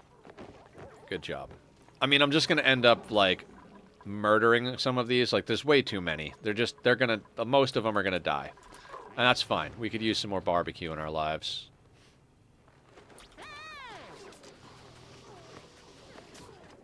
Did you drop the Dreco? Or, oh no, you're still moving it. It's just in your pocket. I love how he's carrying an animal that's larger than he is in his pocket. Like, just like, yep, there it is.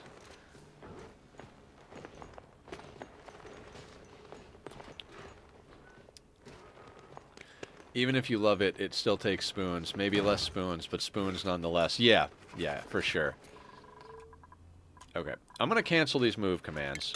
We're gonna deal with them later. Let's get this place. Let's get this place torn apart a little bit here.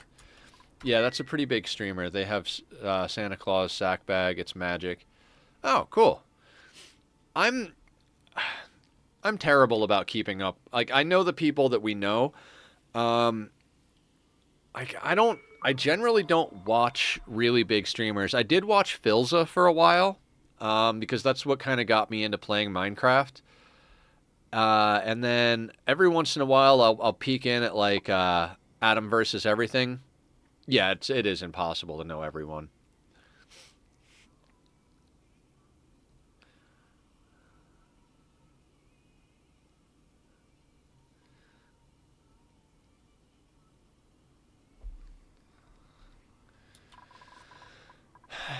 I really want the shine bugs somewhere that's not here. Okay. So that's done its thing.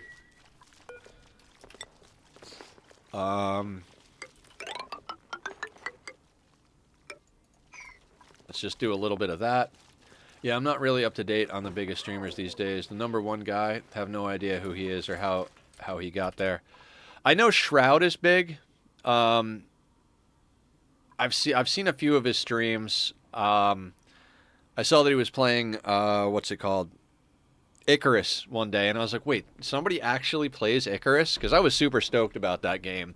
Got it, put in about 350 hours, and then never picked it up again after that. Another game that had a great concept, but really didn't go crazy with its content. I think Icarus could have done really well. It was another, like I said, it's another one of those games where they didn't have enough content to back it up, and they spent a little bit too much time working on mechanics and graphics and not enough time working on, like, actual, like, meat. It's like, you got the potatoes, but where's the meat?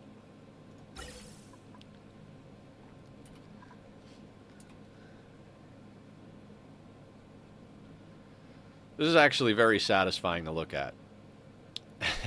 It's eventually all going to have to get ripped out, but it's very satisfying to look at.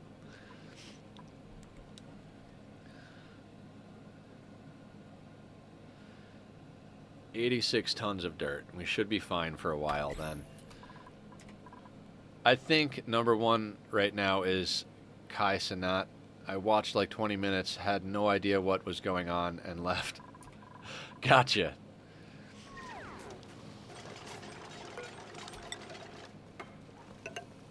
Yeah, I just do things, you know, like, I'm never really too concerned with who's #1 or who's #2 or whatever the case may be. I'm just like, hey, if I like what somebody does, I'm going to show up for it. If I don't like what somebody does, I'm not going to show up for it. And that's the long and the short of it for me.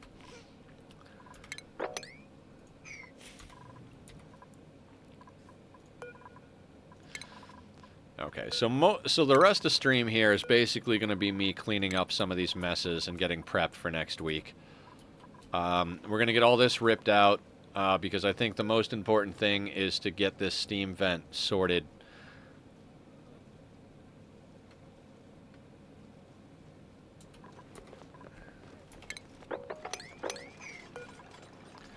I don't know about you guys, but there is something... for me personally, there's something extremely satisfying about the idea of decommissioning old broken stuff or temporary systems. I like looking it up sometimes because I feel that I can glean useful information from the number one in a lot of cases, but not if I have no idea what's going. Exactly.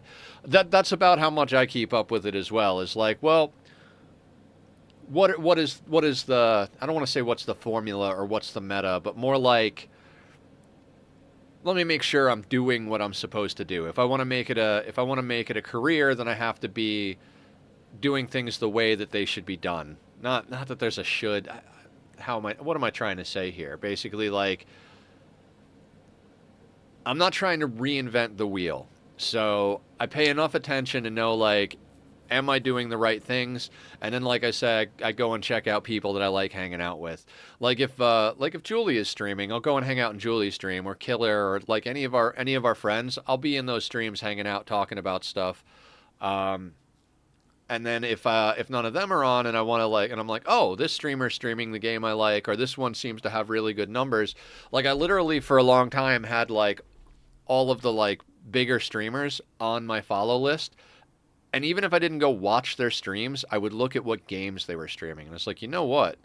You know, everybody's streaming Among Us right now, and or like everyone is streaming, you know, Oxygen Not Included, or everybody is streaming Spider-Man, whatever the case may be. It was like, let me see what everybody's streaming, because if they're streaming it, it's probably because there's an audience for it. Which, you know, a lot of it comes down to, like, there's always going to be an audience for the new stuff. I look at back into streaming one day. Yeah, go for it, sweetie. We're here to support.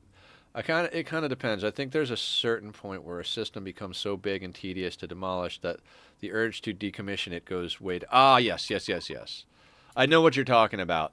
That's usually where it's so complicated and convoluted. You're like, do I fix this, or do I start a new playthrough? I tend to be like very like, let's get it, let's fix it, let's do it. But there are definitely plenty of times where I've just been like, I'm done. I'm good.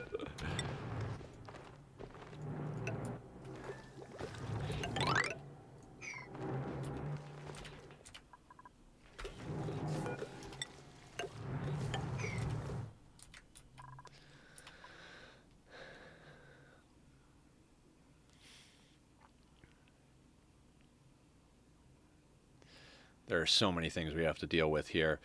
So, like I said, I want to get this all stripped out so that when this thing goes down, we can actually make the adjustments to this system so that we're not wasting steam. This thing overpressuring just a tiny bit every time is really hosing us on our water output.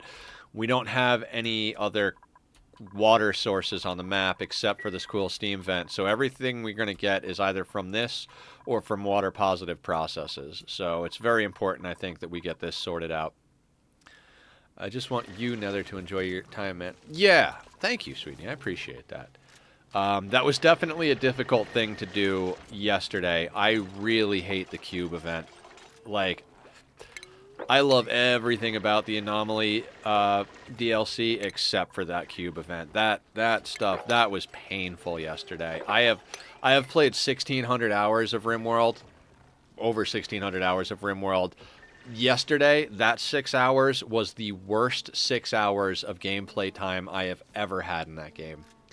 That event really tanked me out yesterday, and I do apologize for going off the deep end, because I know, like, when I'm not feeling it and when I'm like all out of sorts, it's not the easiest thing. But yeah, that clip was great though. That, you know, I guess it was worth being that frustrated for that kind of clip. So what we're gonna do to deal with it for the RimWorlders in the group, if you just ditch the cube, the people that have cube obsession go into a coma, but not forever. The max length of the coma is 24 days based on how obsessed they are with the cube. So that instinct I had to just launch the shit in a transport pod, that's what I should have done. Because at that point, only Killer would have gone down into a coma. You know, and probably only for like somewhere like, you know, it's between, I think it's like 2 or 3 days is the minimum and 24 is the maximum. So if as soon as the cube dropped, we launched that shit, we would have lost Killer for maybe half a quadrum at the most, type of thing. Now we've got 4 people who are obsessed with it. So I'm going to launch that shit and we're going to be down 4 people for maybe half a year. But we've got something like 28 people plus 5 ghouls, and we've got rituals to do with ideology, and we've got a skip abduction available. We're not gonna die if we are down 4 people for a little while. It's not gonna be the end of the world. So, all right, I gotta bring a couple of these guys back online.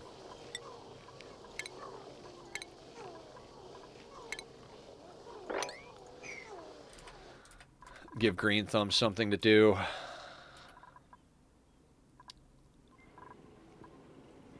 Also, I'd like to start... I mean, I'm just queuing up so many different things, but... Actually, let's not go nuts here because I don't want water falling into the oil. Don't mix the oil and the water, guys. This is a lot of neutronium poking out over there.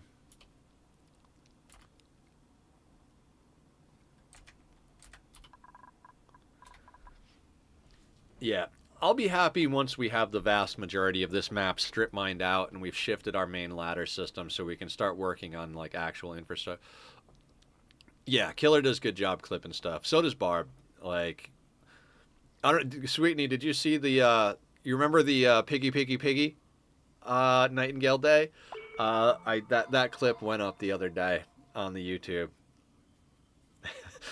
That was a good one. God, I love that. I love that one. Piggy. The other one I really liked was Chop Motherfucker.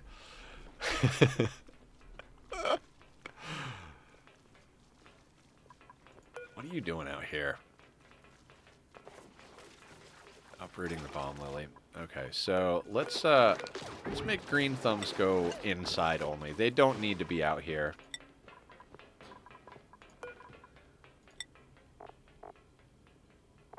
Cool. Your athletics is terrible. I mean, I know the suit is knocking it down, but speaking of which, we haven't checked on skills all day long. You are well sorted into what you need to do. Barb is all right. I don't know why they're skipping the nature reserve. They're forced to go through the nature reserve, but they're not all getting the nature reserve bonus every day. So I don't know. Green Thumbs, Julie. I suppose we could get Julie into this. Are you not going through the nature reserve? Did I fuck up the nature reserve? Like, I didn't fuck up the nature reserve, right? Like, they have to go through the nature reserve when they come out of the barracks or when they come out of the hall. Like, they have to go through it. So how is that a thing? Oh wait, there it is. Okay. Your athletics is a 9.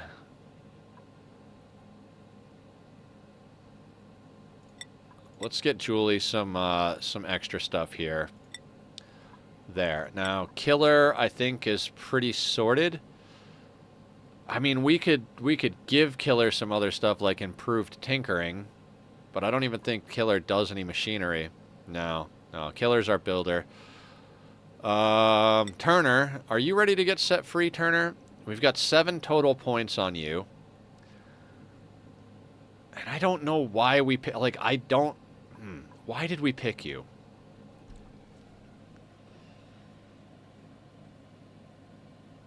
Why did we bring you on board? I mean, I guess because they have suit wearing and engineering. I guess, right?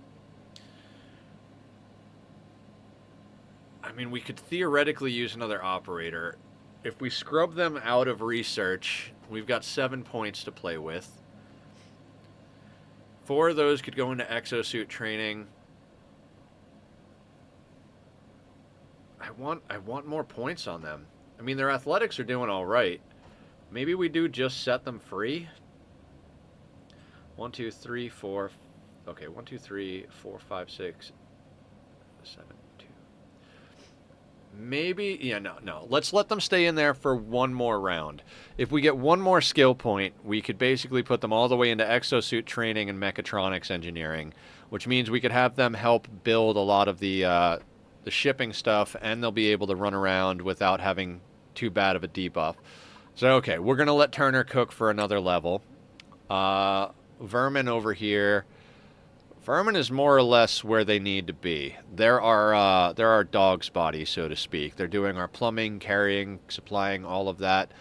Are you doing a lot of construction? Not a lot of construction. Is it worth putting another point? I don't know. You'll also eventually be our artist. Okay, most of our dupes are where they need to be.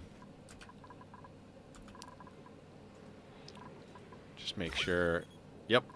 So CO2, nat gas, and whenever this chlorine filters its way into the system here, which is about to... There it is. There's a little blob of chlorine that went into the system.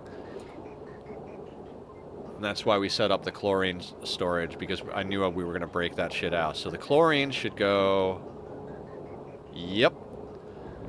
Ah, wonderful. That is fantastic.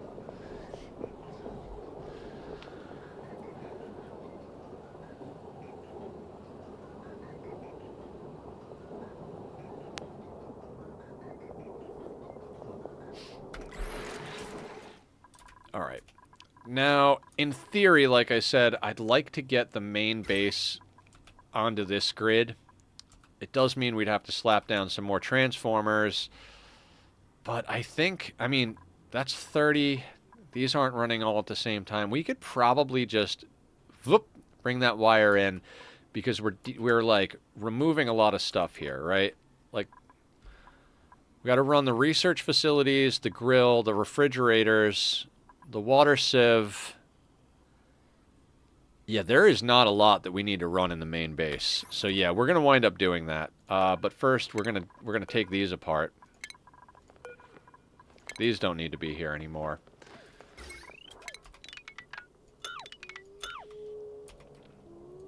That transformer is going over. Yeah, okay. That'll be on the list too. Can we accomplish that in the next hour? I think so. Our dupes are pretty industrious, right? Probably have to put another ladder there, but yeah, let's not break the nature reserve. So we'll put that like that. Put another ladder in place so they can actually build it. And then...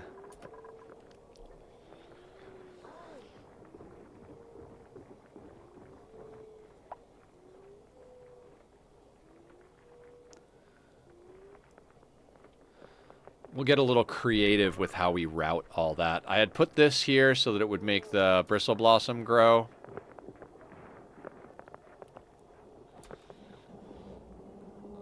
Yeah, we're falling... keep an eye on the calories. Yeah, we're going to get rid of that.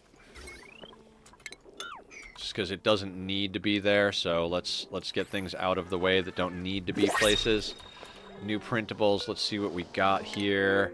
Fried mushrooms. Calories are always nice. Not going to take on a narcoleptic. Not thrilled with Gosman. Lyra. No. Mushrooms. Again, the main thing we're looking for is our long-term, fully dedicated... You son of a bitch. I tried not to drop... How did water drop down there? Up here. Oh, fuck me running. Okay. That was idiotic. That was idiotic.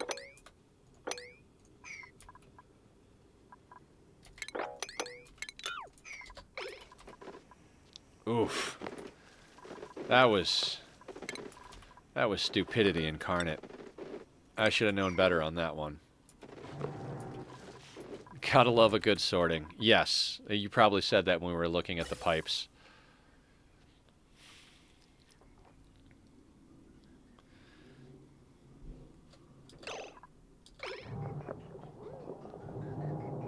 And those guys just want to pump the chlorine to fill the pipe. Alright, alright. I'll allow it. I will allow it.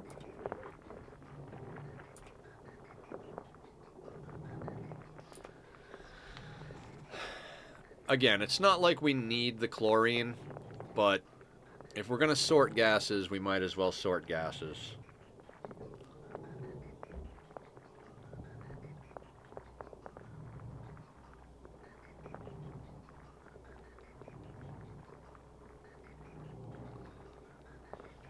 I'd like to get some clay and get some ceramic going eventually, too, here. I mean, obviously, we got to get everything eventually, but I am so glad that that water didn't run off into this place down here. I do not want to have to build, like, a bunch of mesh tiles and mop them up type of thing. We'll actually cancel that digging so that that shit doesn't drop down. Base-wise. Okay, let's get creative about how we sort this, right?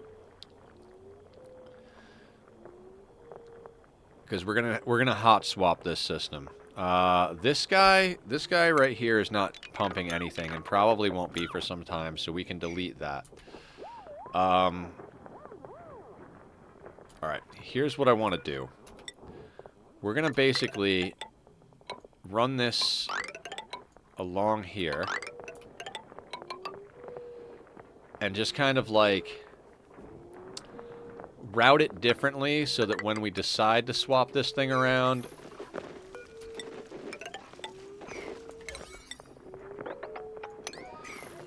yeah, that'll do. Thank you for lurking, Aya. I will continue to be here doing nonsense. Now, I think in the interest of getting this going as quick as possible, we'll jump over the existing wires where we can.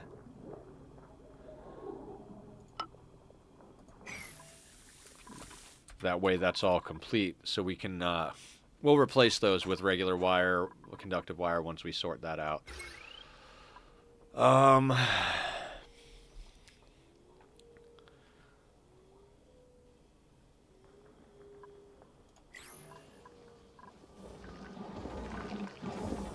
Yeah.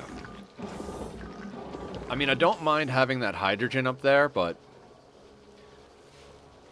Spoon!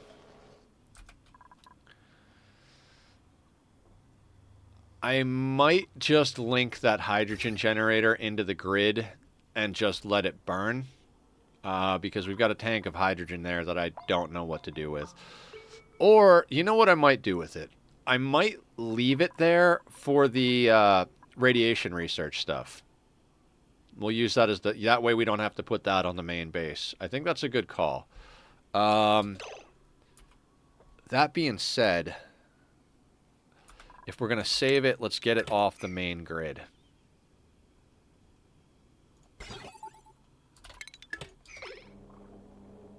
Yeah. We'll, actually, yeah, so if that was... Yeah, we could leave that in, so we can do... For now, we'll just do that, and that'll allow us to rip this stuff out and then deconstruct that thing. Yeah, that's fantastic.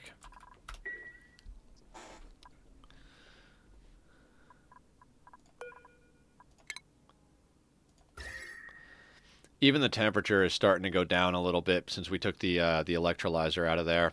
And our SPOM over here is looking nicely chilled.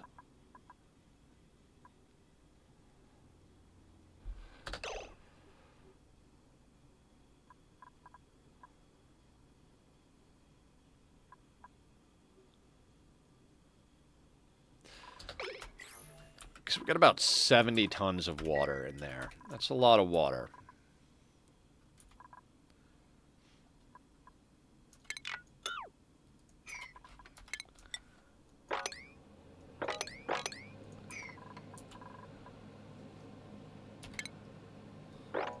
That can all get ripped apart. Fast pawns, yeah. There's nothing like a good jogger in RimWorld. Let's speed up the action a little bit here, try and get some things done. We're at that point where, like, we're not going to die if we go a little bit faster.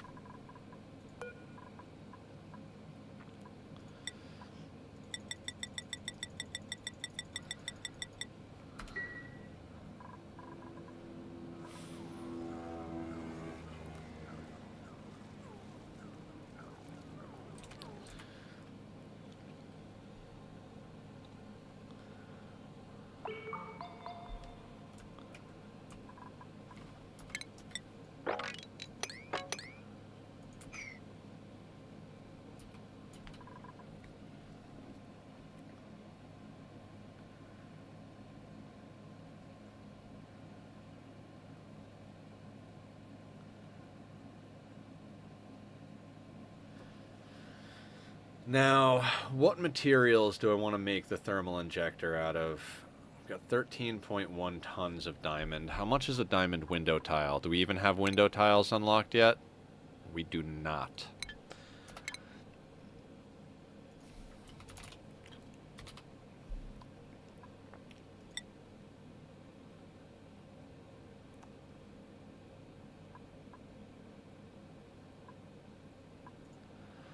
Requires... Okay.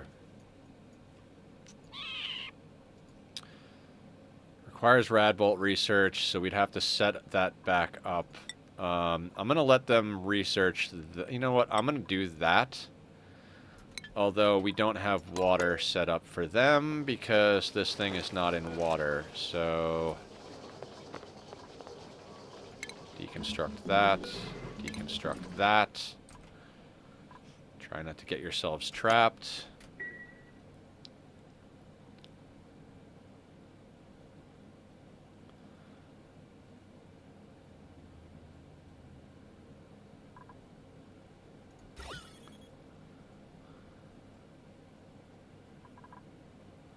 Yeah, I gotta get the gases out of there.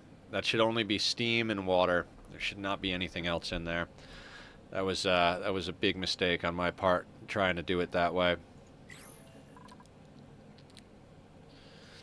And I really want to get the pipes out of here, but having that much water in there, I don't know that we're actually going to be able to do that.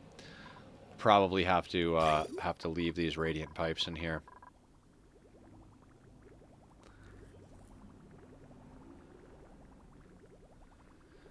Which isn't necessarily the worst thing in the world, but...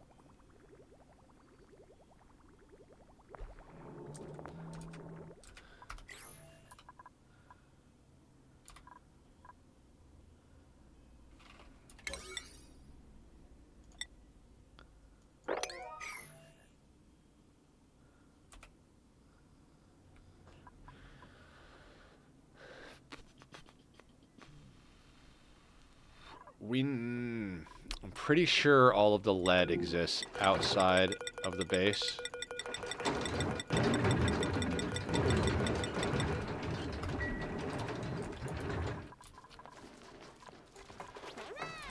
We appreciate you lurking. Yes, yes we do. Thank you, Keller.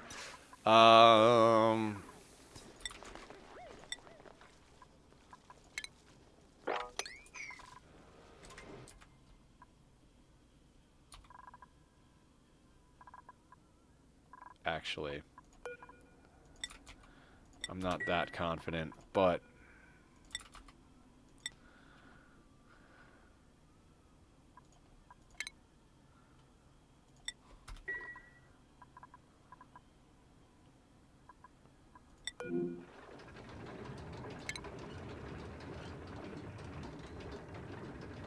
We need a little lead inside the base, because when I go to swap the wires, we're going to need it, so...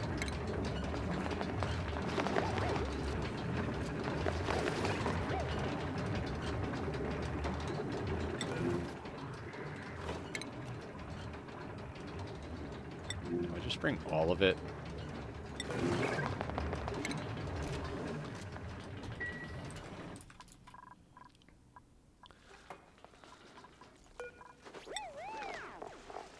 Yeah, let's just get the lead out.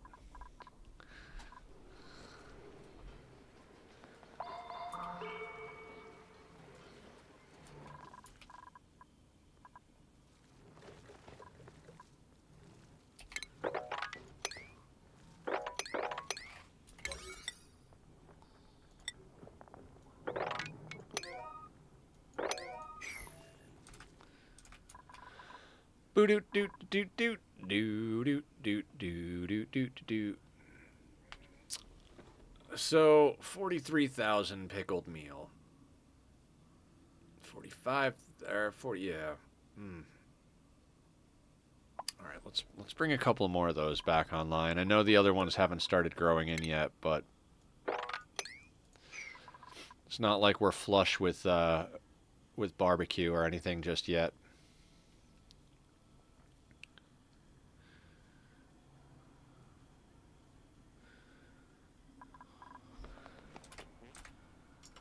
There is too much work queued up, so we're going to start getting going on a 3 here.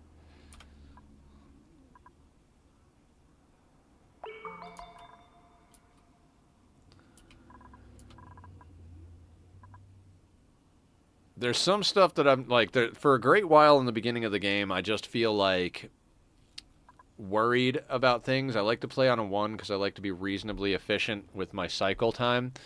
But as we start to get to the point where most stuff is reasonable, you know, like the power's not going to die. We're not going to run out of air. We've got food. Even if I did accidentally fuck up the mealwood, we could theoretically just allow them to eat muckroot until we got it sorted out again or something like that. I'd hate to have to spend those calories on keeping the dupes alive versus saving them for space, but, you know, you got to do what you got to do in these situations, so. Got 84 tons of dirt. Could definitely get more online.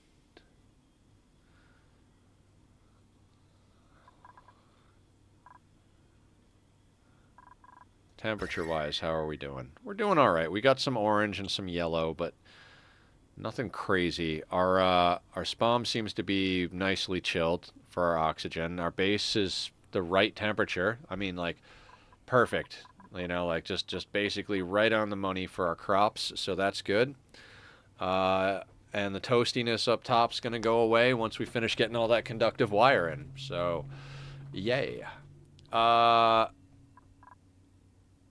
Okay, we got that built, so we can go over here and put in a pitcher pump. Doesn't matter what it's made out of.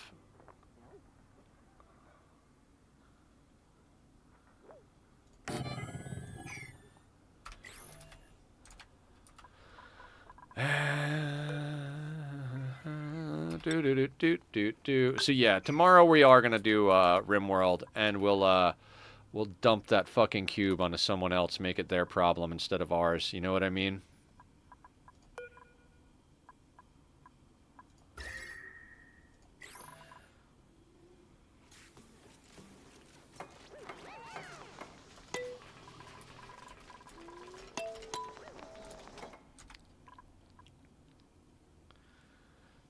All right. They're mostly done with the conductive wire, but not quite done.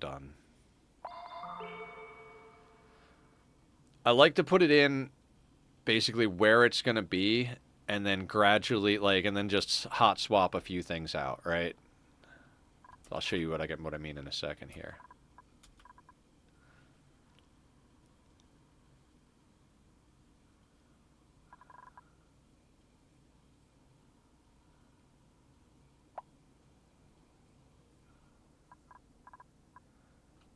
All right, let's slow back down. So now, like, we've got wires running. Okay, so the next bit here, let's get that there and that there. But what we can do is build that there and then go like that.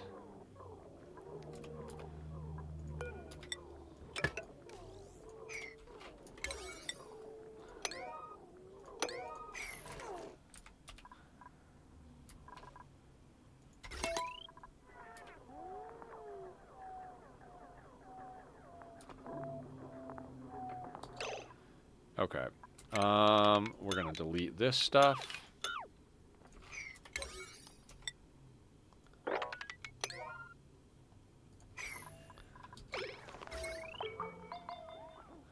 That'll take our fridge and our grill offline for a half second, but it'll get us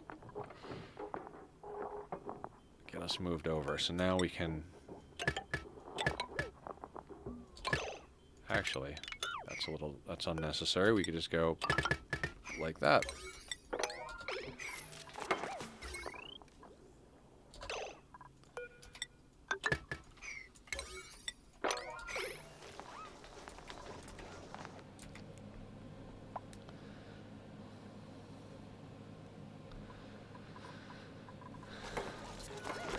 Alright, so now that should mean that that part of the kitchen is online. Excellent. So that can get deleted. Next up. Not necessarily next up, but we do that. Make sure that the blocks get built.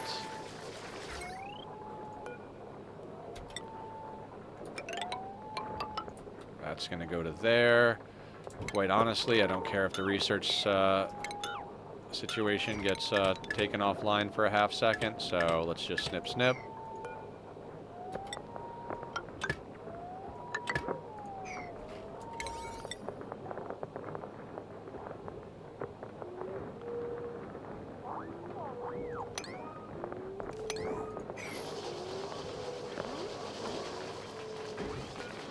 Conductive wire bridge goes right there.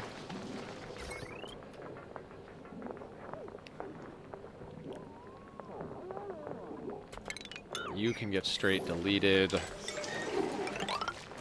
Tiles can go in there. That needs power as well. Let's go...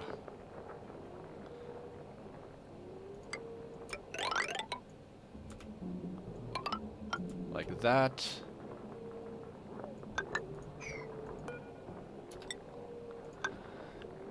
That'll get power over to that bit. And...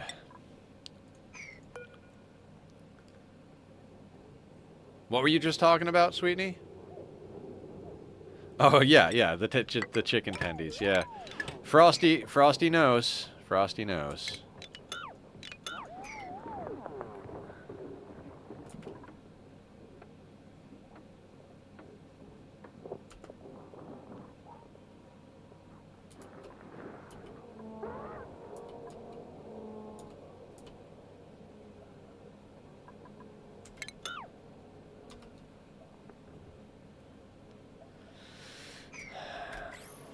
Okay. I'm a little less concerned about these batteries being hooked up. I think they're just adding heat to the equation. We can get rid of them. Another printable. What do we got? Uncultured biohazardous strength, excavation, and strength. Ooh, you're not a bad dupe, but I really like a dedicated... See, we want to get the dedicated rancher, even though we're not quite there yet, because by the time we have him trained up enough to run around and handle it, we'll be there, or close to. Like, I can get a petroleum boiler set up going pretty quickly if I don't have to worry about people dying. Like, this whole bit over here kind of works. Now, at the moment, I think we're mostly pumping CO2. Yeah, the natural gas is floating up now that we ripped all that stuff out.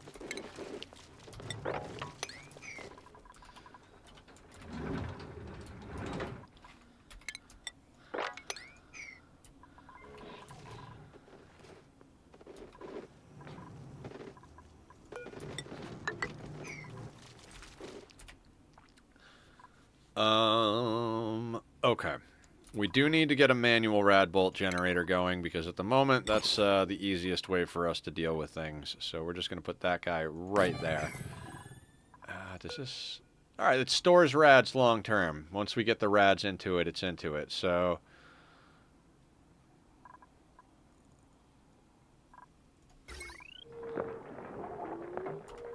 that's plugged in. They're doing the wires over here. Excellent. Let's get it done, dupes. Let's get it done.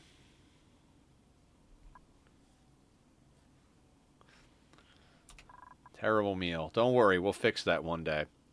So, ideally what we want to do next time we stream this is get the thermal injector and cooling chamber set up for this guy, and start working on getting this Dreco Ranch turned into an actual Dreco Ranch and not just a wild Dreco Ranch. As well as strip this out and start planning and vacuuming out our magma tank and petroleum boiler setup. This is going to require some planning. What I'm going to do is I'm going to try and spend a little bit of time off camera just looking at the map, not playing it, and kind of like working out where things are going to go so we can move things accordingly. So like I said, we're going to need about a 25 by 25 space. about, you know, give or take a couple of tiles in any given direction. So we're talking about a space. Talking about like that much space. And so that's going to take up like this area here. Wild Dreco. Not wild, but like natural Dreco Ranch. We didn't bother. Like, we're ranching them. But all natural tiles, mostly naturally growing bomb lily. Sorry, wrong. I mean, I guess we've got a wild Dreco Ranch here. We're just stuffing all the wild creatures we come across over here. Do I want any more regular hatches in here?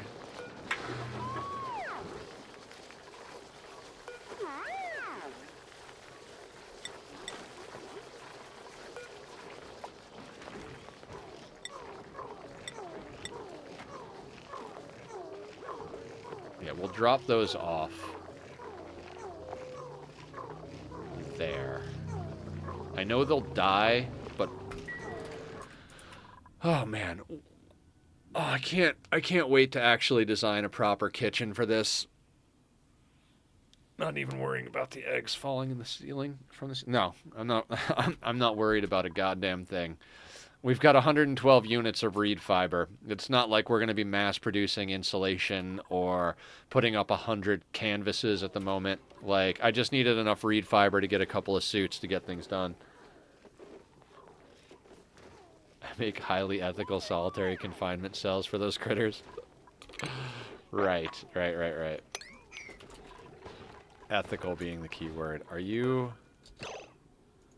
You're tame. But I don't even care. You're tame, but I'm going to move you there whenever they get around to it. You won't replenish yourself, but it'll be fine.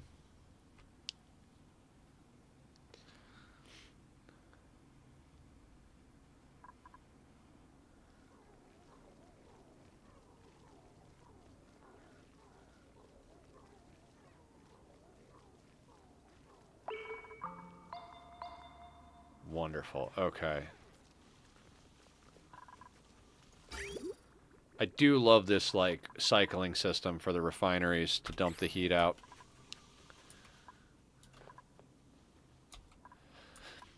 The reason I'm doing so much copper, we're going to need a bunch of copper pipes for the petroleum boiler. I also might just start sweeping all this nonsense into the main storage over here. Like, I don't know that I'm as worried about heat. We've got the loop going where it needs to go, so if stuff is like 60, 70 degrees as far as debris goes, I don't know that I give a shit anymore. Oh, this stuff is like 90-something degrees. Do I care? Do I care? I think the biggest reason I don't want to sweep anything in here at the moment is because we're working out here, and if we sweep stuff into here, that means they're going to have to come in and out of there to access the materials, and that'll just make things take a lot longer. So let's keep focus on getting these wires swapped out. We can get all of the... If we can get this out of here today, it'd make me very happy. Speaking of which, we'll have to run a wire over here for the Drecos. You only have copper to work with? But I see you have teleporters on the splint. I do. The teleporters are over here, though. I think. And our second planet isn't going to get us gold. It's going to get us... There might be some more iron, and there'll definitely be some aluminum. I would consider going over to the second planet to get aluminum just to make the footprint of the boiler smaller. But either way, it's good to have some copper floating around as well. The difference in the footprint between a copper and an aluminum volcano, I mean, it is a good amount, so maybe we'll do that. It just comes down to one of those things where, like, if we go over to the second planet, that shifts a lot of attention to... I had cobalt on my second planet randomly. Ooh, nice. What planetoid did you start on, and which one were you linked to? Because we're on a Desalands asteroid. or planetoid, sorry. And our second planet should be a radioactive ocean. So there should be tons of water and plenty of uranium to maybe get a nuclear reactor going. But, how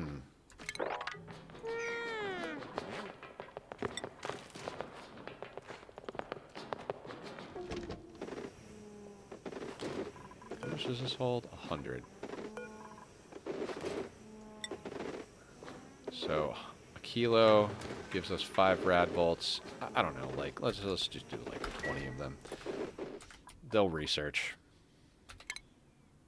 Yeah, that'll be fine. Oh, I've only done one spaced out run so far, so it was Terra and Ricana. Okay, okay. So I think you have the oil was on the second planet then, the oil biome, because I believe that's how those work. Oh my god. Urgh. We're starting to get too much polluted water down here. So that's the thing. I mean, I put a pump in there so we can get it out, but it's another side project.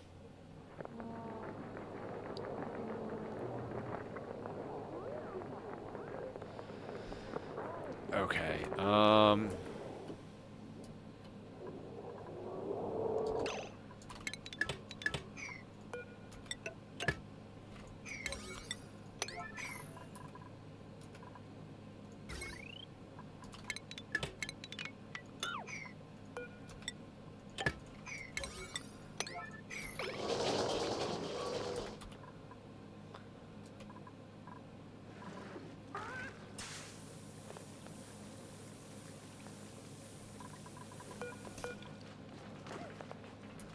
Good job, killer. Doing the things I need you to do.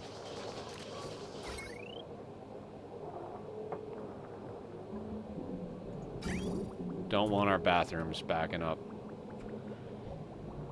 Yeah, okay. I know the one you're talking about. My first playthrough that I spent a decent amount of time in, that was what I did as well.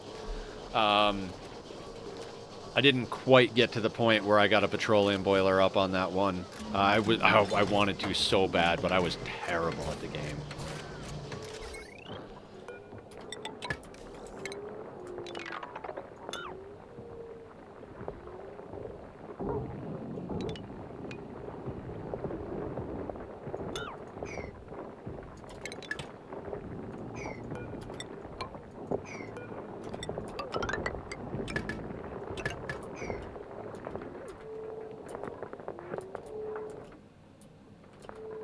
Okay.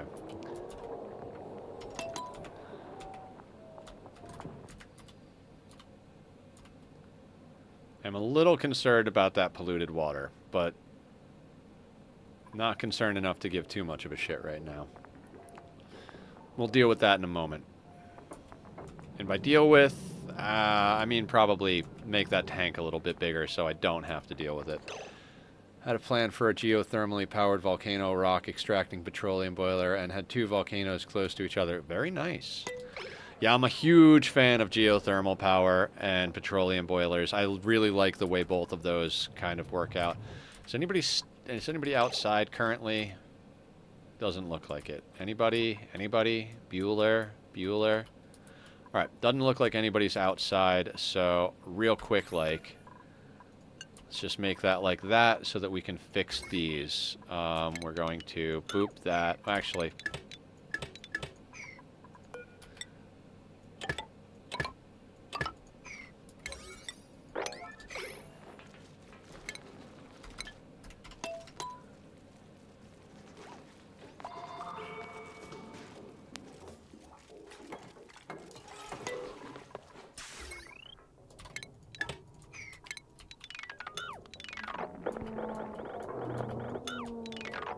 and that is the last of that, actually.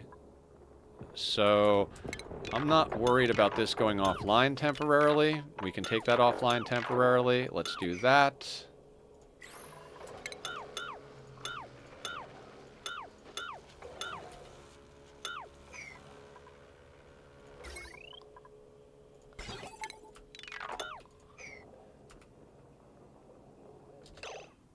Goddamn heat shaft wants to break as soon as you put a tiny amount of water in it.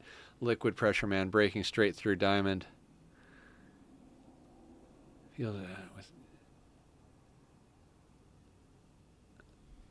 Feels okay, man. What did I miss? So I made a dual volcano petroleum boiling rock extractor that run free geothermal power in a very cramped space and a vertical heat shaft. Never building a vertical heat shaft again. Goddamn heat shaft wants to break as soon as you put a tiny amount of water in it. What kind of I'm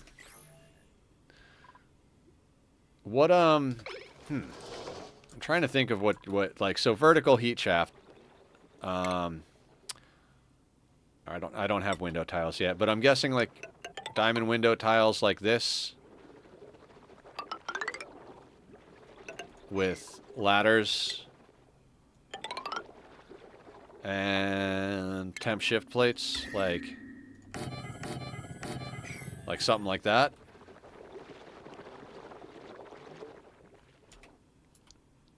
Because I used to just do it with like the tiles, like just make like a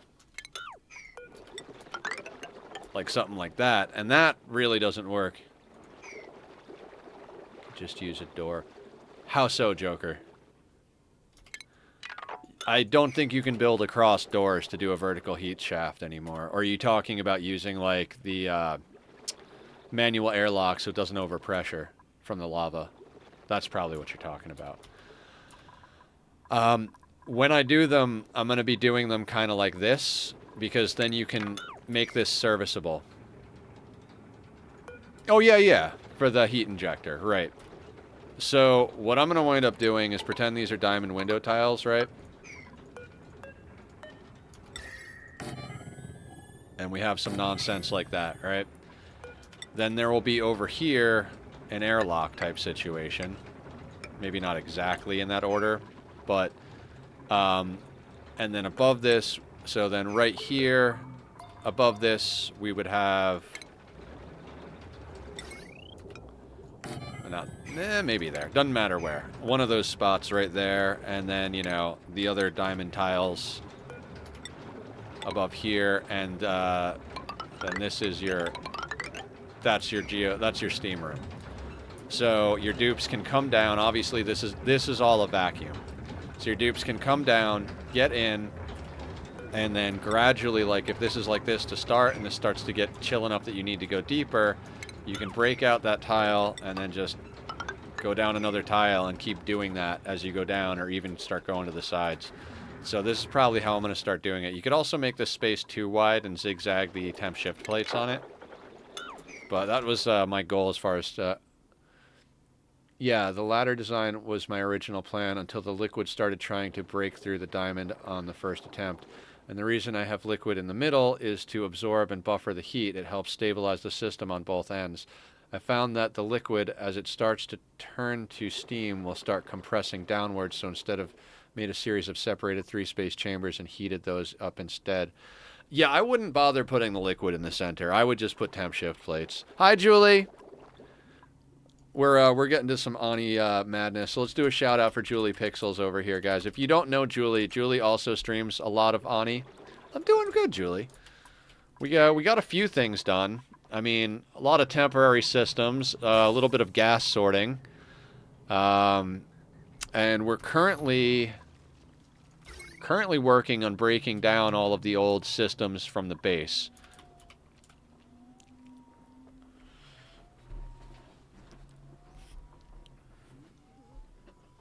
Posted my fridge cooling design for my food in the dish. Okay, cool. Let me check that real quick.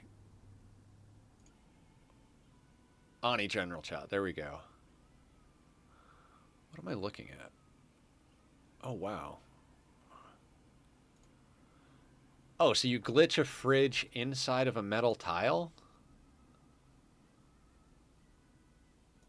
All right, I'm not sure what I'm looking at. I'll have to look at that when I get more time for eyeballs.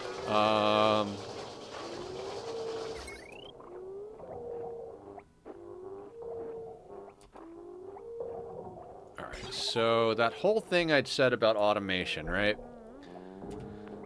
I think we delete this. And we leave this battery here. We leave this battery here.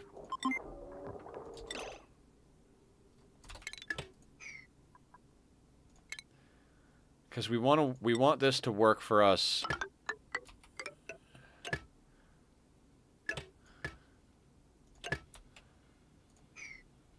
Yeah, we'll use the rest of this hydrogen to power the rad bolt generator.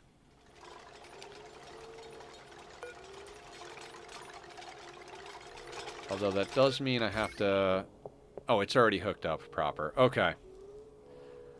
I mean, I could even replace all of that. We don't actually need heavy watt wire or a transformer here. Yeah, no. Okay.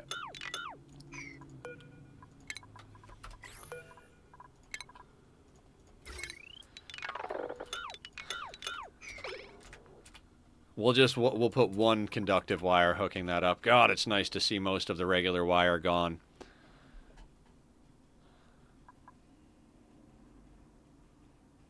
Oh, also, I had thermosensors inside the liquids. I guess hydrogen kind of works too, though. Steam just better. Yeah.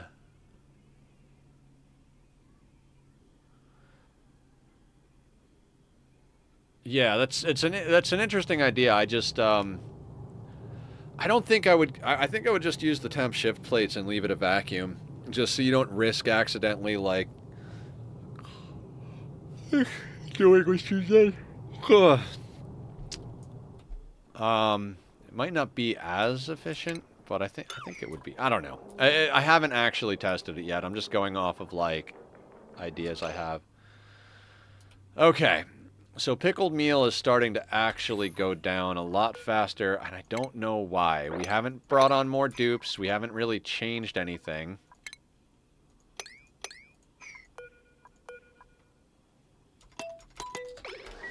I swear the only thing I've done different is play on fast, and the calories aren't as stable as they were the last few streams. Do dupes eat more when they run faster?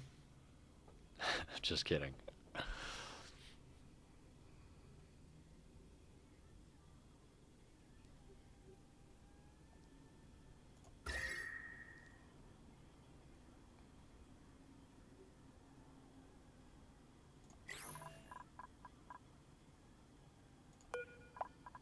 Okay, so we'll do some more errands over there.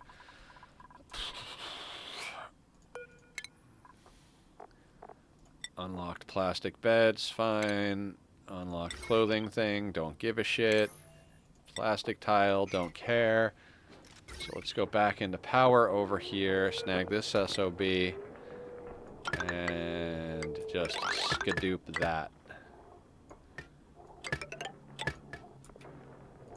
And we put this here.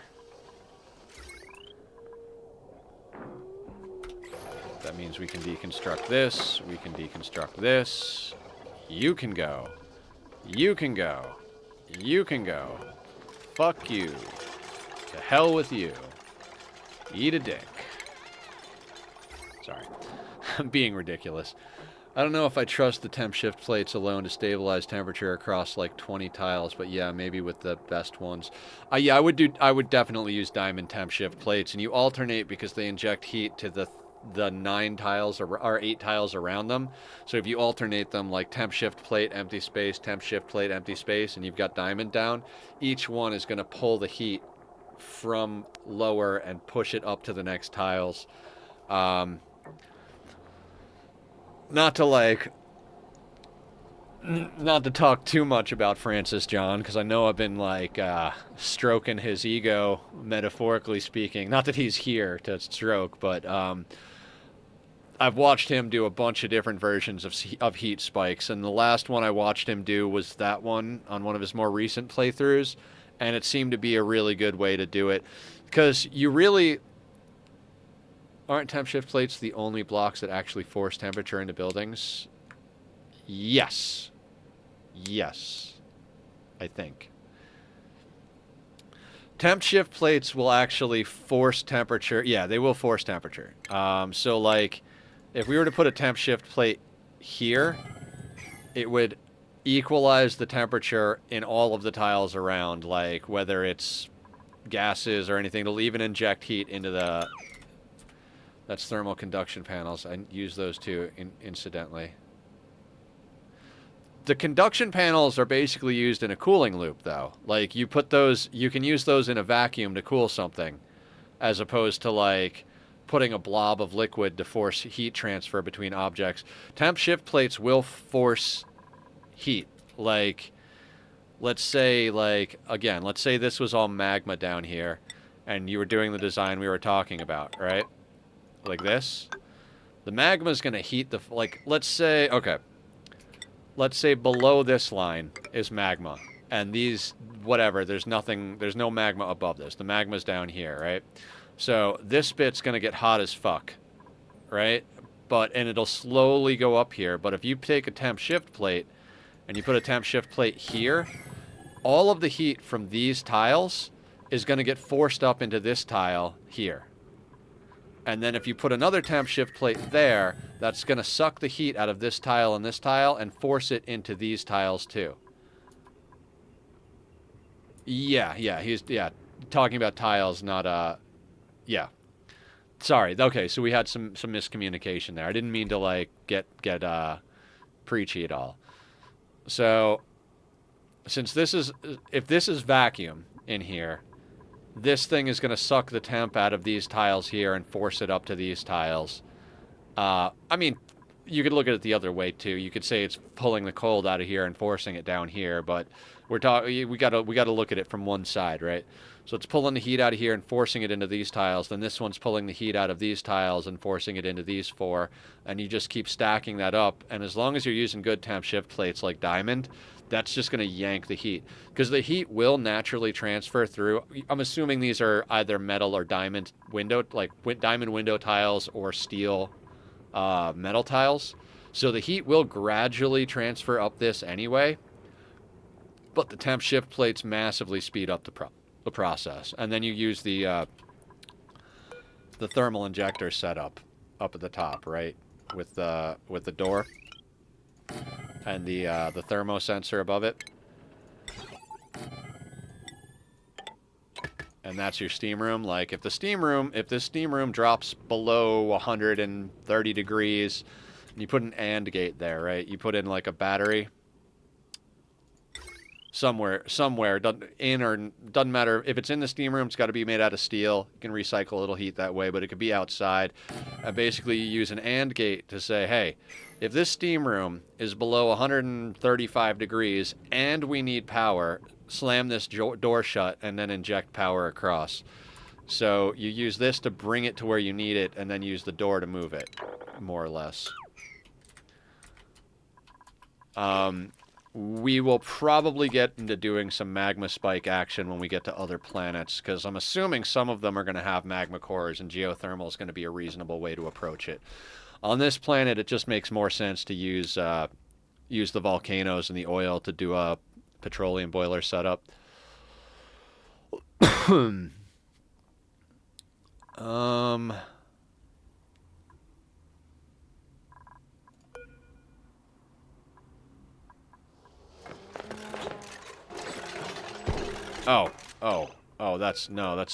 That's not good. No. The thing's not on, so it can't receive rad bolts. We're just wasting uranium there.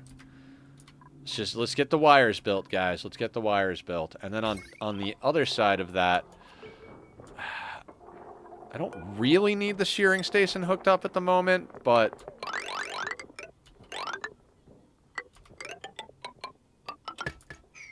there we go. Now, the entirety of our base is dependent on this process producing enough power for us, but I think I'm okay with that. How much natural gas do we have on here? We have 63.5 kilos per tile of natural gas in here, so 63 times 8. It's a good amount of natural gas. We've got 4.5 tons of petroleum here. So between those two things, we should be fine, and we've got enough crude going down here. We're pumping this crude into that, so we may run into issues at a certain point or another. When this goes dormant, we're going to be using a lot less power because right now we're just brute force cooling the steam into water for our SPOM over here. So we could probably turn off our petroleum generator while we make those repairs and work on some other stuff once that happens. So, yay stuff. And like I said, I'm probably going to spend some time off camera just working on how we're going to fit all that in here.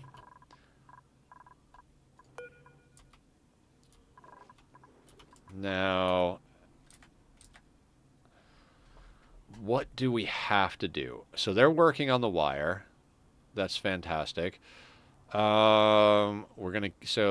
our radiation research is gonna come online. We'll use the hydrogen we have saved to deal with that.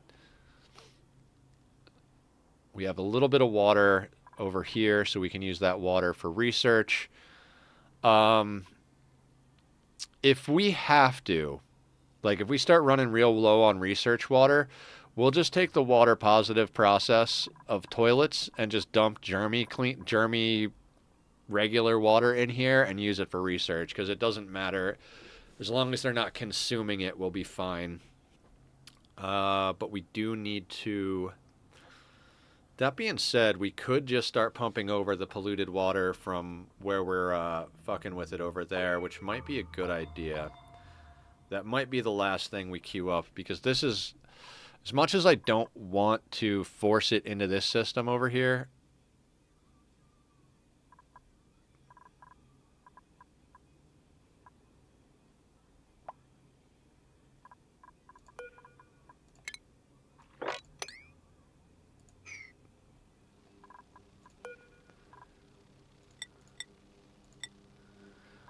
what is going on here? Oh, they can't get to these.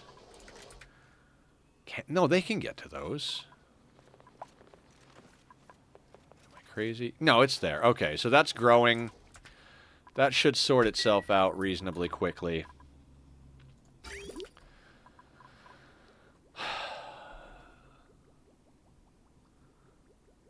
The base being over here and the volcano being here, all of this was just a terrible idea, but we're locked in now, so...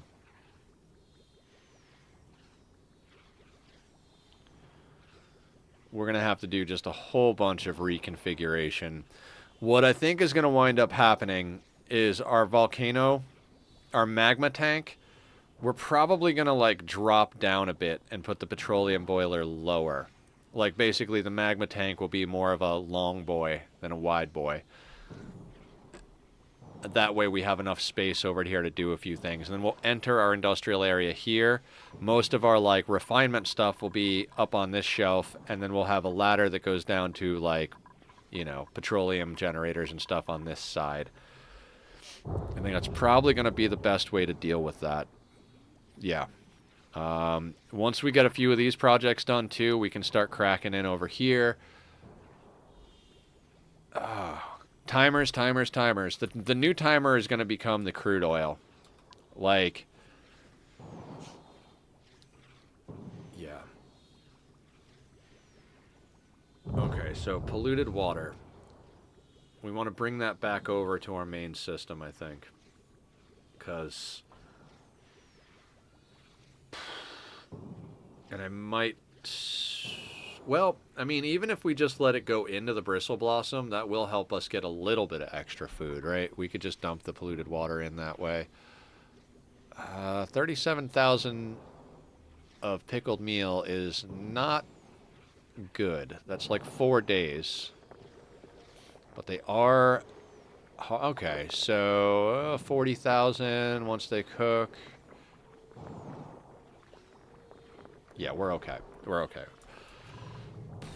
Yeah, this can't stay here. This has got to go.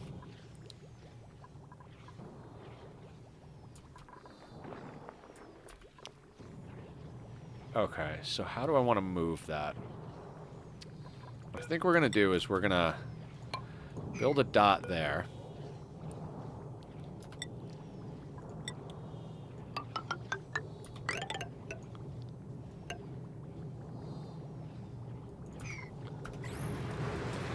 Why is that unreachable?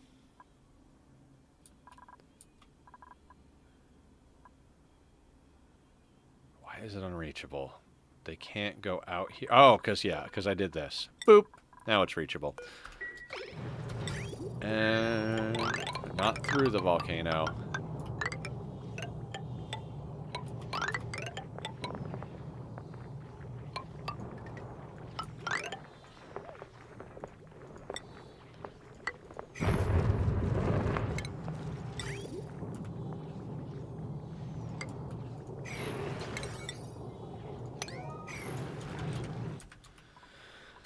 Okay. Actually, choose a blueprint. Husbandry, athletics, plant murderer. I really don't like taking, because I know they're going to be dedicated to ranching, but like, you know, you're going to want to put aside into farming just in case they have time to farm. So I don't like that they're plant murderer. I would have been fine with the biohazardous. Early bird and iron gut are pretty awesome, not insanely good. I don't care about food poisoning. We haven't had food poisoning in a long time. And we're not going to, because I know how to. That's one of the first things I learned to deal with. Digging, tidying, suit wearing. Now, okay, so we'll take the Drecklet, and that'll add to our.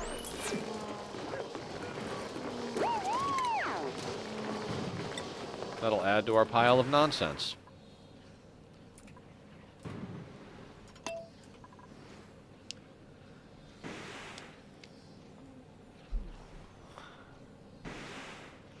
Julie's up there cooking away.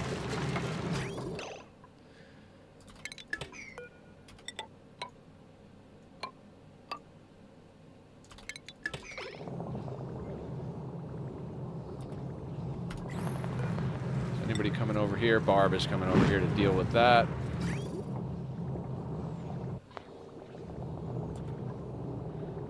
There we go.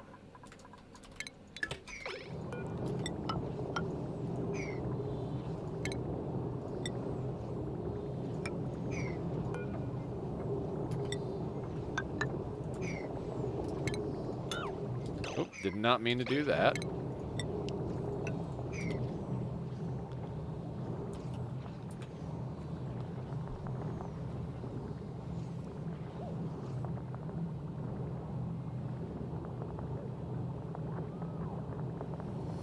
Yeah, I do think we're going to have to start sweeping some stuff inside. Like, we're going to need to sweep this volcano up, right?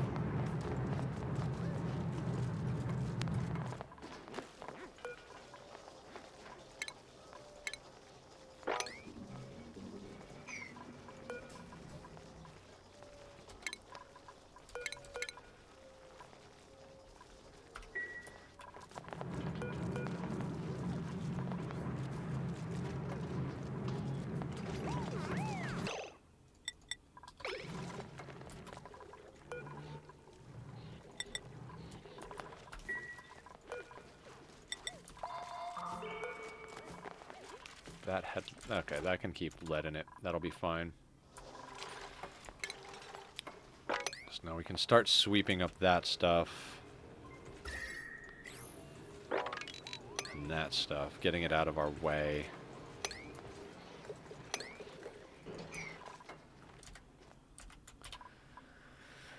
Alright, the day just flew by, everybody. The day just flew by. I'm not even sure what's going on anymore. You've got 10 rad bolts. How's our research coming along?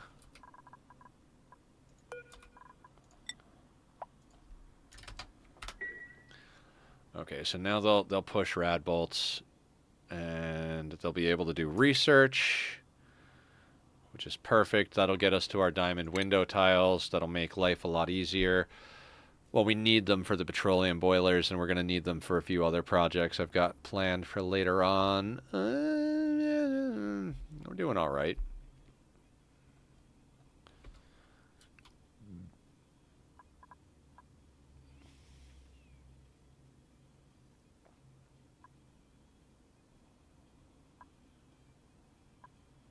Lead suits. Okay. Oh, we need to get these, that researched as well. All right, that'll be next up out. Yeah, we can start getting back into doing a little bit of research now. Al doesn't really have anything else to do anyway. She's just been running.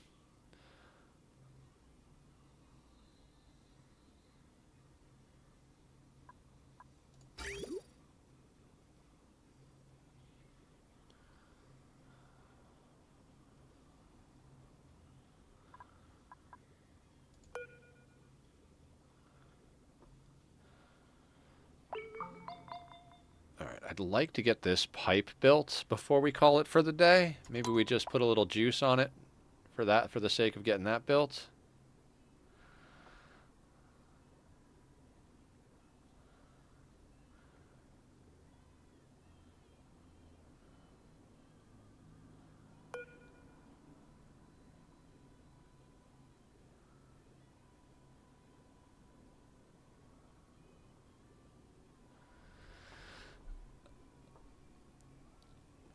Because I'm not trying to have that polluted water overflow. So that'll get us pumping some more over to there. It might be a little toasty for the sake of the bristleberry, but we've got a cooling system going over there, so I think we'll be okay. If not, we will dump the clean water into the tank for research purposes.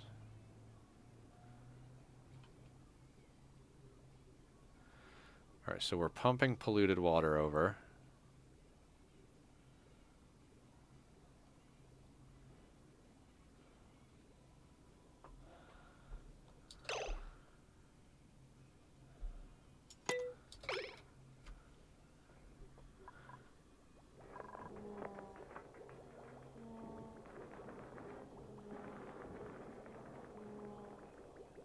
Right, okay.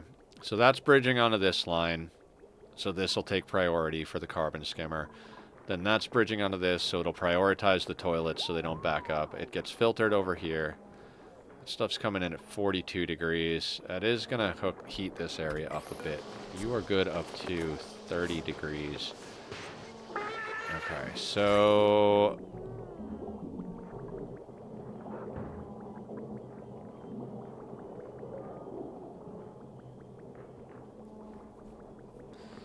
do I care about germs getting in there? I don't, like I said, I don't think I do. Oh, there's already germs in here. Oh, the storage bin. That's right, that's right. The storage bin. That's going to start off-gassing at one point or another anyway.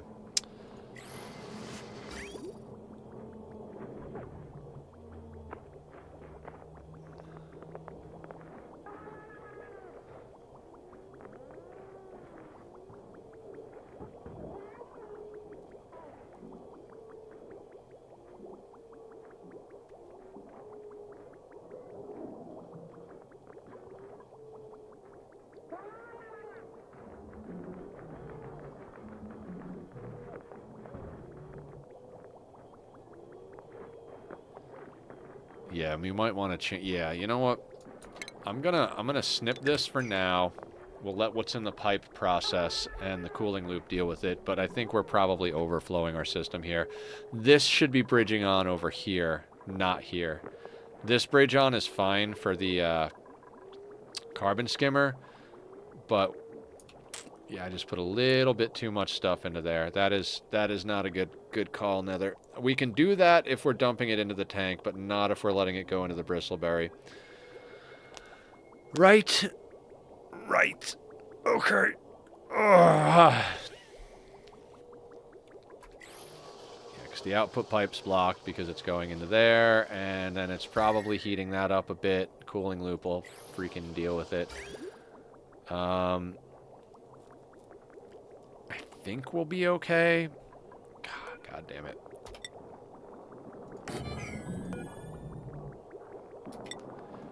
We're going to queue that up just in case. And by just in case, I mean because we have to.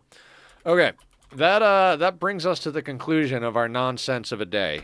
We got our refinery cooking down stuff, put in our natural gas generator, started putting stuff into infinite liquid storage, cleared out the Draco Ranch that was up here. Switched the base over to conductive wire. Got all of the stuff over here taken care of, except for the systems we're leaving in place to power the radiation research. We're going to be doing more research with that. You know what? I already decided. We're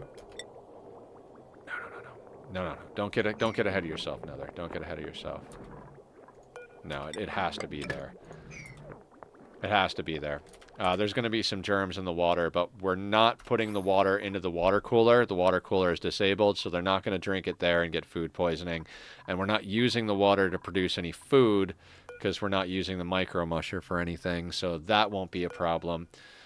Gristleberry, pickled meal, and barbecue don't require water. So that won't give us food poisoning. So yeah, we don't... This water is strictly for research processes. Could do a priority. Yeah, okay. Real quick. No, not even real quick. We're going to switch off of putting it into the bristleberry and onto dumping it in there. Not that we can't use the extra food.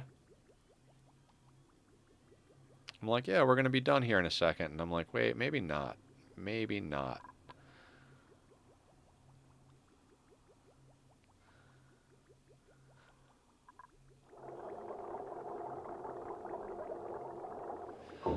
I really don't know why our food has become a problem. Like, we were just stable with food forever and forever and forever, and then today all of a sudden our pickled meal is going down. We've done nothing but introduce more possible food sources, and our calorie total is going down. I mean, yes, I did just bring the other ones back online. I guess I decommissioned too much, and it just like took time for it to all do the thing. Yep, now there's germs everywhere. I pulled the trigger, can't undo it now. I mean, we could decontaminate the water, but